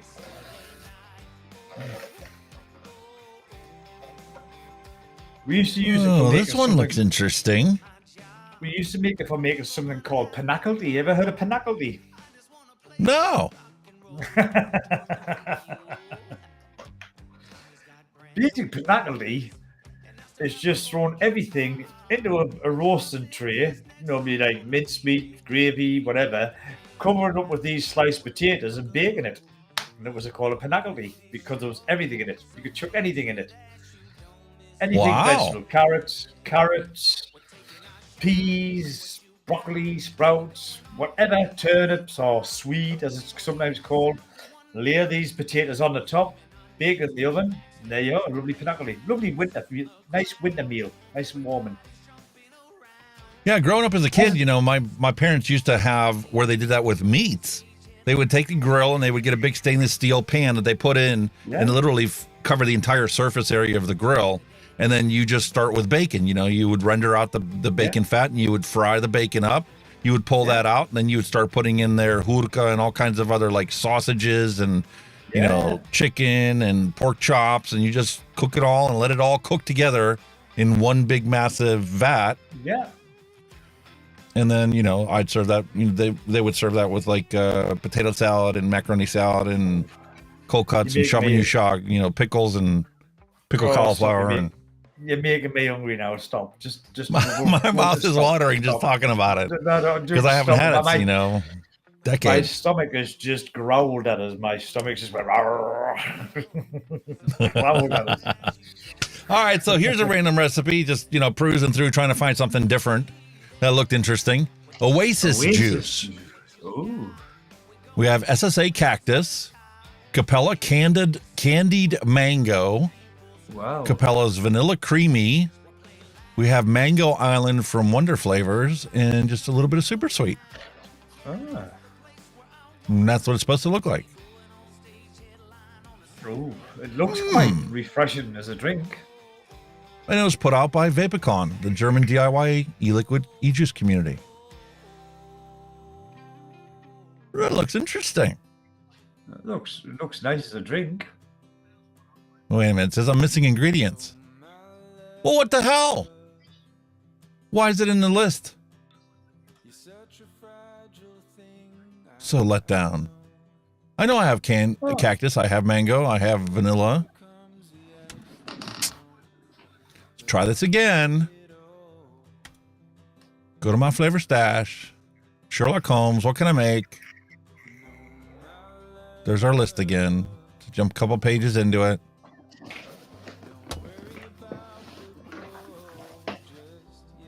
That actually looked really good. It did.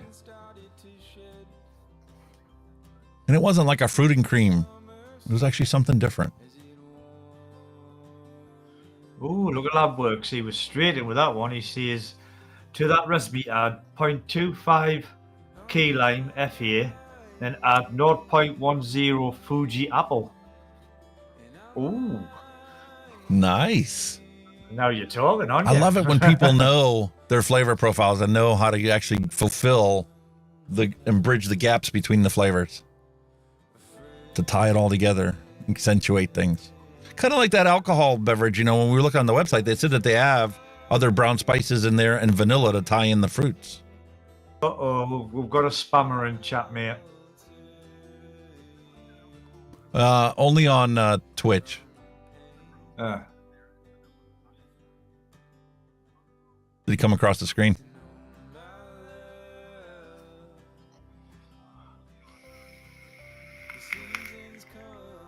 And 0.10% of coconut FE as well. Oh, hey, he's on a roll, this guy, isn't he? Too simple. Raspberry and watermelon.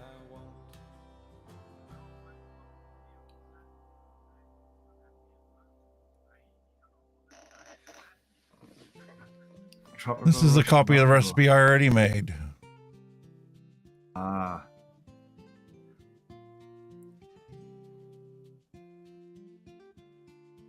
Shame that Oasis one didn't come right, because it looked interesting, that. My horny mango clone. What the hell?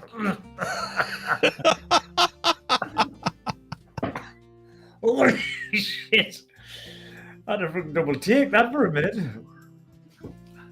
Inawera mango and Capella sweet mango with 1% of WS23 and super sweet.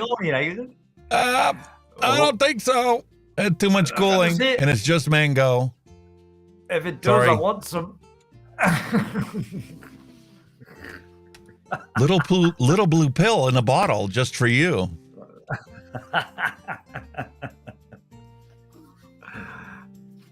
Yeah. I had a friend who got one of them stuck in his neck. He had a stiff neck.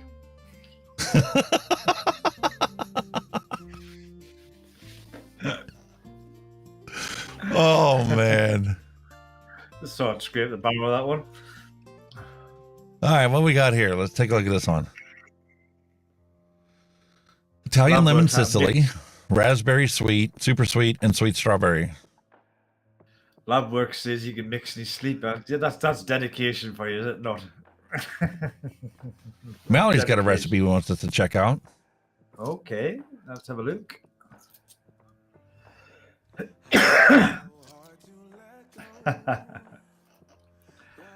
Grasshopper into a chopper or green lantern's light.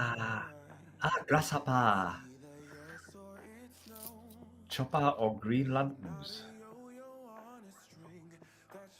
Spearmint. What do I have for spearmint? I don't have VSO spearmint.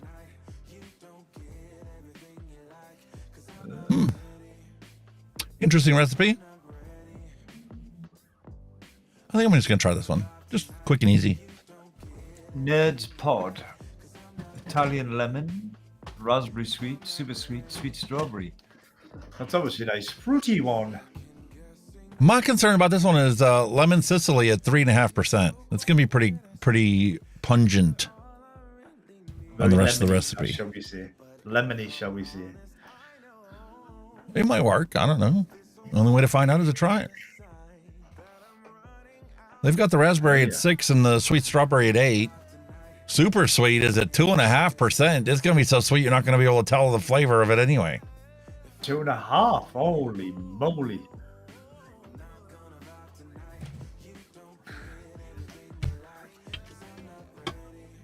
That juice is going to go orange straight away in your tongue when all the sweetness burns. It's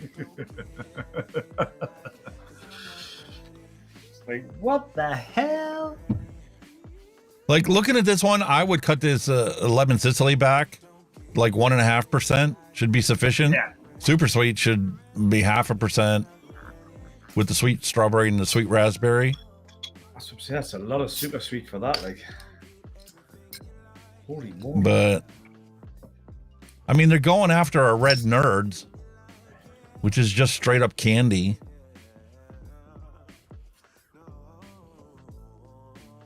Now, with all that sweetener in, that's got to be a coil killer, isn't it? Yeah, that's what I'm thinking too. Yeah, too candy. She said too candy. It's like, ooh. It's hard to find something that's truly, unique, not overly sweet, and add some sweet tangerine. Yeah, I could see that. Yeah. Rounding out the flavor profile. Don't want a custard. Well, yeah, I'll give you juice. You've had a nice bit of custard now. I'll let you spread your wings a bit.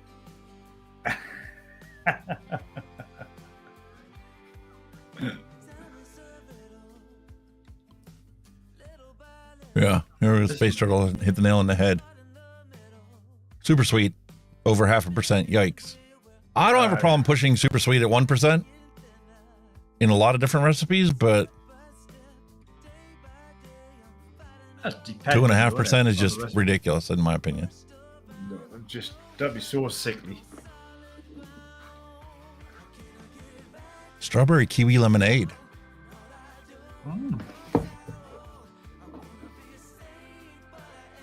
That looks interesting. Kiwi, pink lemonade, strawberry ripe, sweet strawberry. Now that one looks actually very appealing.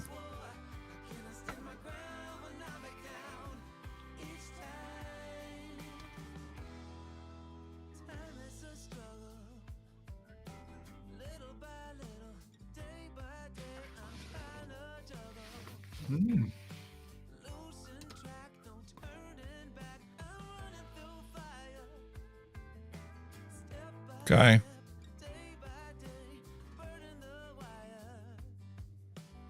How's that?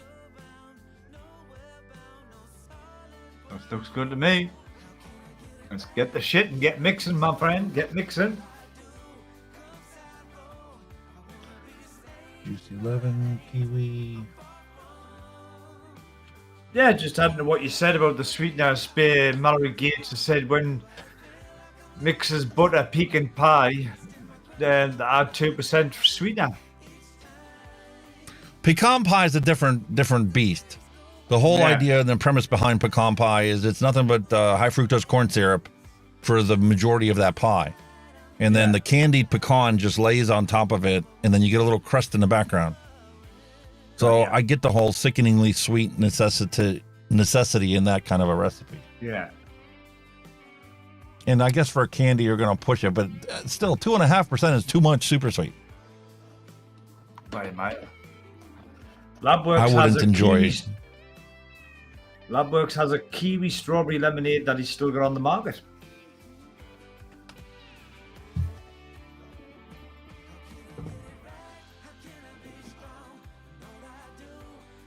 We'll need pear and Tahitian lime for this. Well, I have lime and I have pear, but I don't have Tahitian lime.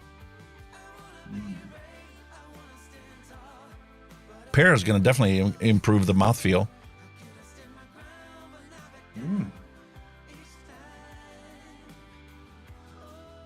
Looks like we've got All another right. vape scientist in chat, mate. We've got another vape scientist in chat. We have a scientist in chat. Flavor my friend. chemist. Yeah. A flavor chemist.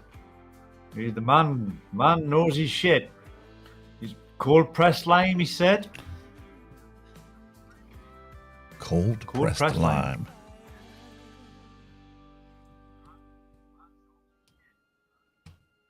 Mm.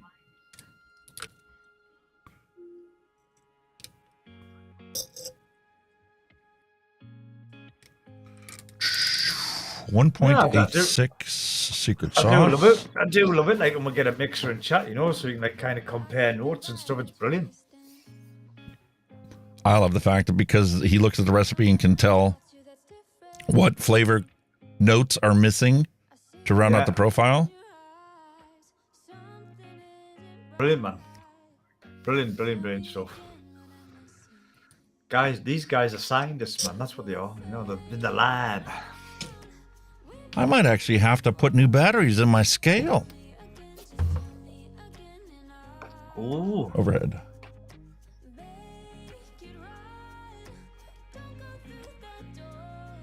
It's scale dying, is it? Or is it dim? Well, still displaying. I was putting in the secret sauce and bam, it just shut off. I'm like, wait a minute here, what's going on? Oh no, Not supposed to do that. Do what I do. Little juicy lemon. Do what I do. And overdo it on the secret sauce. That's what I did in one of them. And, ooh, not good. It can be fixed. If it's too much, you just make more of the base without it and you're good to go. Dilute it down.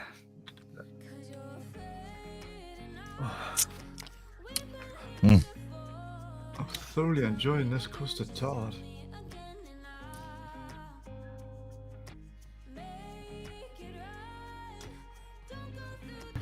.75.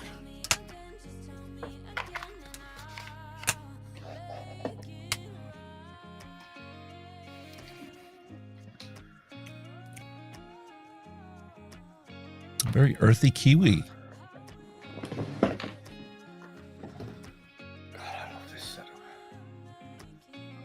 One of these days I'll get done around to finishing my single flavor testing of all these. Christ almighty, you'll have aged 10 years by then, man. You've got that many.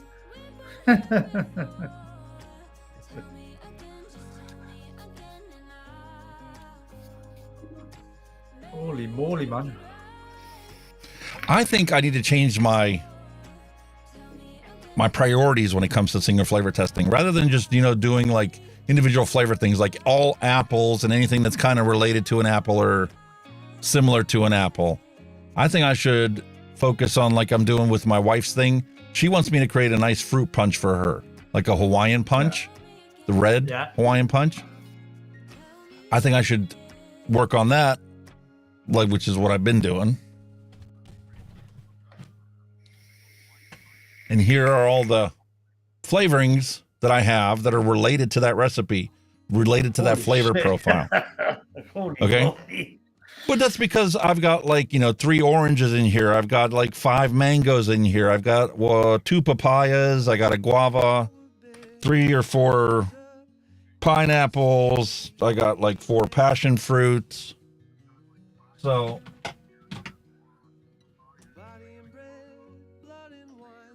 for that particular recipe, I know it's dominant. I have Hawaiian punch that I can literally mix up.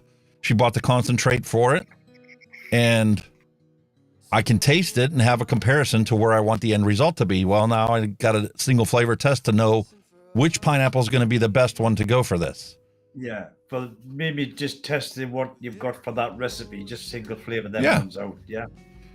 to get the mastery of the flavor profiles that are in that recipe. Yeah, that would work. So, ruby grapefruit. Oh. Yeah. I don't think I have a grapefruit.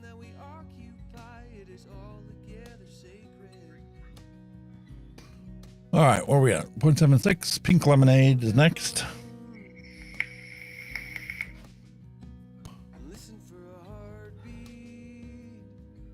I've used this one before, a couple recipes.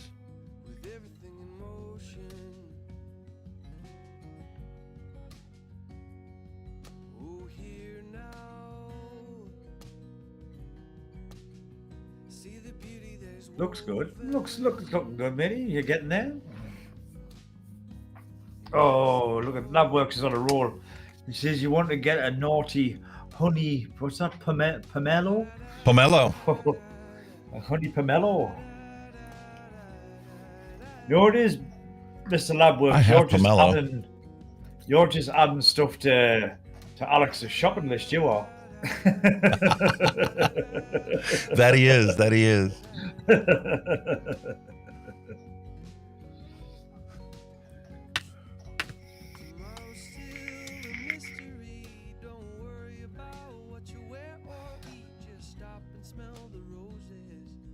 Oh God, better. Honey pomelo. Oh, that actually sounds nice on its own. That honey pomelo. Ooh.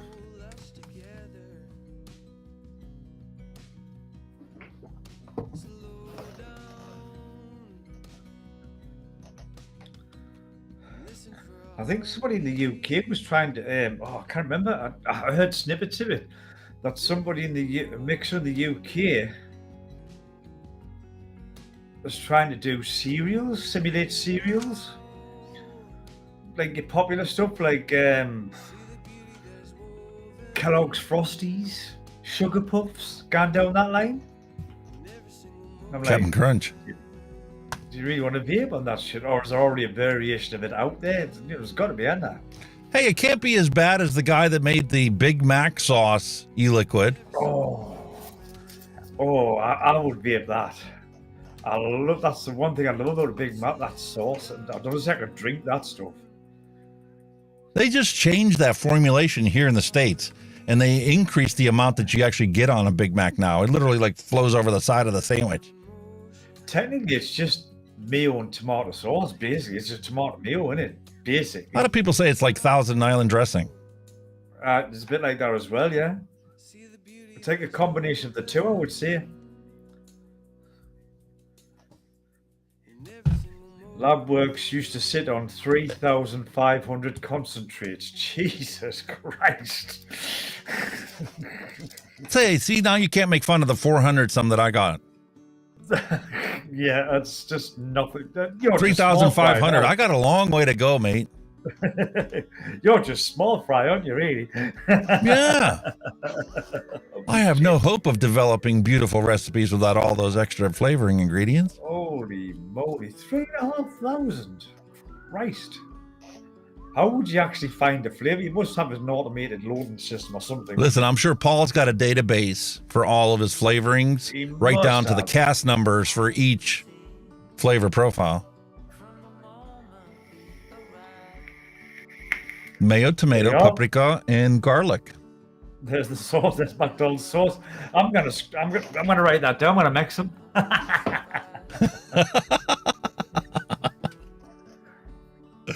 All right, 3.73. I knew there was something like that. Paprika. I was thinking turmeric for some reason, but turmeric wouldn't come down well. Jesus.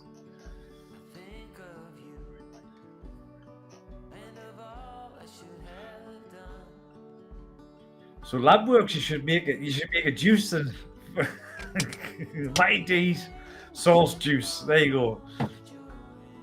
Wonder how, because you never hear many savory juices because, like, you must think that's gotta taste shit, but you never know, do you? Listen, the only one that I know that has regularly tried to develop savory recipes is Dave Lloyd. Yeah, he He's was made some here chicken this time. chicken fried rice, and he's made all kinds of weird stuff. That's I what think I'm he saying. made Steve at Legion Shouldn't Vapes. I it- think he made him a ham and cheese sandwich.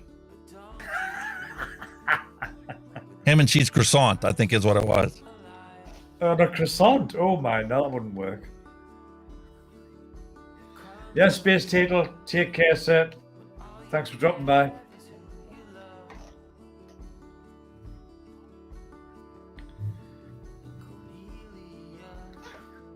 Wow, man. I think if somebody made Indian curries, like, I'd be interested in that. Like, I'd have a go with them. But I like an Indian.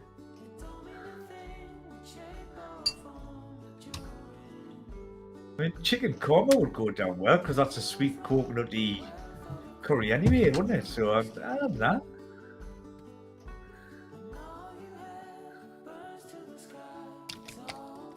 I would have a go. I feel bad for all the guys over in Australia right now. I mean, all the bullshit that's going on around here. They've spent, the last how many years building up their businesses, and they're literally got millions invested in, expanding their businesses. And the government's just literally going to swipe of a pen, shit on them bankrupt them.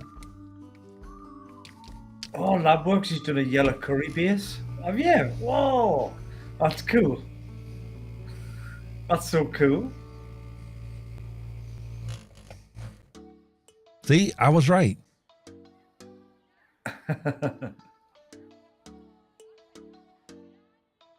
Ah.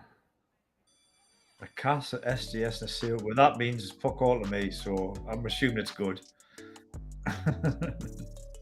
Well, you need the cast numbers because that's the chemical formulations that go into making the flavoring profile. Got you. SDS is the safety data sheet, COA, specific gravity of each concentrate. Ah. Makes sense. Yeah, very good, sir. And that really does sound interesting. Yellow curry base. That's what I'm saying. A yellow curry. Wow. And I know you live there, mate. All right. Strawberry kiwi lemonade.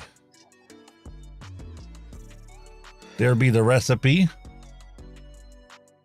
And I need to print the label before I forget my Alzheimer's. I'm just interested, like, lab works. I mean, if the government does ban, I mean, obviously the seal and all, is that going to affect you as a business in making juices as well? I mean, how far is the ban going to go? It's going to be like a lot of the people over here where you can no longer sell to your own damn country. You want to stay in business, you got to sell to everywhere else in the world. Paul. Sorry, Paul. Thank you, Paul. Introduce yourself. Yeah, but you must. It's really, really dire. I mean, we were like talking about, vaping viewers, like, for example, what's Bogan going to do? What's obviously Legion? Well, he's not Legion Vapes anymore, but what are these people going to do if they can't get, the goods to review and stuff, and yet. Well, why do you think Steve's now reviewing lights and cameras and turntables and shit? But on the other side of it, forgive with ignorance, but there's businesses out there that's going to be just wiped out. People's livelihoods. It's just bought and how about the people that just re-up their lease for the next year? Yeah, man, it's unbelievable. Before Black Market Butler decided he was going to screw everybody over there. Paul knows Sam and Steve except for the pharmaceutical industry. Yeah. Paul's saying he knows Sam and Steve well, they're good friends. Say hi to them for us then. Say hi to them.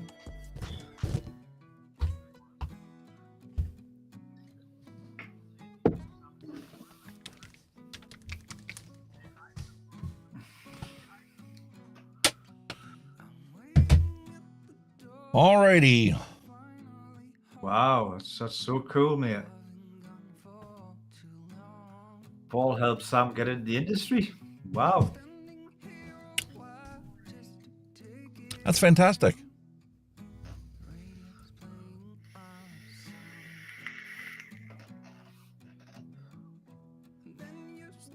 Hi, Paul. Send them our regards if you ever bump into them.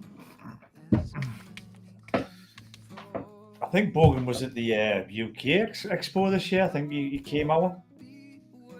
Yeah, he did. And I think they went to the one in Dubai. Dubai as well, eh? Jesus Christ. I've yet to attend a Vape Expo.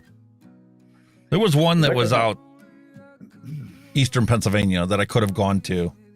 But the vibe that I got from it was going to be all pretty much CBD, THC stuff.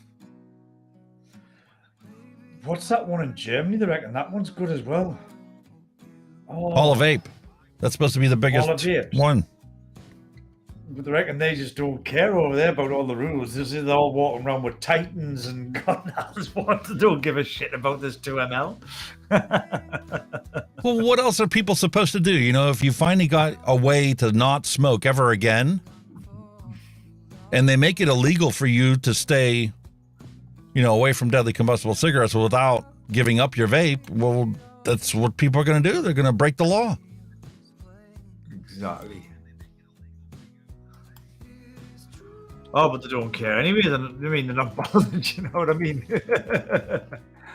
I love it. I love that just that blatancy about it. You know what I mean?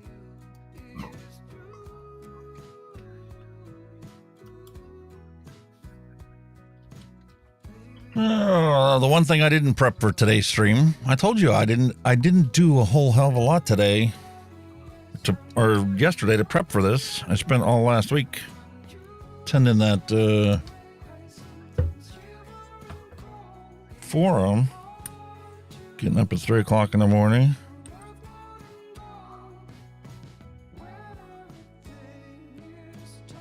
What are we dripping this on? There we go.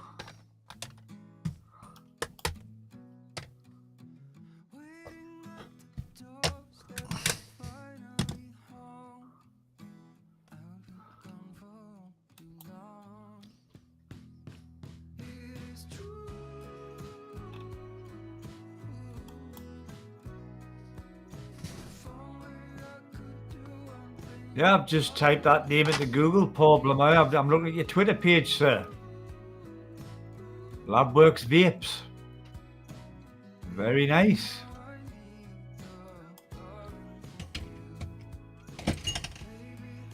Got a Facebook page too.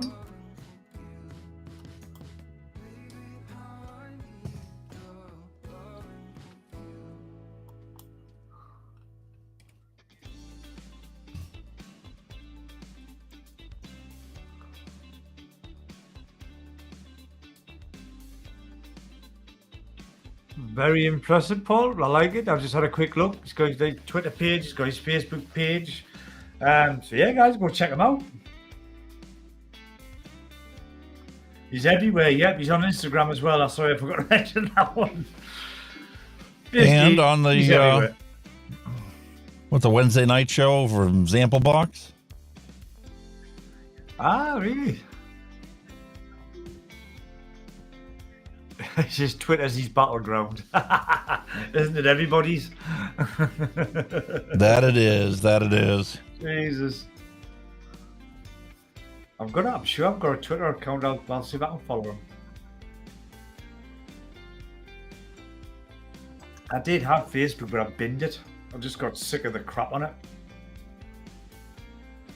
I got sick of the fact that they keep telling me, oh, we need to advertise. If you advertise, you can get 400 more people to see your post. Mm-hmm. And the one time I'm like, okay, you know what? I'm just doing the news today. I'll try it. Well, banned. Sorry, we cannot allow advertisements of tobacco products. I'm like, fuck you. I'm not selling anything. I was just telling everybody the news. Just piss off you wangers. Denied. Oh, Facebook, I kicked out the touch ages ago. got shitloads of crap. Yeah, that's what it is. Bunch of crap. Finally got it cleaned up Plus, a little bit. like- I didn't tear it apart like I Oh, originally very was nice. planning on.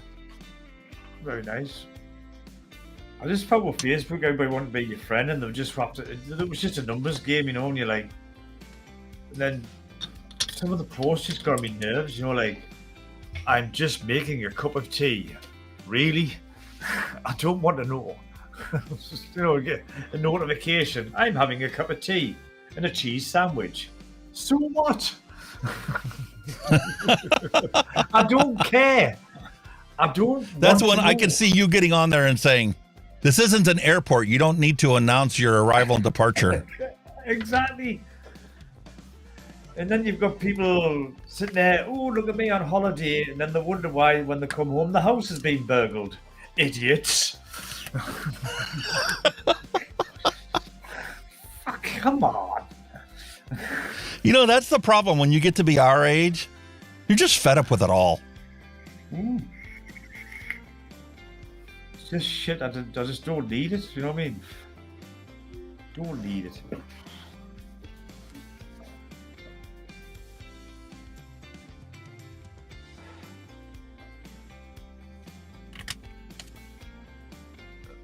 Smells wonderful. You were Aussie, but heck, we are neighbours.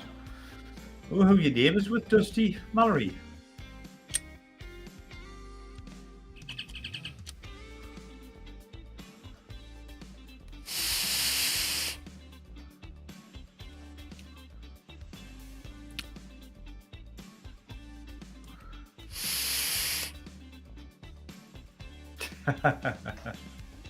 Kind of flat.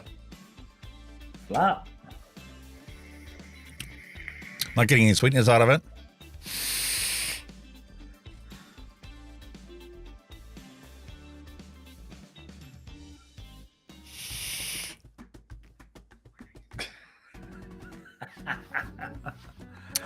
I'm sorry, but I'm going to put that one up. There you go. Just for you. I've seen that pill.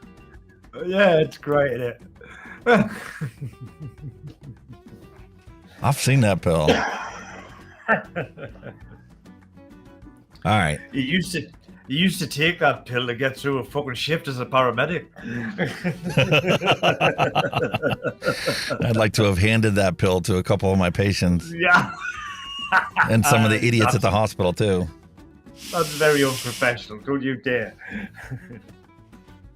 No, being unprofessional, if I was still in the industry, would be talking about how many doctors failed their ACLS exam when I was an ACLS instructor. Holy shit. How many doctors don't understand fundamental cardiology? That was We're not far scary. away. We're not far away. GPs from that wanted to go work in conditions. the emergency department and had to go take ACLS and couldn't pass the course. Wow, that's scary, isn't it? Hey, I'll tell you what, this weather's very similar, isn't it? You're a couple That of it is. degrees warmer. Where humidity's the same, 93%. But pressure's not far. Calling for apart. rain, thunderstorms. Yeah. You're a little Got windier than we clouds, are. A little bit windier. Hey, we're not far away, like. But here's me thinking you were always bathing in sunshine in that part of the world. Ha! Obviously not. No, not at all. And the funny part is, Mallory had this weather yesterday. Wow. And Dusty's going to get it before I get it. You can plot your way across the country. I got you, yeah. Then we get all your shit over here when it comes across the Atlantic. We get the tail end. Well, some of it comes across the Atlantic. Some of it ends up going down to Africa. Well, trust us, we get a lot of your expelled weather conditions over here. Especially Mallory your said you storm missed out on all hurricane. that wonderful smoke from the Canadian wildfires. Oh, I envy you. I totally envy you. You didn't get to experience that lovely sensation. Nope. I couldn't believe how much worse it was in New York than it was here in Pennsylvania. I said New York was just totally smogged out, wasn't it? Jesus. Yeah. That's freaking ridiculous. That was scary. That was really weird, that one. It looked a bit like China. Everybody's walking around with masks on, you know what I mean?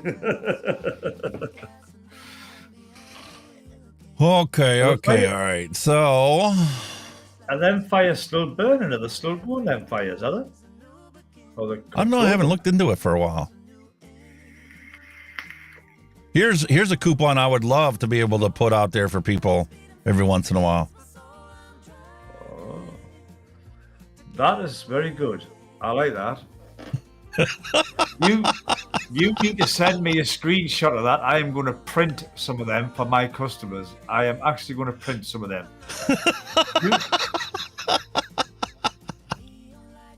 Get that? Where can you put that? Where can you put that? You can redeem that at Douchemart. Never expires. You can whack that on Discord. I'll put it in the Discord for you. Yeah, sure. I'm going to print that. I'm going to print it.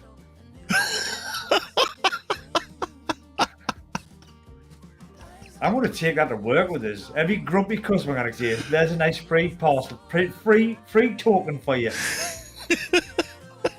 I'll probably get back and get fired, but it'll be well worth it. Love it. Yeah, let's see, what else do I have for today?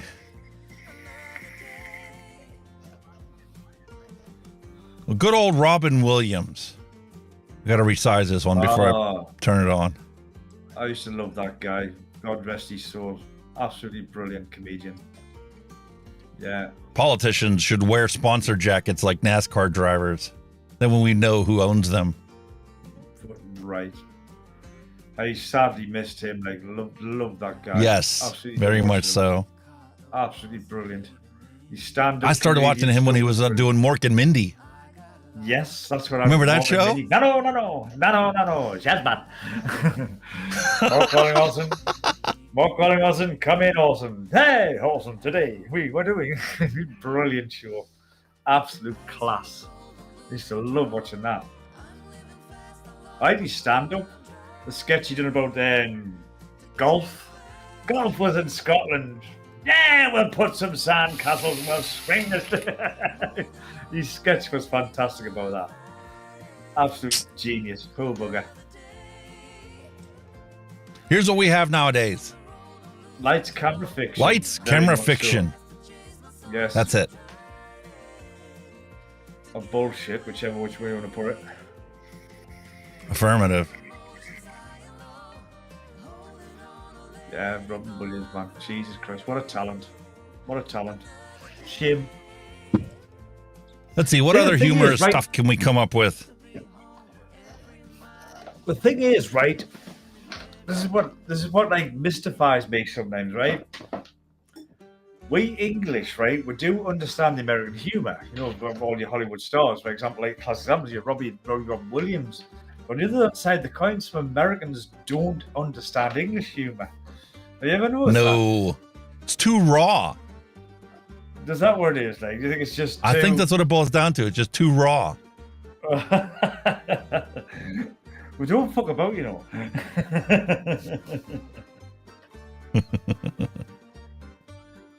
How about this one? Office Space. You remember the movie Office Space? Oh, vaguely. If you could change my name in your phone to Champion, that'd be great.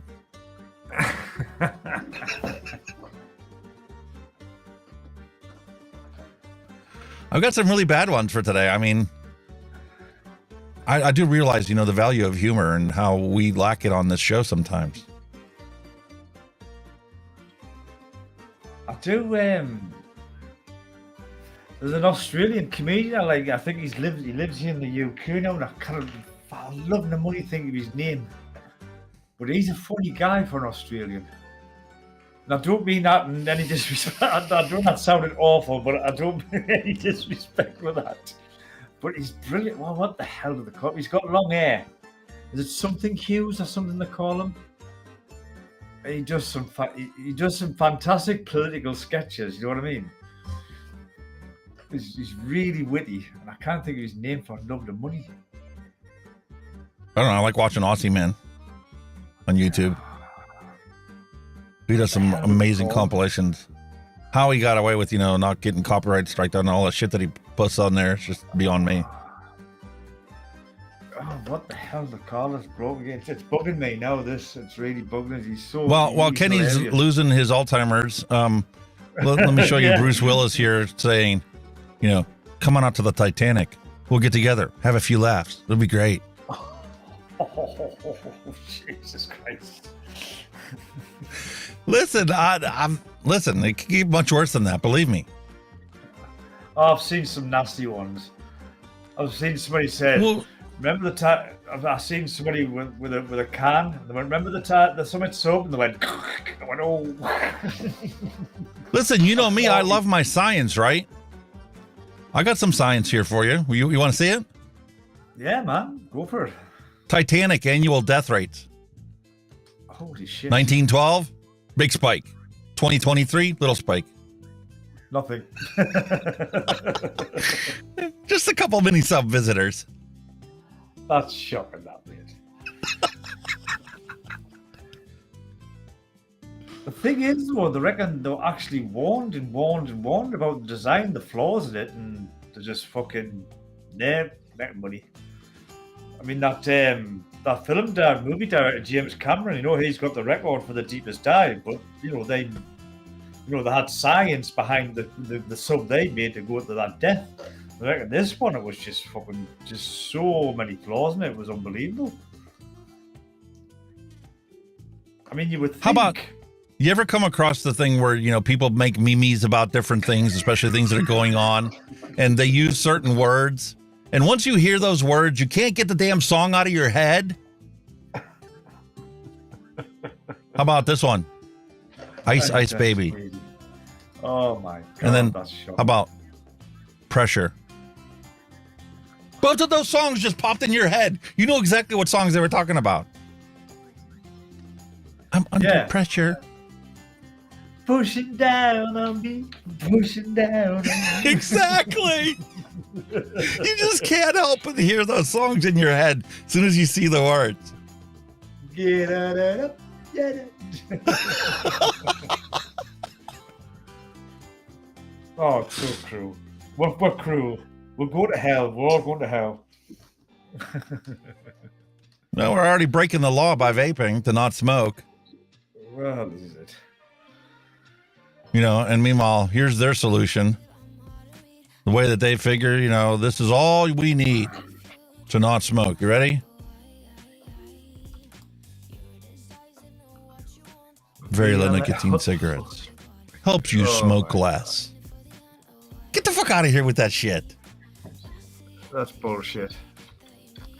It's exactly what it is. And, for those of you that know me and, know the way that I love to enjoy my spare time, can't have a little humor segment on the show without doing a little Star Trek. The Alzheimer's is gone. I have remembered the comedian's name.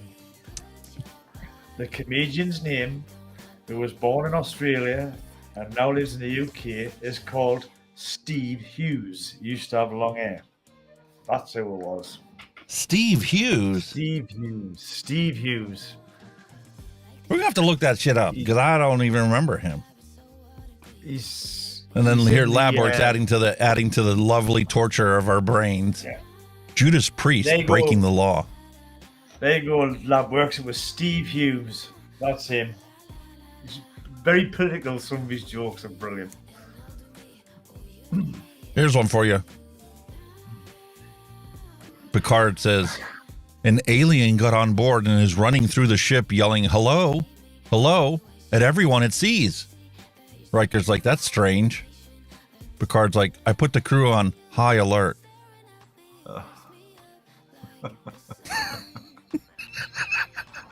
I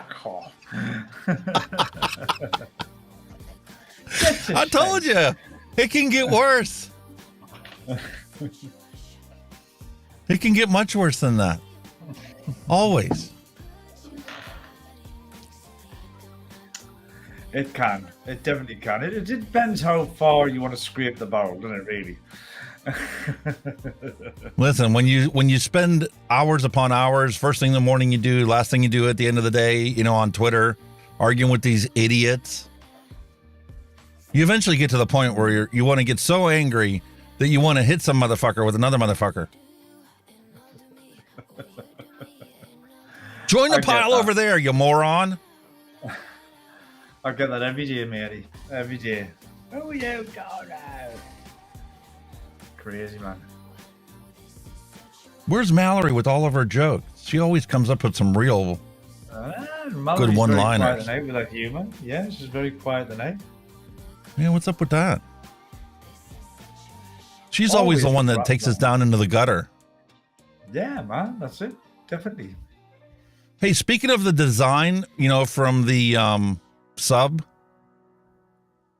do you ever have anybody sit there and realize that it looks kind of like familiar to something else they might have seen? All right. Anybody suggest it? Has similarities to some other stuff? Oh, I was kind of thinking we were going to head down that road. Like, holy shit! Oh my god! I mean, it is what it is. I mean, you can't change it at this point. Makes you wonder what the inspiration was for the design, doesn't it? I don't know. Listen, around Pennsylvania, they've got a lot of homes and stuff, especially in the center part of the state, that are rural communities. They don't have like natural gas piped to their homes, so they have to have tanks outside to store their gas. And like, they've got some sense of humor out there. It's fantastic. They have signs sitting in front of their gas tank saying, you know, $5,000, I'll give you a ride to go visit a Buick. Sorry, man, but buried in the river. I couldn't handle that.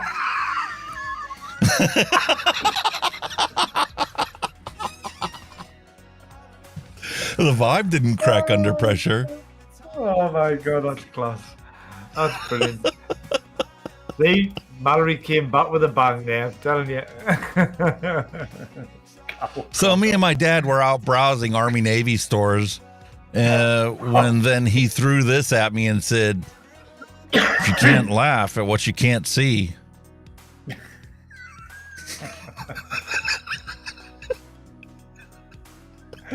Oh my god.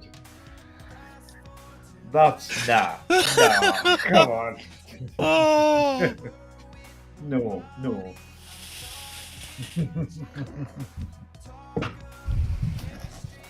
I love it. And one last one, because I know that, you know, this is your favorite person in the whole wide world. I can't let you, you know, have a wonderful experience today without seeing him. So for your benefit, we need to let everybody see your favorite man in the whole world. Oh, there he is. The man, the legend, is Trevor. Trevor. He's class. Love that guy.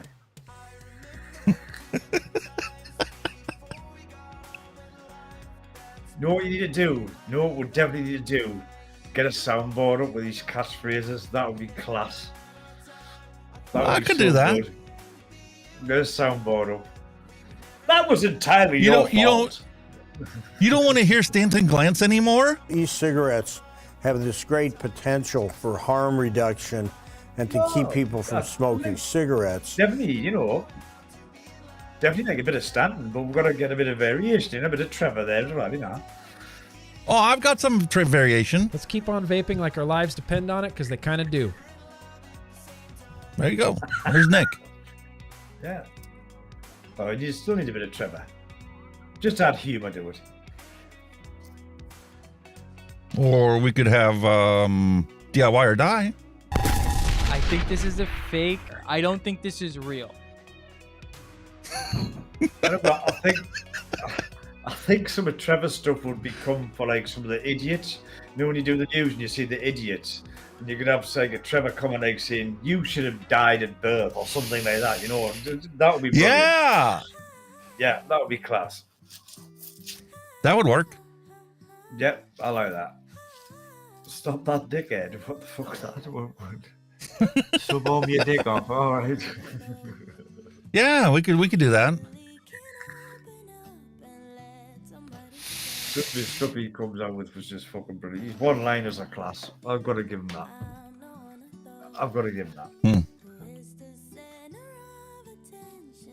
Just sit back and enjoy the show. Who haven't we heard from in a while? Ooh. We could ask Trump what he thinks of Kenny. Fantastic.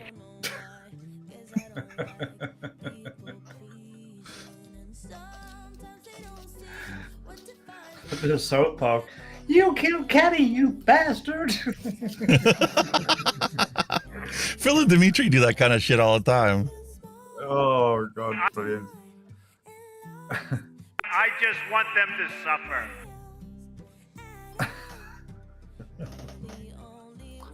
Congratulations. Yeah. I will wake up Sam if you want to hang out. Really? Wow.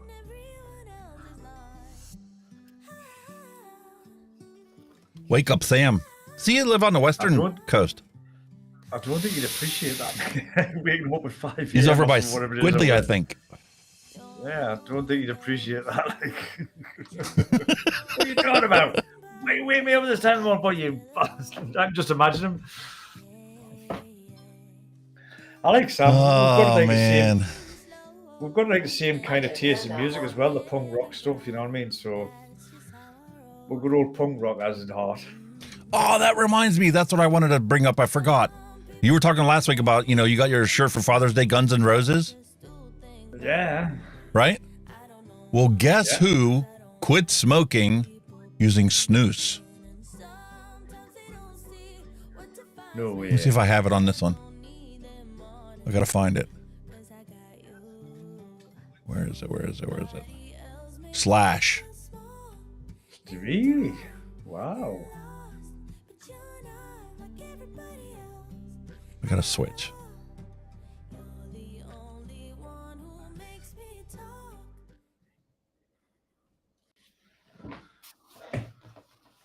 My God. Slash. Quit smoking with snus. Holy shit, eh?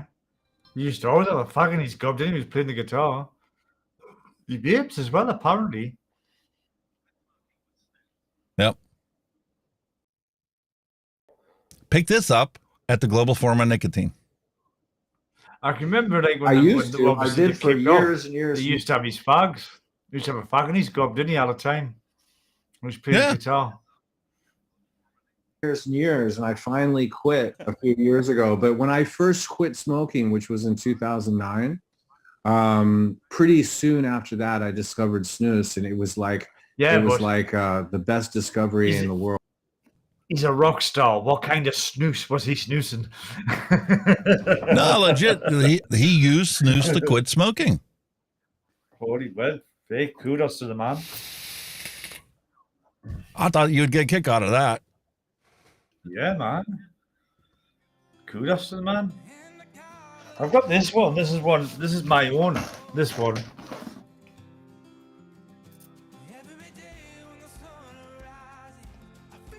I've done that. I designed that on AI, and then I got it made into a t-shirt. Nice.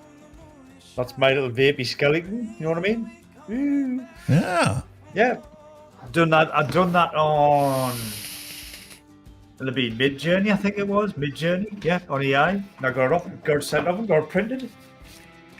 Because I like it so much.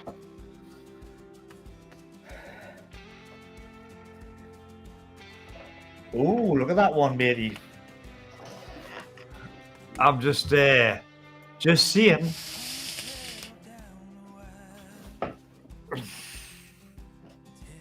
Him and Sam. You're always welcome to come on the show.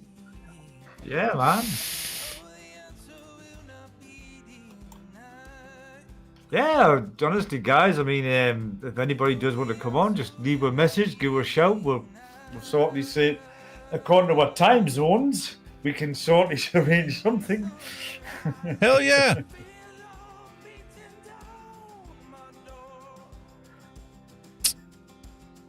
Mid-Journey. Yeah, it was on. It was Mid-Journey, mate. AI. I've done quite a few bits and bobs on there. What haven't we covered already? We talked about Dr. Colin Mendelsohn stuff, global forum on nicotine. Done that, yeah.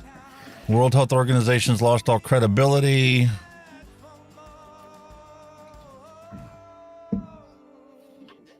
How about Sunak? We didn't cover Sunak. Oh, the what? Prime Minister. Yeah. What a load of crap. That was a shambles. Rishi Sunak will fail on NHS unless he ditches nanny state fears. Yeah. Urges preventative anti-obesity schemes such as a ban on junk food advertisements. Yeah. Nancy Lucas was right, man. The World Health Organization isn't going to stop at vaping. Nah. Next is going to be alcohol. Then it's going to be, junk food and eating healthy according to what their determination is and what's healthy for you. And doesn't matter what your cultural background is, if it's not on the list, you're not going to be allowed to have it. Do you not think, though, like I said, that they're getting that clause into other stuff, right? But then you're hearing very little of them now about actual smoking. I mean, I think a few years ago they were constantly battering on about smoking, how bad it is for you, and all of a sudden that just kind of fizzled out a bit. Do you not think they've just moved on to other things? Yeah, they have moved on to other things. Vaping. Yeah. Yeah. It's scary sometimes, when I go to open this up, I'm like, what the frick am I going to come across today? What the hell is this shit? You temporarily limit some of your account features. All right, fair enough. Jim McDonald's limited now?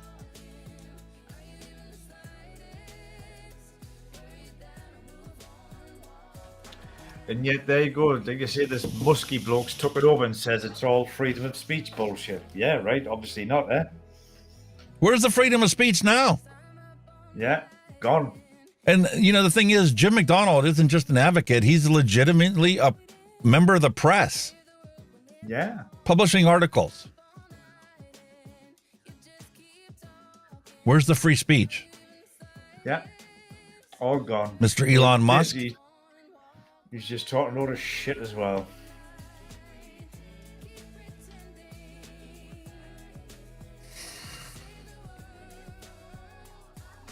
Absolute bullshit, man. And what do you want to bet that every single one of these people that have limited their accounts were people that commented on the World Health Organization's vaping stuff? I think vaping in general on social media is just a ticking time bomb. It's going to eventually just be going to be.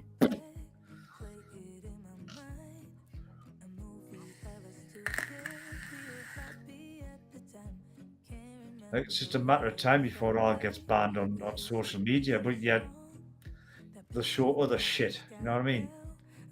Yeah, but you get somebody like Jonathan Foltz, who's literally his whole academic career is based upon this harm reduction stuff. They're going to ban him? Where's the line drawn? Exactly. Yeah, good point, Paul. Very good point. Welcome to the road to COP10. And I wouldn't be surprised if at COP10 they try to ban open systems. That'll be the next thing. And that's been going on for a while. They've always wanted closed systems.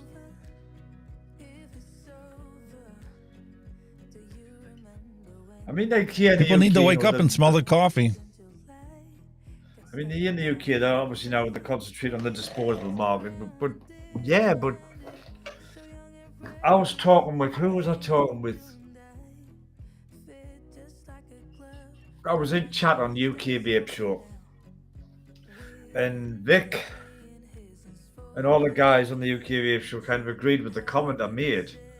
I said, in the UK, if anybody, whether it be a corner shop, a vape shop, whatever retailer wants to sell vaping products, they should have a license to do so, like an alcohol license or a tobacco license. They should be they can't. If they were licensed to sell it, then they can, the consequences for selling to underage would be more severe, because they'd end up losing a license and end up being able to sell vaping products. License these people to sell the stuff like you do with alcohol and tobacco. It would it would bring a whole new perspective to it. And I bet you the selling or the underage vaping would drop. My question is this regarding the World Health Organization stuff, or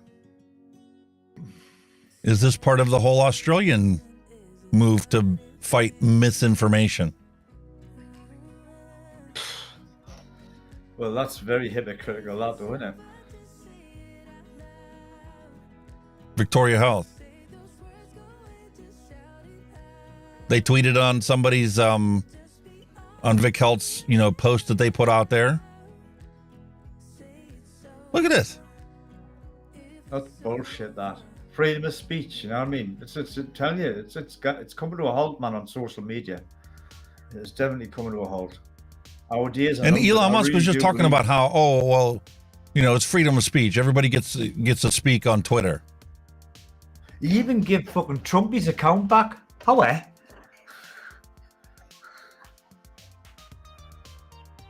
Really?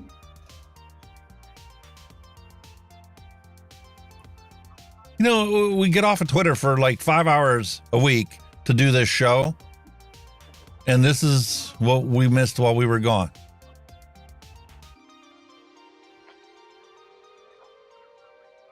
It's crazy, man.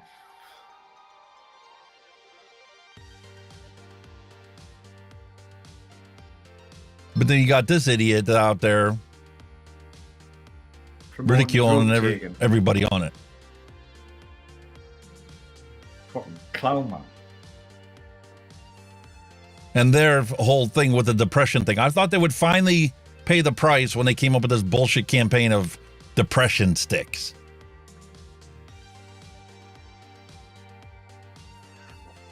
Depression sticks. What a load of shite. Honestly. The reason why it's a load of shite is because of the fact that there is a serious problem of depression and anxiety in the youth, and it's growing ridiculously fast. Without a doubt. Totally agree with you. And they want to blame it on nicotine vaping? It's ripe here. I mean, the mental health service in the UK now is abysmal because there's no funding for it. It practically doesn't exist anymore. Because it's that inundated with patients that can't deal with it and they haven't got the funding to do anything with it. So all that happens now, if you go to your GP, your local doctor or whatever with a mental health condition, you just say, there's a packet of pills, be on your way. And that's it. And then you get people addicted to fucking prescription drugs. And really? Is that the solution?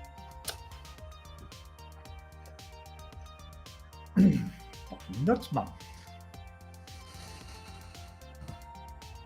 I don't know what the solution is, but prohibition and these ridiculous censorship movements that are going on right now need to stop, because we're never going to get to the solution that's mutually beneficial for all members of society if you ban a certain percentage of them from having a conversation.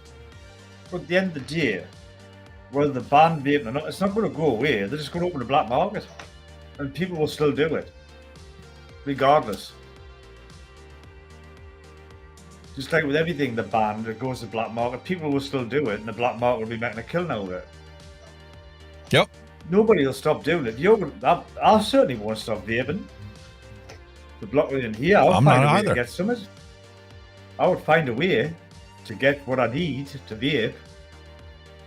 You wonder why I have such a big selection of things here.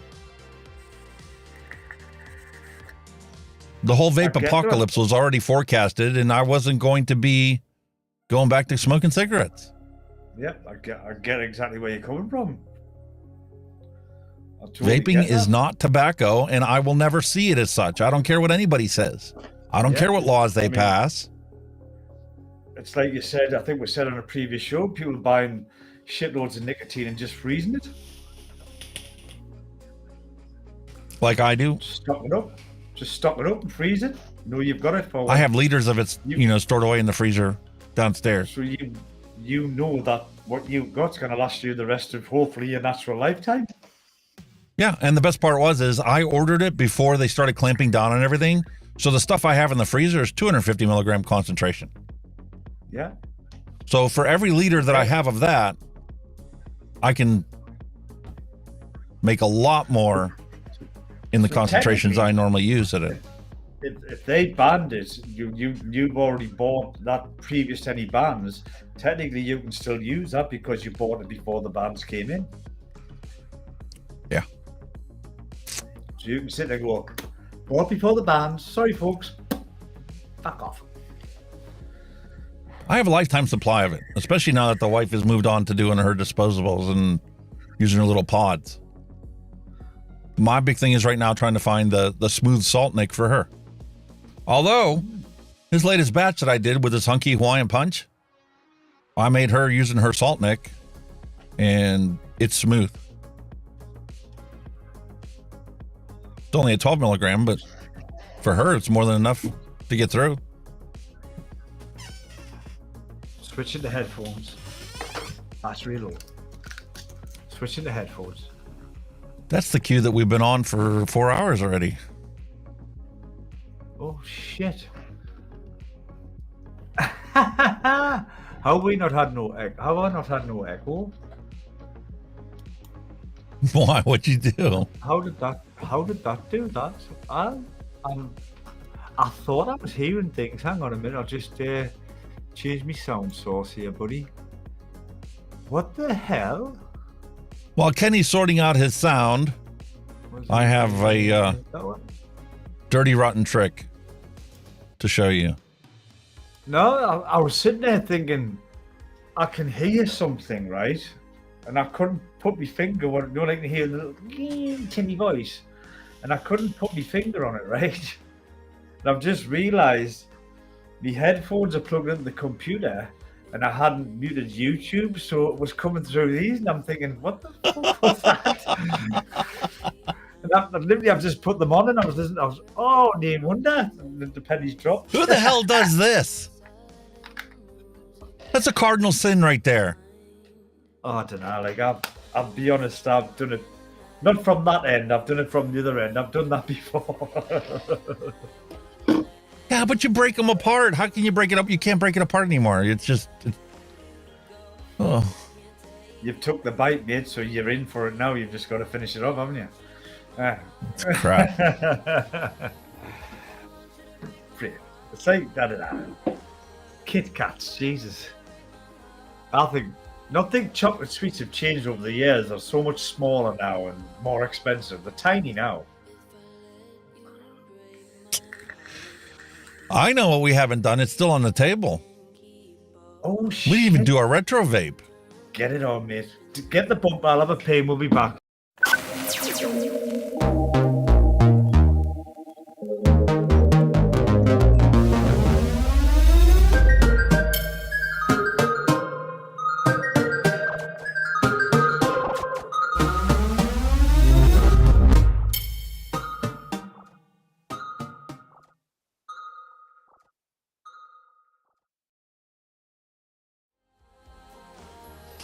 Oh, a long time ago in a galaxy not so far away, Sigeli released the Sobra kit with clear inspiration from the Cobra.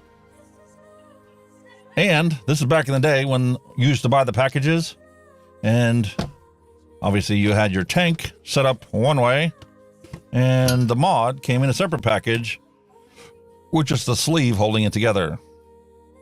And this was done because some ridiculous regulation stated that, well, if it was separate, then it's not a complete kit. So it was still allowed. Politicians wised up since then. Rewrote the language on it. But let's see what this kit was like. First-hand experience for myself, because this isn't the first kit that I bought. These mods from Sigeli, they had some work to do still, because I've had stuff that tanks that I put onto these mods that the flavor was fantastic if it was on a different mod, but as soon as I put it onto the Sigeli mod, the flavor turned to shit. So I don't know if their pulse width modulation algorithms were goofy or what the heck was wrong with it. I mean, it's a beautiful looking mod. A nice rubberized textured finish on it. Clicky button on the side. Aesthetically, it's a pretty nice design.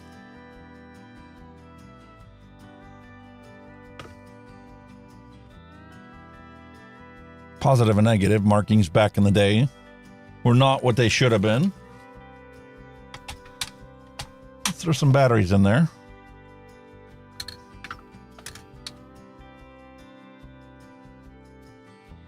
Nice display on there. Underpowered.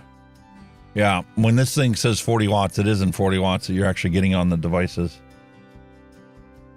It says check atomizer, so how about we get an atomizer and open that up.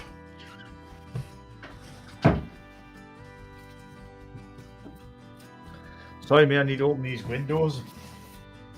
Holy shit.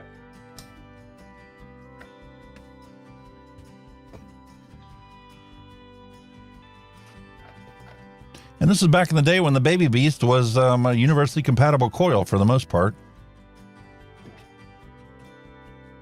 Old round wire.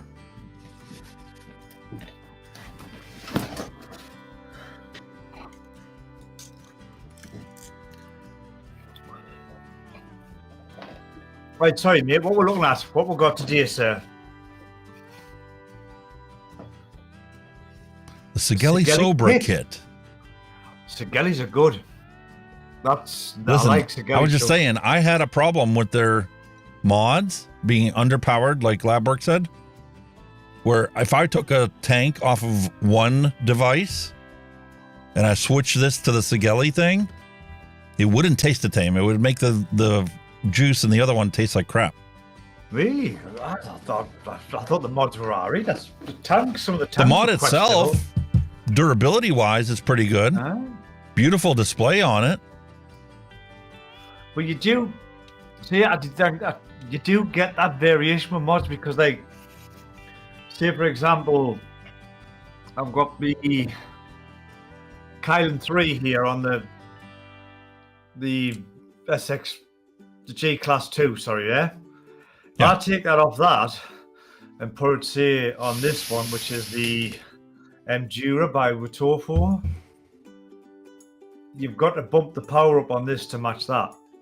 So it's obviously depending what chips in the mod. I could vape that at 80 watts on there and put it on there at 80 watts and it'd be a totally different vape. Well, see, this wasn't exclusive to just Sigeli. I've had the same issues before with other manufacturers.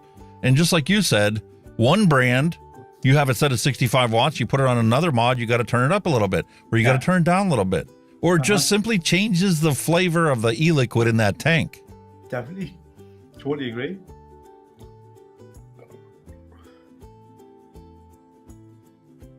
That's why I kind of like... 0.22. I kind of put me good tanks on, obviously this, or me Lost Vape Paranormal, because I know them are two good chips that'll give us true wattage and true fucking, resistance readings, because they're up there, aren't they? Don't get us wrong, a lot of companies have caught up with them, like, but I mean, these are still top. That's like these two. They're both set at 65 watts.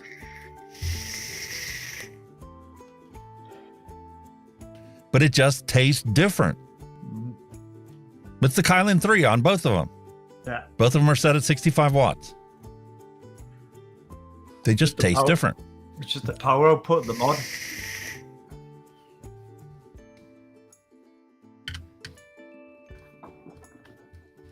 And the difference between these two is very minimal.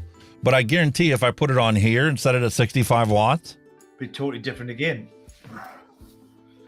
yeah.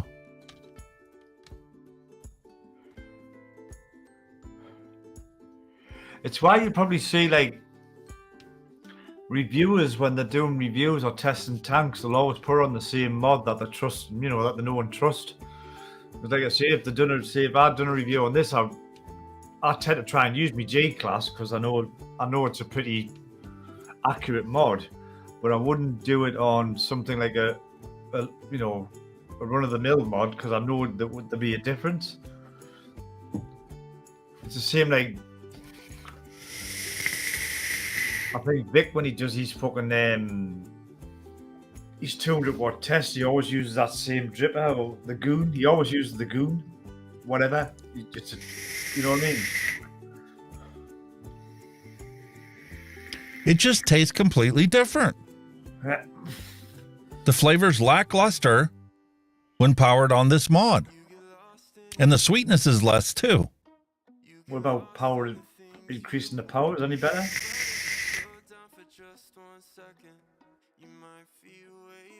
Or as lab works has just stated there, could be the ramp up time, maybe very slow ramp.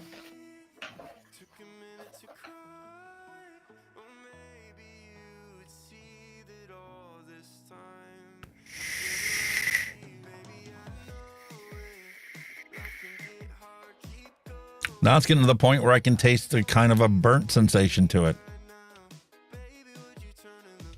Or maybe purge it a bit, you know what I mean? Put it down low and then maybe purge it so the coil gets up to temp.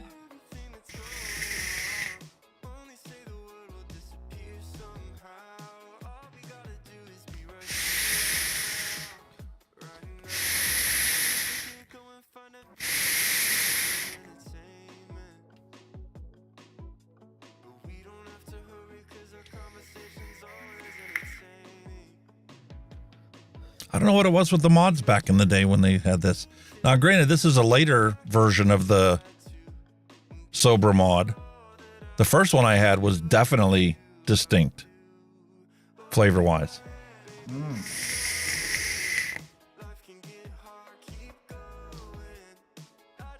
I think it's beyond the power or ramp-up time, the issue here. I think it's with the actual waveform of the power and how they measure and adjust it to reach that wattage that they have on the menu.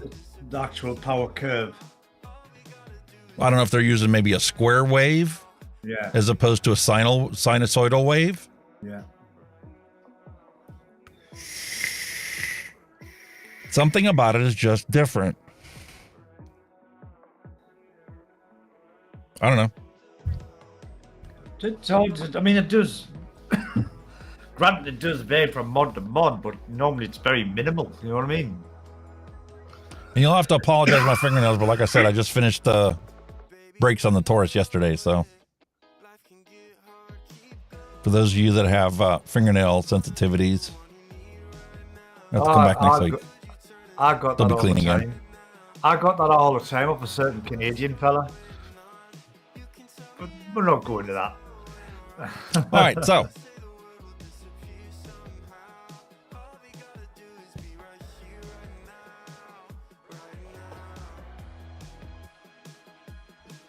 Oh god, point 0.2 ohms.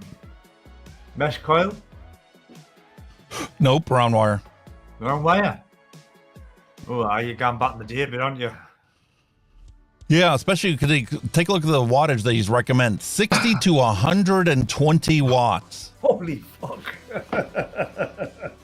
You're not going to be Talk about their mods being underpowered. If you set that mod to 120 watts Nah, that's not going to do on it. any of the modern mods, you're going to toast this cotton in here, Oh, I definitely. even with round wire. Oh, you would cook that at that, like. No problem at all. And just for shits and giggles, because we already did put this on a dripper, I'm going to take the one we just made today and put it on this coil. I think it'll be Canthal as well with it being round wire. Yeah, they didn't specify, so we have to assume that it probably is. Because with them not specifying, anybody with a nickel allergy is going to be sensitive to it. I can't understand that. Like back in the day, 120 watts on it. It was probably doable with something like the smoke coils and everything when that like triple coil. Well, that was the whole thing. You know, they had the wattage race. Everybody was like pushing the wattage, pushing the wattage. We can do 200 watts with our mod. We can do 230 with the mod. Yeah. But hang on a minute. 2 18, 16, 50 batteries will not push out 200 watts consistently.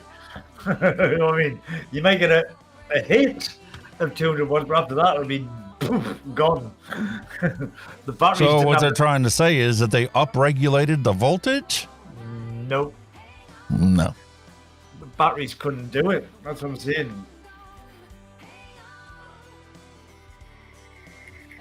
So we'll give her a shot, 65 watts, and see what she's going to taste like. Corrected. The batteries could probably hit 200 watts, but not for a long period of time.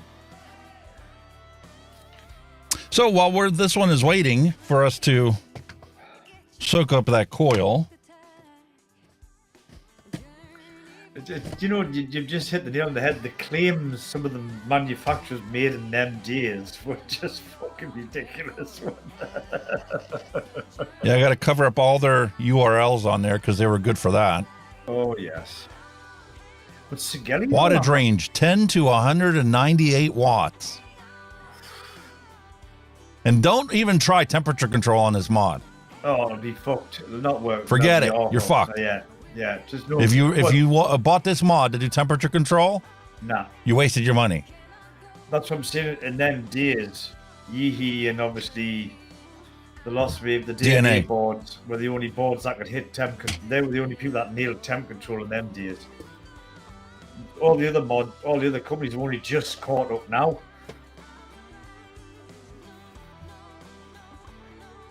Okay, so what do I do it? So here we have Plan B. Next generation up. Fat baby. The Fat Baby Mesh Tank. Who the hell made that? What's that? Fama Vape. Fama Vape. Never heard of that one, I'll be honest with you. I bought this from My Freedom Smokes before they went and closed shop.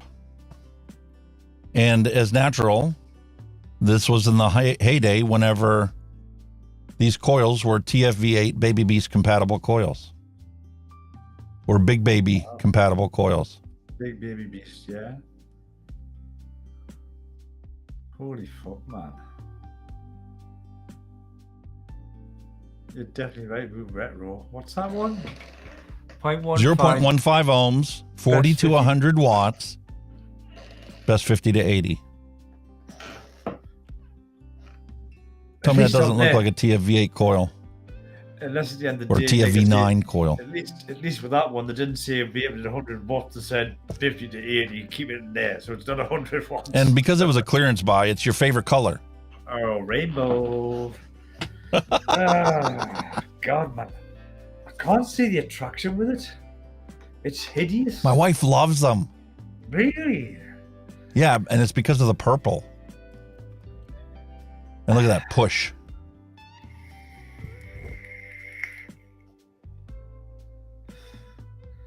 I don't know. It's just. It just doesn't cut with me for some reason. Like I say, there's a lot of purple in it. I don't know.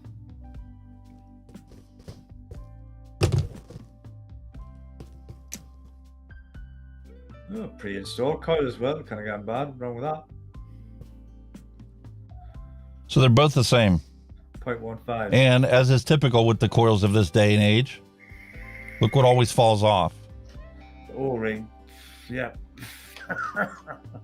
How many people and you wonder why they leaked. Put this in their tank and it leaked all over the place? Yeah.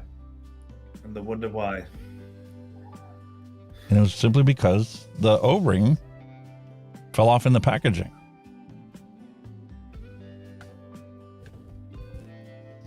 And for this particular tank, We're going to do another nostalgia trip. Go down memory lane to a company that's no longer in business. Thank you, FDA, PMTA,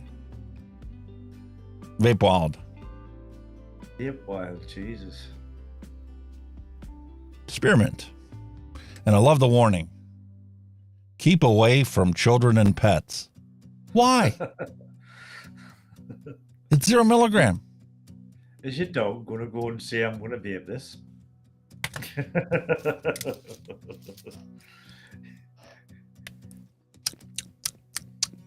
Spearminty. Very spearminty. Very spearminty. I was waiting for that one. But other than that, it's not going to hurt you. Well, we know nicotine is not. There's no nick in it.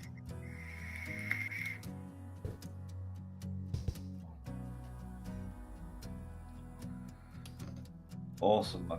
Awesome stuff.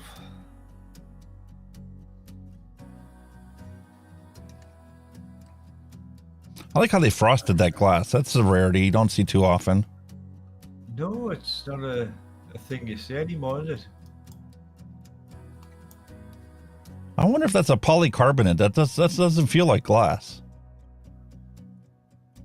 Yeah. It doesn't feel like a frosted glass. It's not one of them out get old tanks when you put a fruit-based juice in it cracked.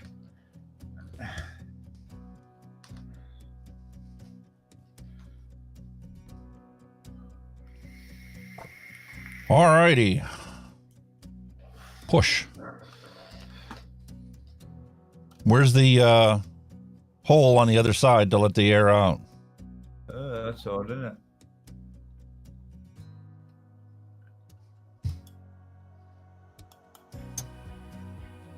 That's very odd.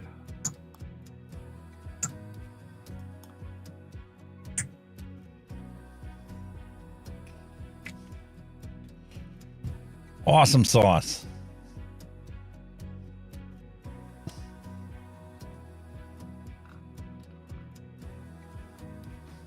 So we have that one in there ready wicking up, and we have this one to wick up.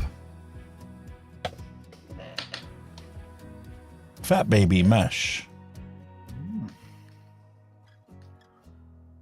The tank even looks like a TFV8 tank. Yeah.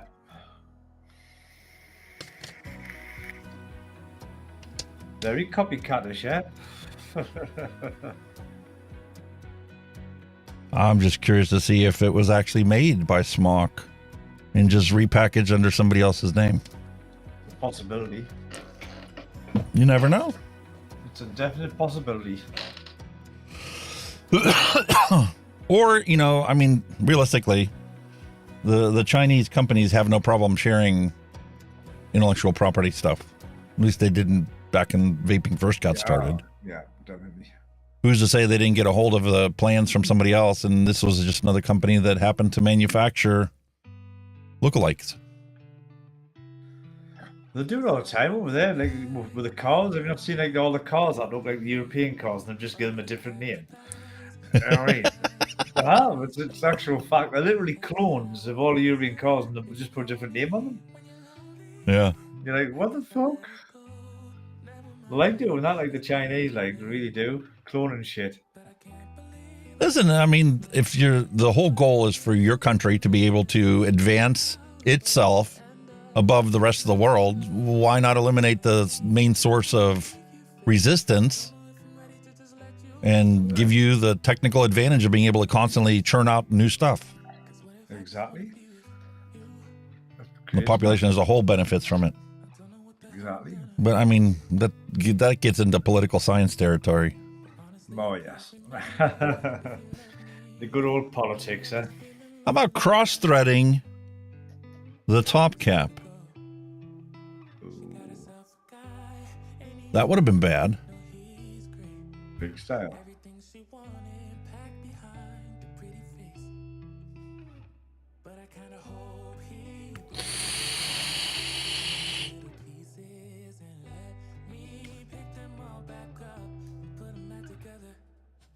Have to think about that one.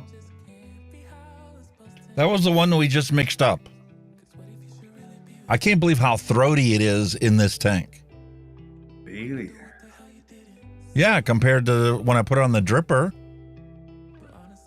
I mean, granted, a lot of the stuff, because I've been testing a bunch of different stuff, have been 0 and 3 milligram stuff. So for it to be throaty today is just not a surprise to me.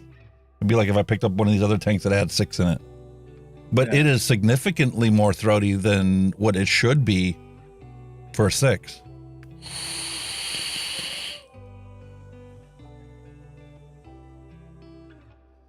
And the flavor is just not there.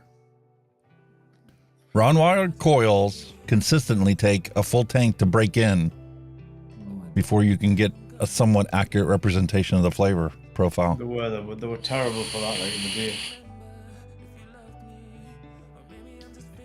Ugh.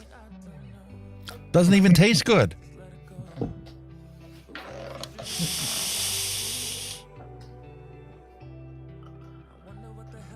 Leaps and bounds better. I understand why there was such a fascination with drippers back in the day. Oh, they were great. Everybody was into them. When stock tanks came out like this, and you're like, not only does the flavor not taste good, it actually tastes worse. Yeah. Than what it should taste like. It's not like it lacks flavor. It adds off notes to it that shouldn't be there. It was weird. It was weird. And that shit nearly stuff like, I mean. How did people quit smoking with this? That's what I want to know. How did you quit smoking with this? Oh, I don't think it yes, this satisfies my need for direct to lung. It has the right volume of airflow for me to be able to be satiated and maximize my vaping experience. As somebody that prefers that style of vaping, but when you introduce off notes to an e-liquid that has none, because we just mixed it up and we just vaped it on this. I understand why everybody dove to the drippers. Oh, without a doubt. I don't know. So that was the Sigelli Sobra. A tank or two will make you'll have to. It might work.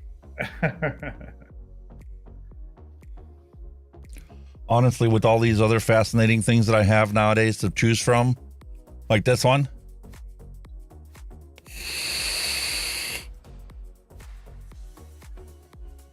Filled with my Hunky Hawaiian Punch.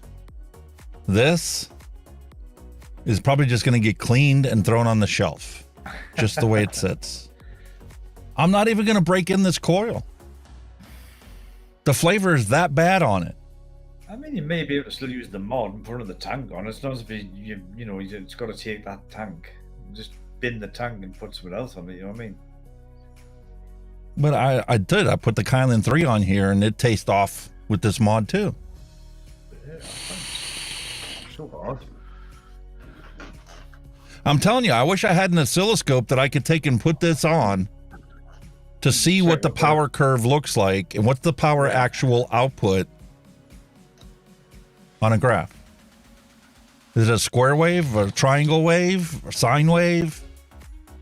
What are they using in here to determine the actual wattage of the final output? Tim B, hello and welcome. Oh, Tim B. Started with silica cartridges. No flavor. Those were Those were worse than this. I can barely remember them. They were fucking horrible then. They were just disgusting. There's nothing, absolutely nothing in them. I saw that, and my first concern was the science behind the silica wicking in there. It's like, nah. Are we like dealing with the same battle as asbestos, where you have the ultrafine particles? Is that what Stanton Glantz came and found? Silica wicking? Yeah. As it breaks down, you're going to get ultrafine particles that are, be in your lungs. It's going to inhale into your lungs, yeah.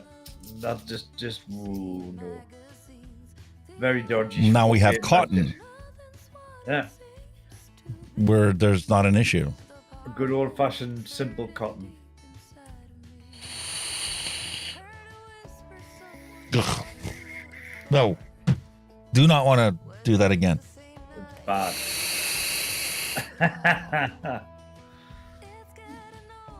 Way better. It's a shame. I'm telling you, it's fantastic.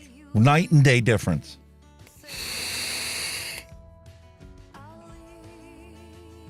It's a shame because who done the wolf? Was that Sigelli as well? Did they do that wolf mod? That Yes. got some that got some half decent reviews. So I've got a what couple happened? other Sigelli stuff here we're going to be doing on Retro Vapes. I've got one that looks like an old Radio Shack CB radio. Really? Little Wow. walkie-talkie one. I forget which one that one was. Oh God, it doesn't ring. I can vaguely remember, but it doesn't ring any bells. Holy shit, man!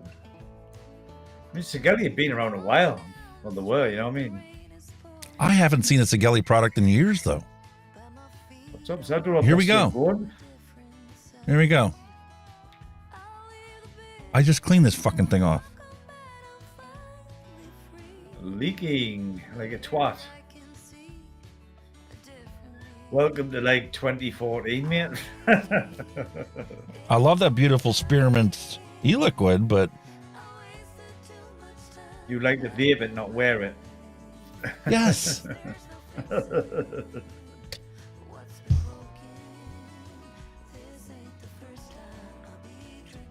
Leakage was a big thing in them days. Everything. Why? Oh, O-rings and everything were crap, man. Well, and the other thing I pointed out in the top of this one when you slid it open was there was no air hole here for when you squeeze the liquid in on this side So you create for it to pressure, release you create the air. vacuum. Yeah, you create a vacuum. So you More pressure. pressurize the tank and force the e-liquid through the coils. Yeah. And you wonder why the tanks are leaking.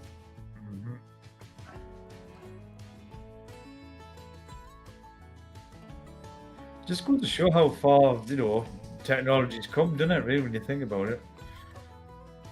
And that was something else that they talked about at GFN 23 was the fact that, the science from back in the day, you can't rely on it. You can't use that for anything because it doesn't accurately represent what the industry has on the market today. No. Night and day differences. It's moved on that fast. The technology behind the hardware has moved on really quick.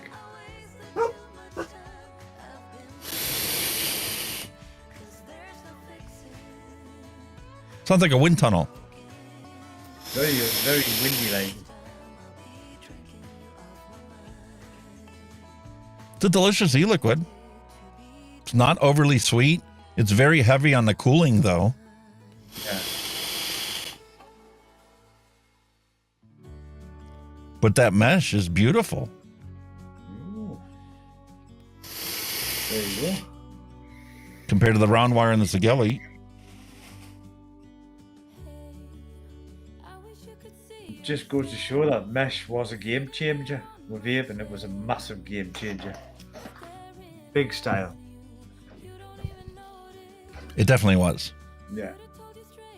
If you was writing a book on the history of vaping, that would definitely be the majority of it. It makes you wonder, though, for something, such a simple change, why it wasn't thought of any earlier. You know what I mean? Something so simple. Something so simple as getting O-rings to stay on your coils in the packaging. How many iterations of tanks did they have to go through before they realized, hey, the reason why everybody's bitching about our coils leaking is because the O-rings fall off in the packaging before it gets to them. It was a big thing back in the day. That was a big thing with the smock coils too, I think, is the fact that they didn't have consistency in the O-rings they were using on their coils. You'll get, big massive batches of bad leaky coils, and then you'll get ones that are fantastic. The thing with the smocks in the days, they either fucking leaked like a twat, or they didn't last 2 fucking minutes. You were very lucky if you got a good coil off a smock factory in them days, you know what I mean? I remember when they had their 10th anniversary, and I set up, where is it? I was doing the ArcFox review at the same time that I had it. I've been cleaning up around here. I don't even know where I put it. Anyway, I had two of the new boxes and mods opened up sitting on my desk at the same time. And I got done doing the review and done doing the video on it, just sat there, and every once in a while I'd pick it up. And the one day I came in and the one had completely emptied its tank all over the mod and was laying all over the counter. Really? And the exact same package was opened up the same day for a different one, and it was still perfectly fine. It didn't leak at all. And it never leaked until the coil was, toast and needed to be replaced. Yeah. That's what you found with some of them. Sometimes the coil that was pre-installed would be all right and it wouldn't leak, but then as soon as you change it out, then you just had a world of shit. And like this Saturn that's been sitting here for what, 2-3 weeks now? It's flooded. I went to vape it and all I get is gurgling. Holy shit.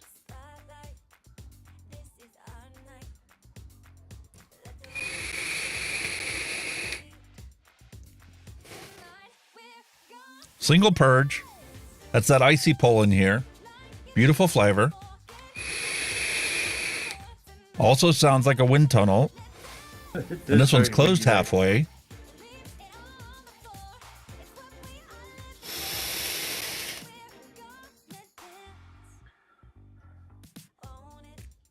Wow. You did get some crap back in the day. I can't deny that. Like, some of it was awful. And you really had to want it to stick with it. And there were big companies as well, some of them. Big companies. They're like, what the fucking hell is this crock of shit I bought?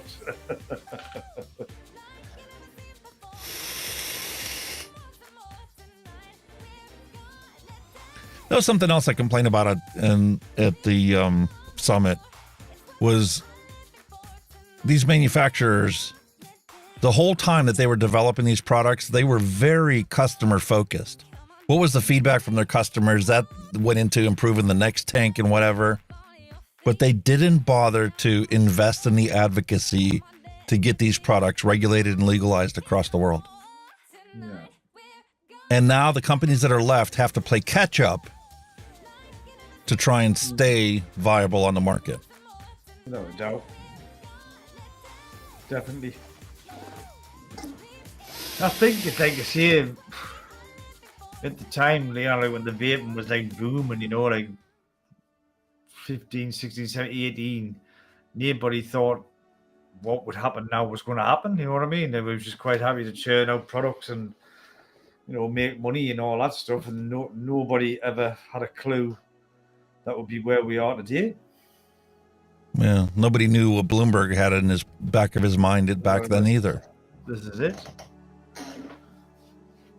Because I think, obviously, like I say, when in the heydays, I think the tobacco companies and all of the states were just trying to say, like, okay, we've got this on the scene, and they were just sitting to see, right, how is it going to affect us? And then obviously when and then started eventually losing sales in cigarettes and that and all that, and then obviously the fucking it's sprung them into action, hasn't it? You know what I mean?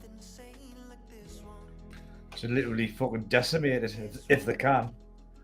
Yeah, now you've got big tobacco companies that are trying to take out vape shops for still selling these products that FDA hasn't authorized. Mm-hmm. And obviously big tobacco want to own vape products now as well because they know how popular they are.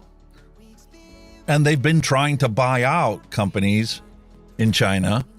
Yeah. Paul even talked about that on the one show about how they tried to buy out, it was a geek vape company. And, well, they said, no, we're not selling. Not a tobacco company, not so a tobacco company. It's pointless. It's just defeating the object, isn't it?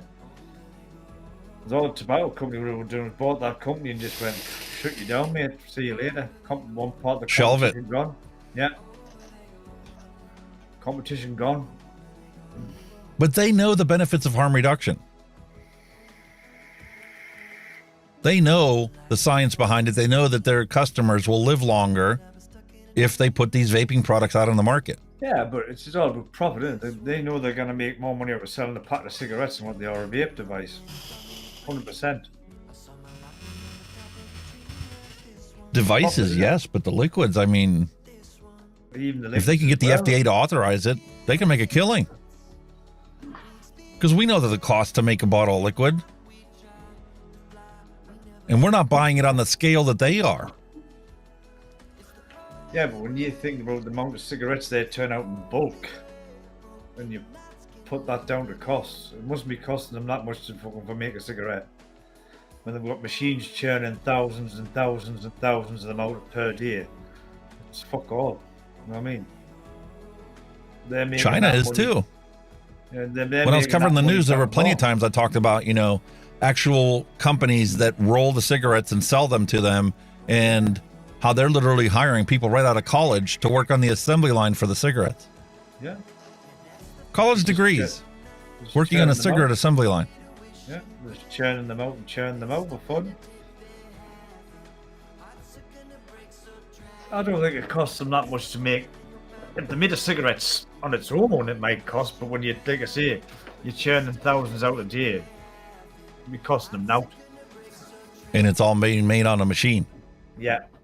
All automated, so there's no fucking about. You know you're going to get that amount of cigarettes out of that machine every day. No questions asked. It's not rocket science, is it? That's why it's so profitable. That's why they're making millions out of it. Say they churn out, I don't know, 50,000 cigarettes a day, and the cost price of that was about, I don't know, 5 cents a cigarette. Then you sell a pack of cigarettes for what? 12 quid, 13 quid, 14 quid over here. That's a massive profit, man. Huge. Profits are massive. Yeah, for also not just the cigarette companies that manufacture them, but Yeah. also the government to taxing them to oblivion. Oh, it's the money they're making out of them is phenomenal. That's why I don't think it'll ever go away. I mean, I know the UK wants to be smoke free by blah blah blah, but I don't think it will. I still think there'll be smokers out there. If people want to smoke, Yeah. they want to smoke. And like you said, banning smoking would be very, very difficult to do. Very difficult. You guys have the right approach, though. Putting these products out there that are more enjoyable, that's what people are going to choose to do, Yeah, definitely. especially if it's cheaper. It's a viable alternative at the end of the day, isn't it? I mean, it's not as like it saves you money because it's not as like the only way vaping can become expensive is if you become a hobbyist or whatever, like me and you. We would buy something with you. That's when it's expensive. But if somebody that buys something like that, and they're just going to vape that, and they're just going to buy juice and buy coils, it's fucking out compared to cigarettes, isn't it? Yeah. I mean, yourself with all the mods you've bought and whatever bought, there's thousands of pounds worth of fucking kit, you know what I mean, lying about. But that's what we do, and that's the nature of the game. We know we do that.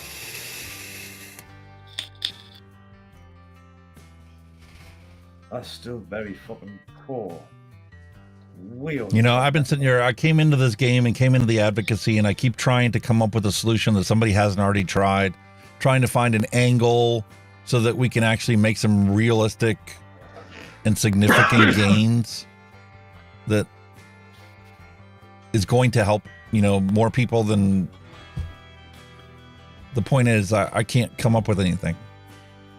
There are too many greedy assholes in the pie that have their hands in the pie that won't let go of that money to let this But that's what it is. But run rampant.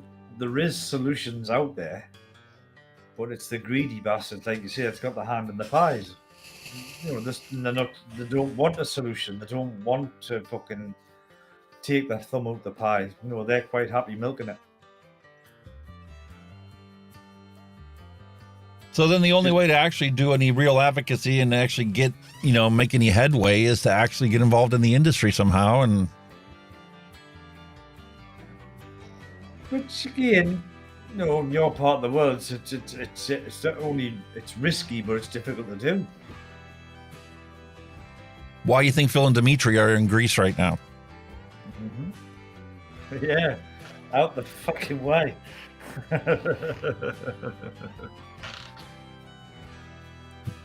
They know what the FDA was going to do, and they're like, "Fuck it, we'll just sell someplace that isn't banning down on it, clamping down on it, that's actually adopted it, and we'll make our living off of it and be happy and healthy, knowing that we're actually helping smokers quit." Told you, you're going to emigrate to the UK and open a vape shop. I'll tell you. Might be a possibility. You're going to open a vape shop and you're going to distribute it. You're going to be a distributor in the UK for flavours. There you go, you're set. In your vape shop. Yeah, now that I'm starting to get a grasp on a lot of these, flavor profiles and the single flavor testing them and stuff and coming up and developing my own recipes, it's like I can make some serious cash doing this.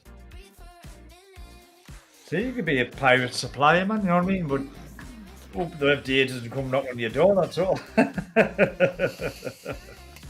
You'd have to have a secret underground lab somewhere, mate, out of the way.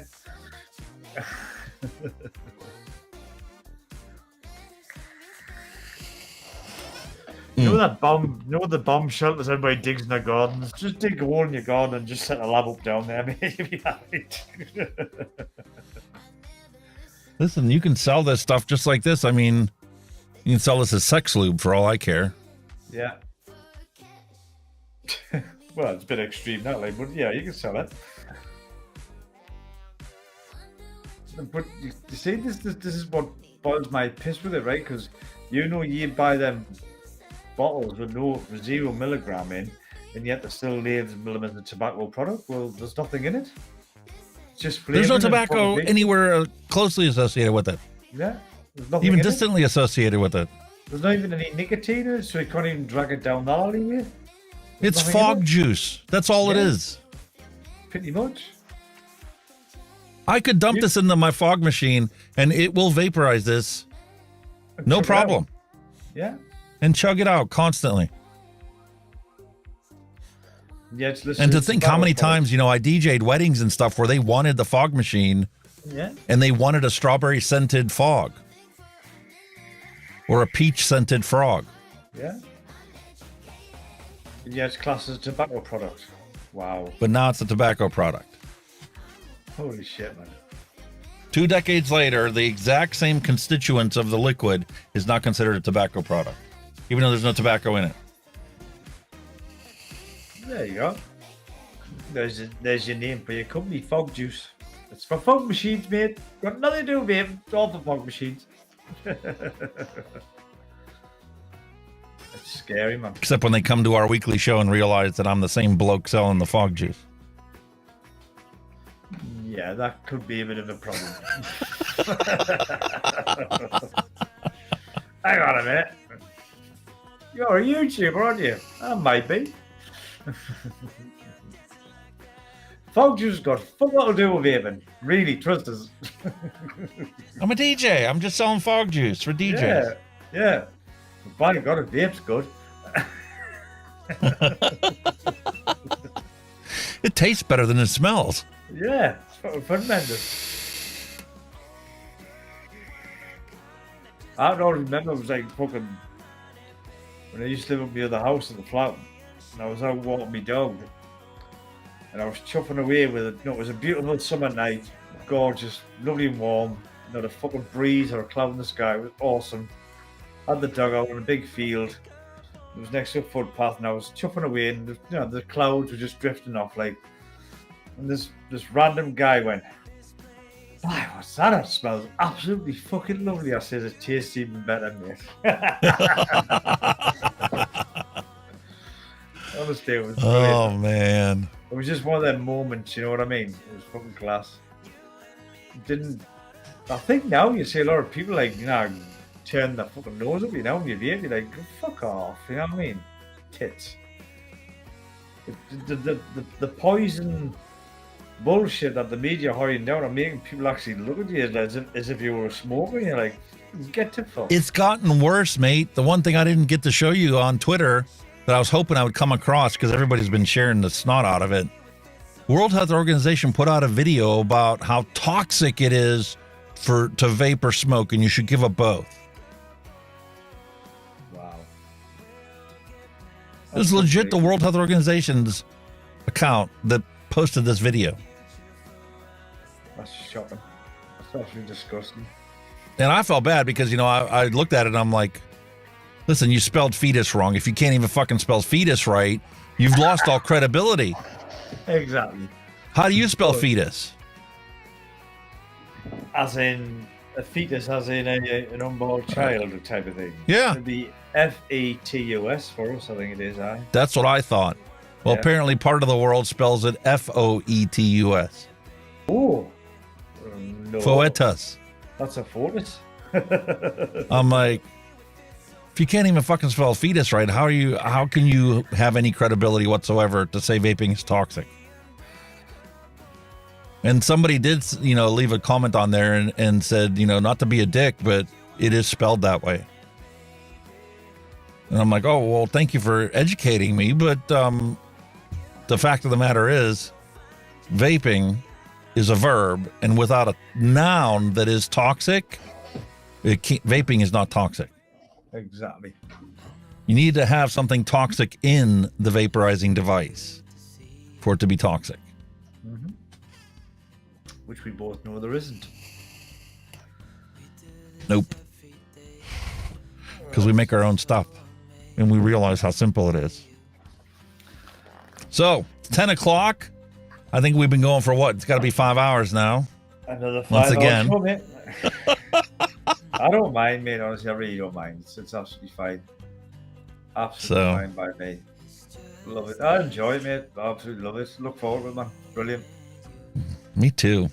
I mean, didn't get us wrong. I appreciate the guys in chat, but even if we had nobody in chat, just we're hanging out, chilling out, having a fucking bit crack. That's what these people don't realize.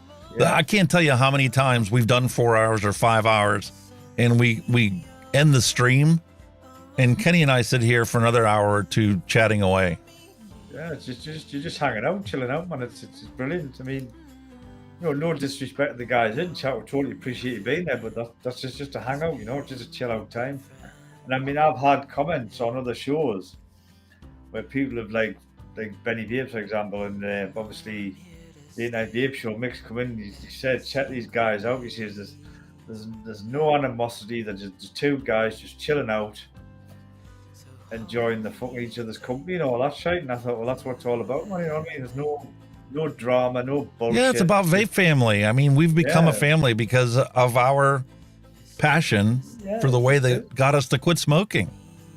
Like I said, it's just a chill out show, and and he's saying that's all it is. Two guys just cracking on, having a good time. You know what I mean? Which is it's just fine by me. I'm more than happy with that. Absolutely Love love it. it, man. Absolutely, I do look forward to it every Tuesday. I'm like, right, time to get ready. You know what I mean? Nowadays, I'll tell you this, I've been lazy, because normally when I finish the show, I take the lights and all that down. These lights have been up for the last 3 weeks. I haven't bothered me off to take them down. I said, I'll leave them up. It's only a couple of days and we'll be back on, Yeah, I finally need to get and finish up a couple projects I got going on here. My one problem is, I got the lawnmower fixed. It worked great for a month, and all of a sudden I filled the tank up and it wouldn't run. And I'm like, was that gas contaminated or something? So now I got to fix that. I've got a couple service calls that I've been waiting on parts to come in from China to fix the old arcade monitors. I need to finish that project up. It's like, okay, now that the cars and vehicles are back to 100%, I need to wrap up these other things. I need to finish this Kylan 3 video. I got other stuff that I need to do reviews on. It's just not enough hours in the day sometimes, isn't there? It's just not enough No, there hours in the isn't. day. There really isn't. And you're just thinking, God almighty, and then when it all stacks up, you're like, for God's sake. But again, you've got to prioritize things, life gets in the way of stuff, and you've got to prioritize stuff. It's as simple as that, got your vehicles, you've got to make them safe to drive, you don't want to fucking go along the road and your brakes fail, it's not good. Yeah. You know what I mean? So you've got to prioritize this shit. But yeah, man, honestly, I love it, you know. Absolutely love it. Look forward to it every week. Same here. I just like doing a live show. I like doing lives, you know what I mean? I did go through a spell where I'm not interested, but nah, I love it now. Absolutely love it. Brilliant, man. Absolutely love All right, folks. My wish is always peace, love, and a hunky vape to end cigarette combustion. We'll be back again same time next week, and hopefully they'll put out another couple updates to get rid of this problem we seem to have. No, the thing is, you don't want any more updates because they're causing you fucking problems. Listen, as soon as I get it stable where there is no problems, I'm not going to update anymore. I'm just going to keep it the way it is. Just leave it, yeah. If it's not broke, don't fix it. So thank you all for coming to the live show, and we'll see you guys next week. Yes, guys and girls, thank you very much for joining us as always. Love having your company. Yeah, and a special shout out to Labworks all the way from Australia, up in the middle of the night, you know, coming in and, you know, making some good input to chat. He's obviously a nice mixer, so yeah. But again, as always, folks, thank you very much. Again, thanks to Alex for how long have you put up for me now? What show we're on? I've lost track. Again, listen, we've been doing this for an entire year already. I just realized. No way. Yes. Yeah. This is episode 25. This is actually a full year's worth of doing this live stream every single week. One week we missed because I wasn't feeling good. For a whole year already. Where the hell did that go? Wow. Fernand, that could have a little anniversary thing, man. For God's sake, you should have said something, man. Could have done something. Oh, man. speaking of which, next week, looking at my calendar, is the 4th of July, which is a holiday here in the States. But for you guys, that's not a holiday. No. So we're just going to march on and do another holiday show next week. I'm going to put some Hawaiian gig garb on, and we'll have Christmas in July. Good old 4th of July. Why not? Yeah, man. That's 4th of July, great. Christmas in July. Right, I'm just going to have to get some Americana stuff here, I think. All the stuff he wears already American.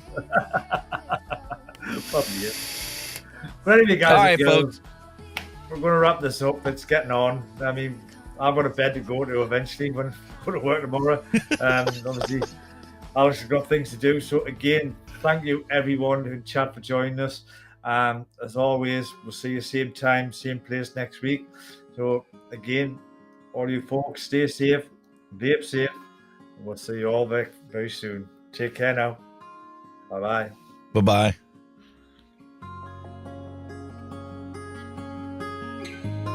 Thanks for listening. We'll be back next week again for a fresh round.